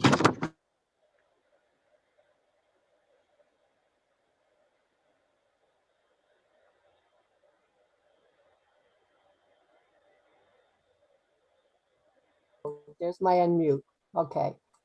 My name is Elaine McGillicuddy. I live in Senator Sanborn, Representative Brooks, and members of the Health Coverage, Insurance, and Financial Services Committee. My name is Elaine McGillicuddy, and I live in Portland. I'm here to testify in favor of the new Universal Healthcare Bill, LD 1045. As a senior, I'm very fortunate to have good coverage through Medicare and the services of a co-pay insurance company, but I'm keenly aware that some of my younger friends do not have good medical insurance. One of them, a neighbor, told me recently that she is still paying for oral surgery out of pocket. And this was surgery she underwent a year ago. Mainers like my friend and neighbor needs universal health care. So I urge you to pass LD 1045. Thank you, Ms. McGillicuddy. Are there any questions? All right, I don't see any, so we thank you for joining us. And next we'll hear from Clifton Page.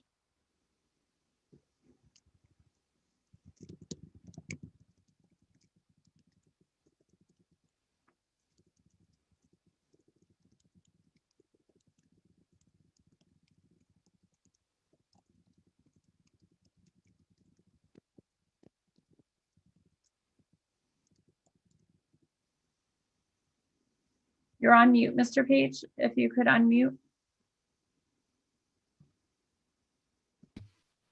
How's that? Better? That's better, thank you. Go ahead.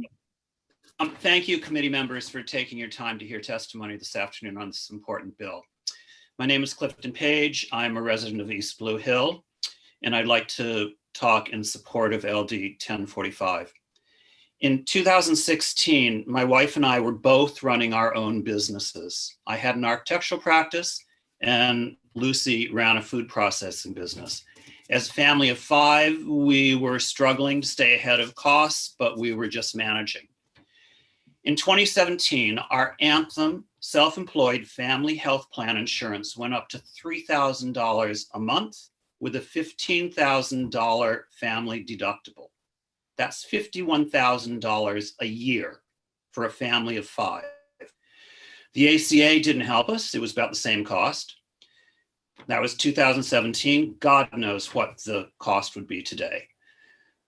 So we no longer could afford to run our own businesses. This isn't an entrepreneurial society that we're living in. Somebody had to get a job with health insurance.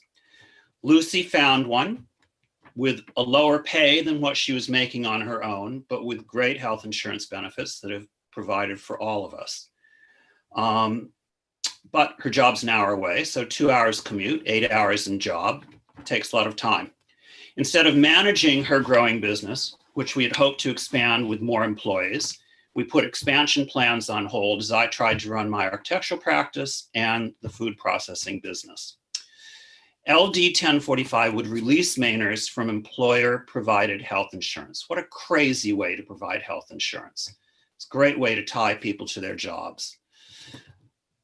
It would also allow people like us to start and run small businesses. It would encourage entrepreneurs to follow their dreams and create successful small businesses in Maine, many of which could then grow into larger businesses. Small family businesses already employ the majority of Mainers, and they're the growth engines of our economy here. The current health insurance situation in Maine is preventing people like Lucy and me from creating more jobs and helping Maine grow economically. LD 1045 will allow people with ideas to start their own businesses without the worry of unaffordable health insurance coverage. Thank you very much. Thank you, Mr. Page. Are there any questions? All right, I don't see any. We thank you for telling your story. And next we'll hear from Julie Keller-Pease.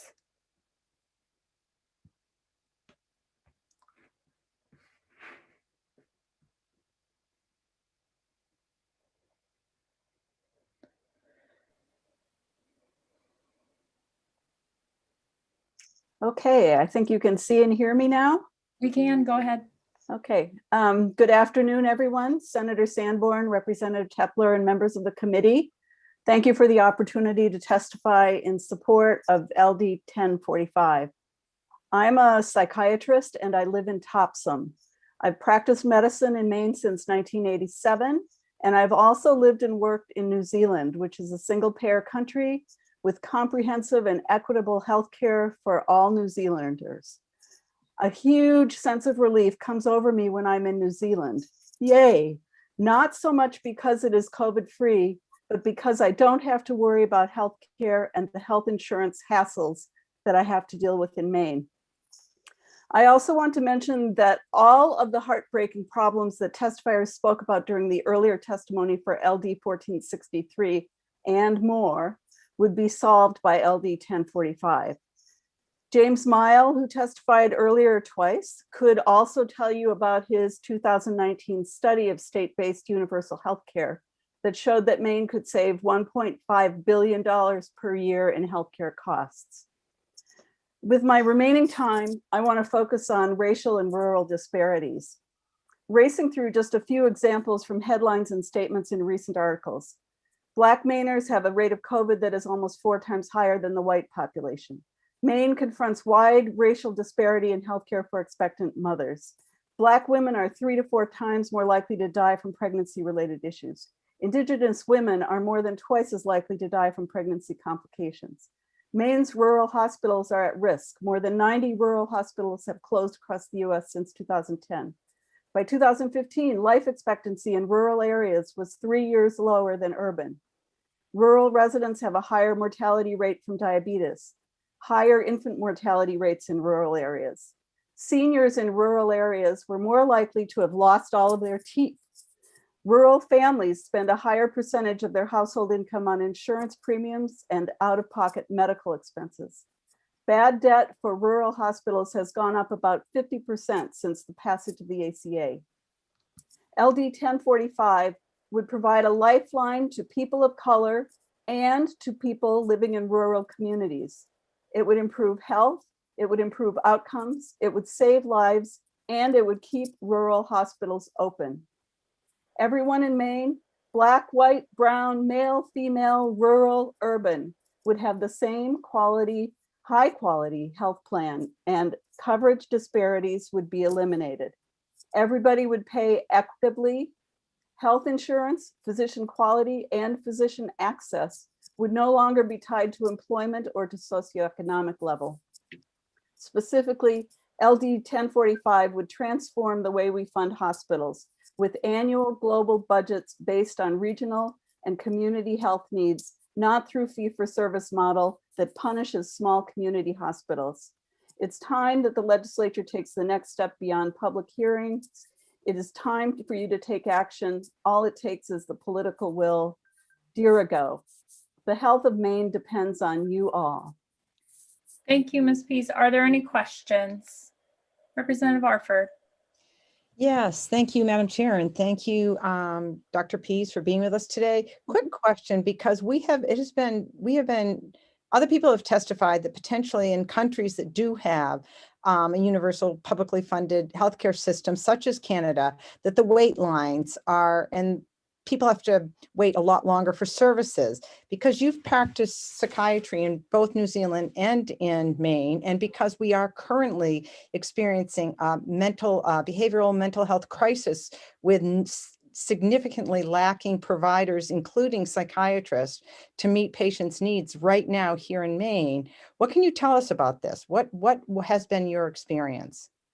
Well, as I said before, I'm a psychiatrist and I can comment on the mental health wait times.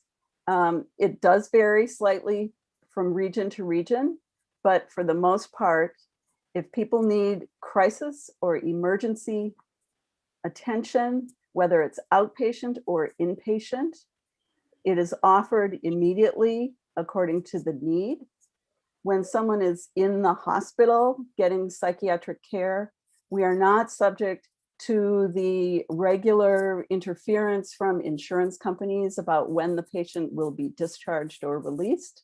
We have complete independence on designing their treatment plans, how long they stay in the hospital, who they see when they get out of the hospital, et cetera. Substance abuse treatment is handled very equitably in that everyone who needs help is assessed immediately and then triaged according to their needs. That includes both outpatient, individual and group counseling and rehab situations. No expenses for any of those treatments are out of pocket.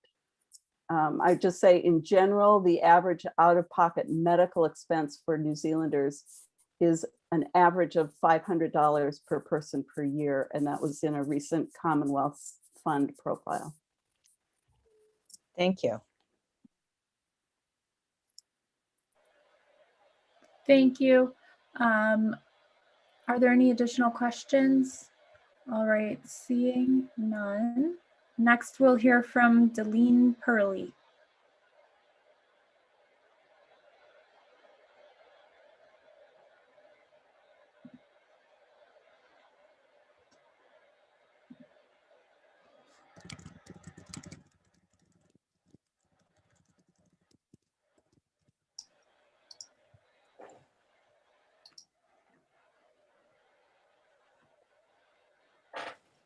Hi.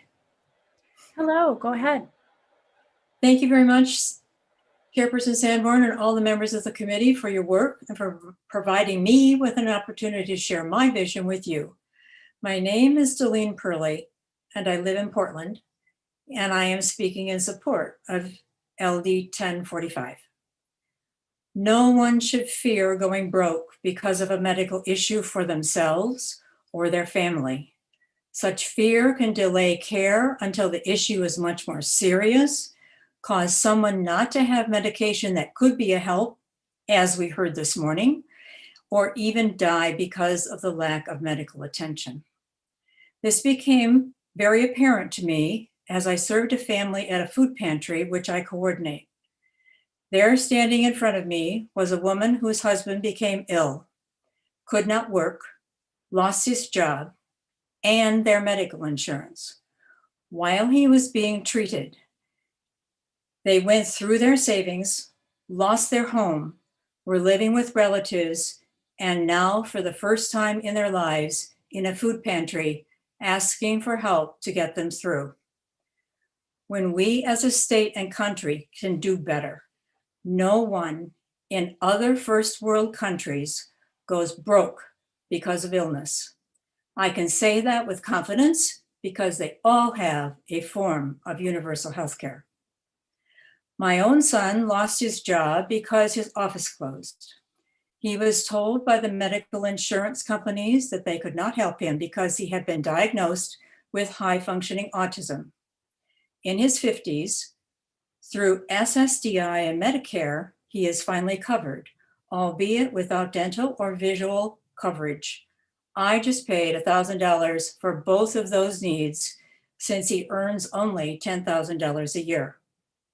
This bill will work to help develop a system to cover those needs as well. Our pantry clients sometimes ask us not to give them things they have to chew because they have no teeth. This is unconscionable. Let's lead the nation and help our own uninsured citizens be healthier, both in body and financially. COVID has surely helped us to see the need for societal protection. We keep hearing, we are all in this together. Indeed, we are. Let's act on that premise and care for everyone. Just now, Governor Mills was invited to a national event with 5 other governors because Maine has vaccinated a higher percentage of its adult population than any other state. We can lead again. You can take the first step. Please do so. Vote for LD 1045. Thank you.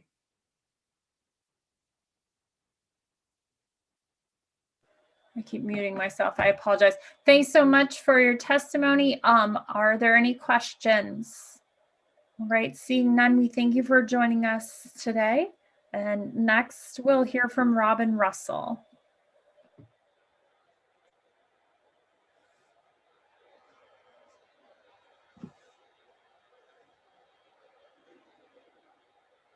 Good afternoon. You can unmute yourself and proceed. Okay, thank you. Good afternoon. Chairperson Sanborn, I don't see Representative Tepler there, but on the rest of the hardworking members of this committee. My name is Robin Russell. I live in Herman, and I'm a professor at the University of Maine School of Social Work in Orono. I teach courses in social welfare policy, including health and mental health policy. I'm here to testify in favor of LD 1045, which would provide all Maine residents with the ability to pay for needed health and mental health services. However, I'm going to focus my remarks on the mental health provisions in this bill. Social workers are the leading providers of mental health services in the United States. 1 in 5 adults, more than 43 million Americans, experience mental illness in any given year. The incidence of mental illness among adults and children has escalated during the pandemic. More than half of the people with a mental illness do not receive treatment. Insurers are not required by federal law to cover mental health services. And for the many people who have no health insurance or have insurance that doesn't cover mental health treatment, the cost of mental health treatment is more than they can afford. People who reported seeking mental health services but were not able to receive them gave lack of adequate health insurance as the most frequent reason. The cost of untreated mental illness is huge. Individuals with untreated mental illness suffer needlessly, and the health and stability of their families is also impacted. I say they suffer needlessly because research indicates that between 70 and 90% of people with serious mental illness can reduce their symptoms, and their quality of life would improve if they receive treatment. But without treatment, many turn to drugs and alcohol to self-medicate, which can lead to addiction. It is no wonder that a high proportion of the mentally ill have co-occurring disorders. The cost to society includes lost wages. The cost to the nation is about $200 billion in lost earnings every year. Untreated mental illness has also led to an increased number of Maine residents in the criminal justice system, and it has also led to higher rates of homelessness and reduction in the labor force. I urge you to vote ought to pass for LD 1045. It's time to provide access to affordable mental health care for all Mainers. Thank you for your time. Thank you, Ms. Russell. Are there any questions? Seeing none, we thank you for joining us. And next we'll hear from Thomas Stern.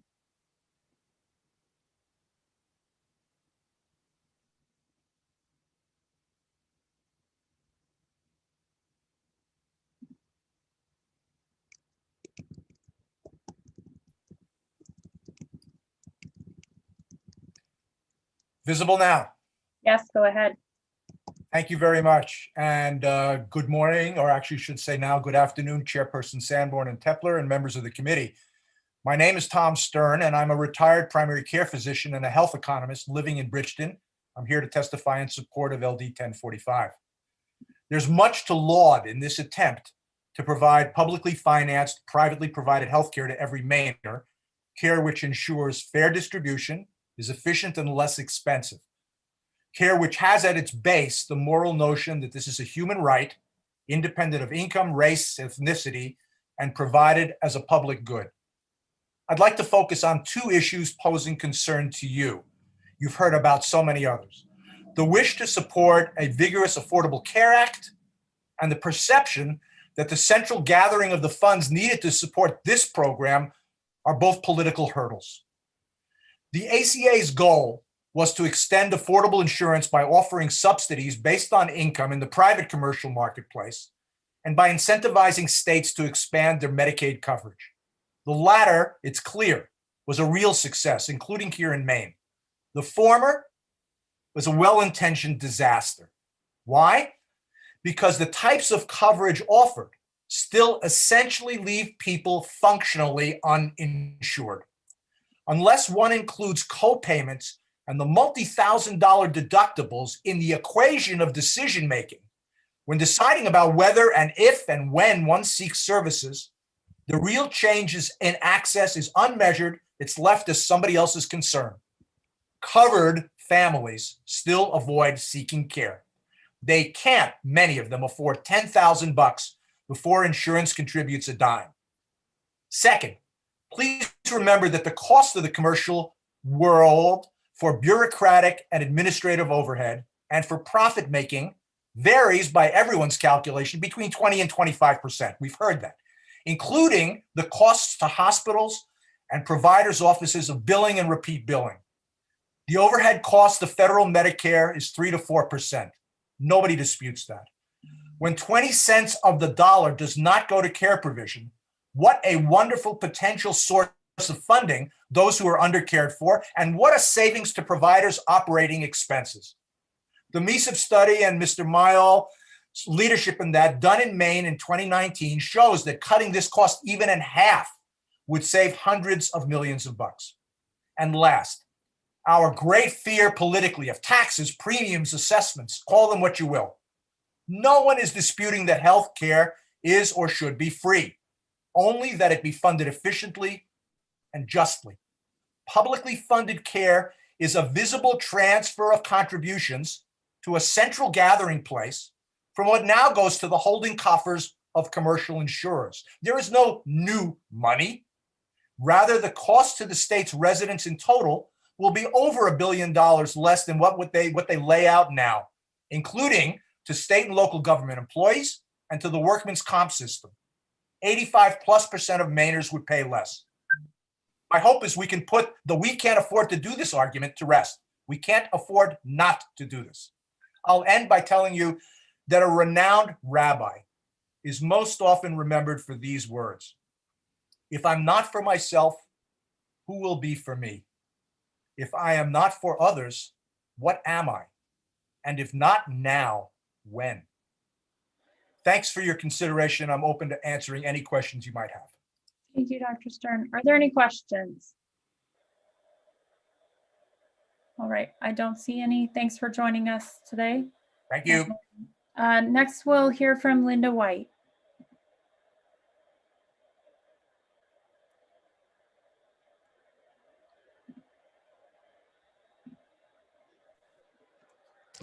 Hi, whoops, let me get my, hi, thank you very much, Representative Brooks, for bringing this forward, and Representative Arford for sponsoring it. And I'm here to testify on behalf of voting for this, and I invite everyone else to join me in that. The experience I bring, and I just realized this being on the call today, I'm 65 years old, and half of those years I've been blessed to be under a national healthcare system, and the other half under private. And I presented two testimonies. One was on a personal level, and the other was from a professional level. I'm a licensed clinical professional counselor in Maine. I've been in the profession 35 years. I'll just do a little evolution of that. In Maryland, where I started, my clients would pay me directly, and I would give them receipts, and that was submitted to the insurance companies. I worked in New Zealand for 10 years as a registered psychologist. It was a national healthcare system. There was a baseline that all clinicians got paid. And on top of that, I could add whatever I wanted. I added $45 as a copay. I also had the luxury that if somebody couldn't afford the copay, I could waive it. None of that exists under the current care system that we have. Since I've come to Maine, the question was asked about waiting lines and availability of providers. I'm seeing 1/4 of the clients that I used to see, not because I don't have the capacity for a full caseload. In the midst of a pandemic, I'm turning people away because of the bureaucracy within the managed healthcare system. And I'll just give you an example. I work with one insurance company now, even though I was paneled with all of them. And over the last 6 years, and I will say this too, it's only been 6 years that I've worked under managed care because of the trajectory of my career. In the last 6 years, I had 3 insurance companies that I spent a year with each one on various issues trying to get paid. This year, I went down to 8 clients. And of that, as of February, the end of February, of 6 clients, I was owed $3,000 from Anthem. I talked to my clients about this. 2 clients, they owed me $1,000 each. At this point, I didn't know if Anthem was going to pay me, and they didn't know if they were going to be responsible for that. It becomes a clinical efficacy issue at that point. With my clients, it became a therapeutic issue. I decided not to schedule any appointments through March until those bills were paid. The last of those invoices were paid this weekend. This is March, and that was dating back to claims November and December. That does not include the time that I spent with claims. That's a whole nother issue. I see the time, thank you. Somebody mentioned about what's going to happen to the claims processors. Well, at this point, most of it's AI to begin with. And then we get sent to the Philippines, and you have to ask for somebody in the US onshore, and then you get disconnected. So a universal healthcare program is going to keep providers like myself in the system with full-time caseloads, and we can focus on the clinical aspects rather than all the administrative. And then the last piece, in my testimony, there was a complaint filed by 458 providers in Connecticut. I really invite you to go to that link because it really does a beautiful job of outlining the issues from a mental health perspective and a provider perspective that will be eliminated by support of this bill.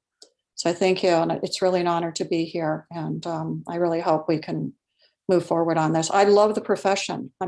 And people would say, don't you burn out listening to people all day? What's burnt me out is the managed healthcare system. Thank you very much. Are there questions? All right, I don't see any, so we thank you for joining us. I have reached the end of my list of proponents of the bill. So if you had intended to testify in favor of the bill and I haven't called on you yet, please raise your electronic hand.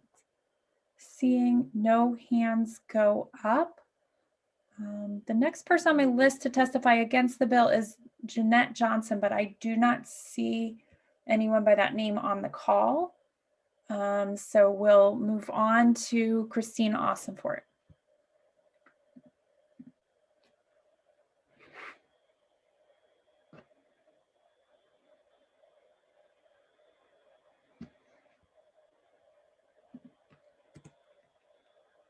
Good afternoon, Ms. Ossenfort, go ahead.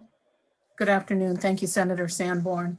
And members of the Health Coverage, Insurance, and Financial Services Committee, I am Christine Ossenfort, Director of Government Relations for Anthem Blue Cross and Blue Shield in South Portland, and I appear before you this afternoon to testify in opposition to LD 1045. And thank you for your patience and your endurance for another long day today.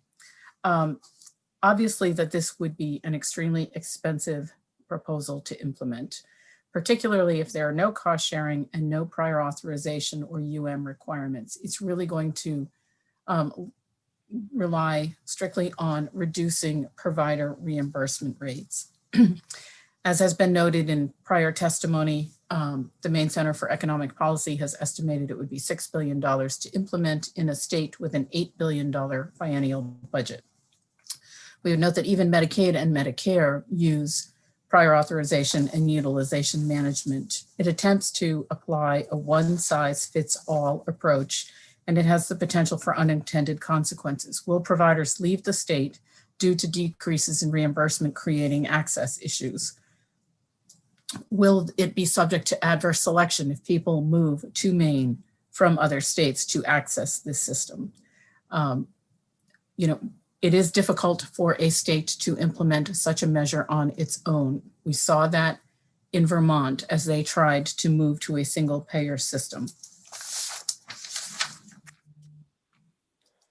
We agree that everyone should have access to care, but we think that you should consider keeping what is good in our system today, addressing the underlying factors leading to healthcare costs, such as the prevalence of chronic disease, the cost of prescription drugs, and provider consolidation. And we ask the legislature to partner with us in making healthcare more affordable and not imposing new costly requirements, mandated benefits, and other measures that serve to increase costs. So with that, I would be happy to answer any questions that you may have, and I will be present at your work session as well. Thank you, Ms. Ossenfort. Are there questions for Ms. Ossenfort?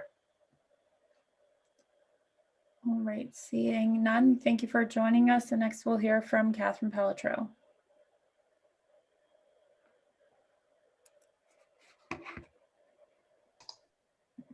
Good afternoon, go ahead. Good afternoon, Senator Sanborn, Representative Tepler, members of the committee. My name is Catherine Pelletreau. I'm the Executive Director of the Maine Association of Health Plans, and I'm here to testify in opposition to this bill. Health plans are supporters of universal coverage, but we don't think a single payer approach like this is the way to get there. No surprise, right? This bill proposes to move Maine to a single payer model. It has very robust benefit designs, including dental, vision, long-term care. As you've heard, no single state has done this. Vermont has experimented with it, and I'll share a little bit more about that. But the bottom line is that shuffling groups of patients around from one risk pool to another or one administrative mechanism to another does not address the underlying cost of care, which is what drives premiums.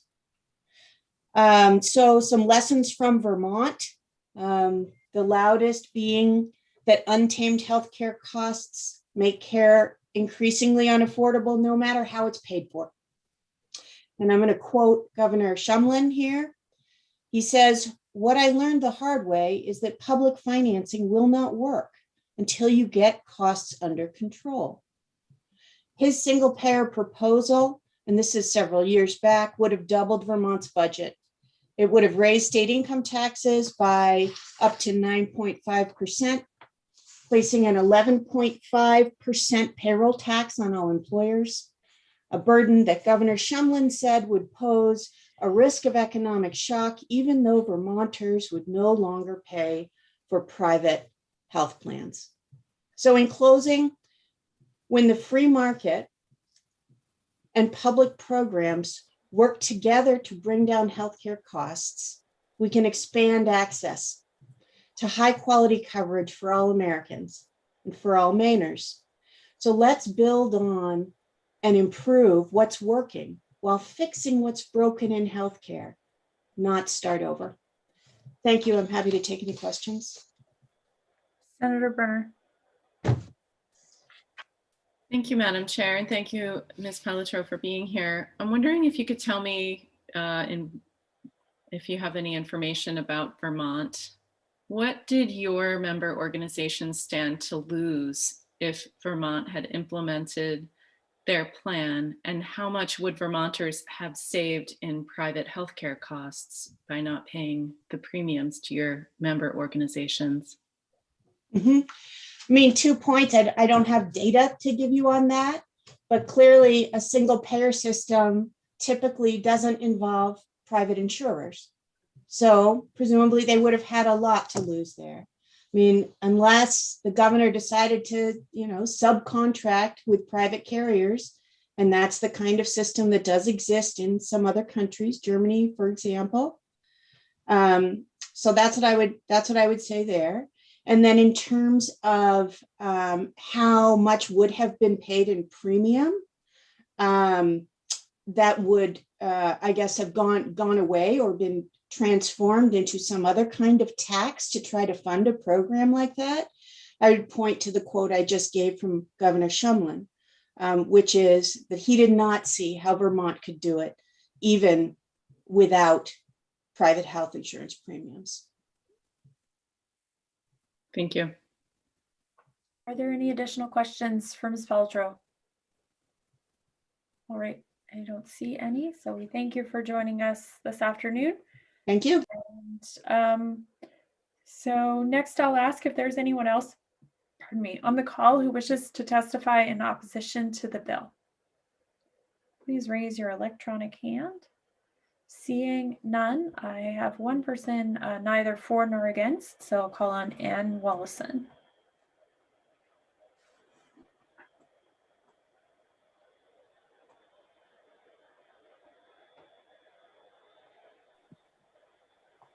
Good afternoon, go ahead.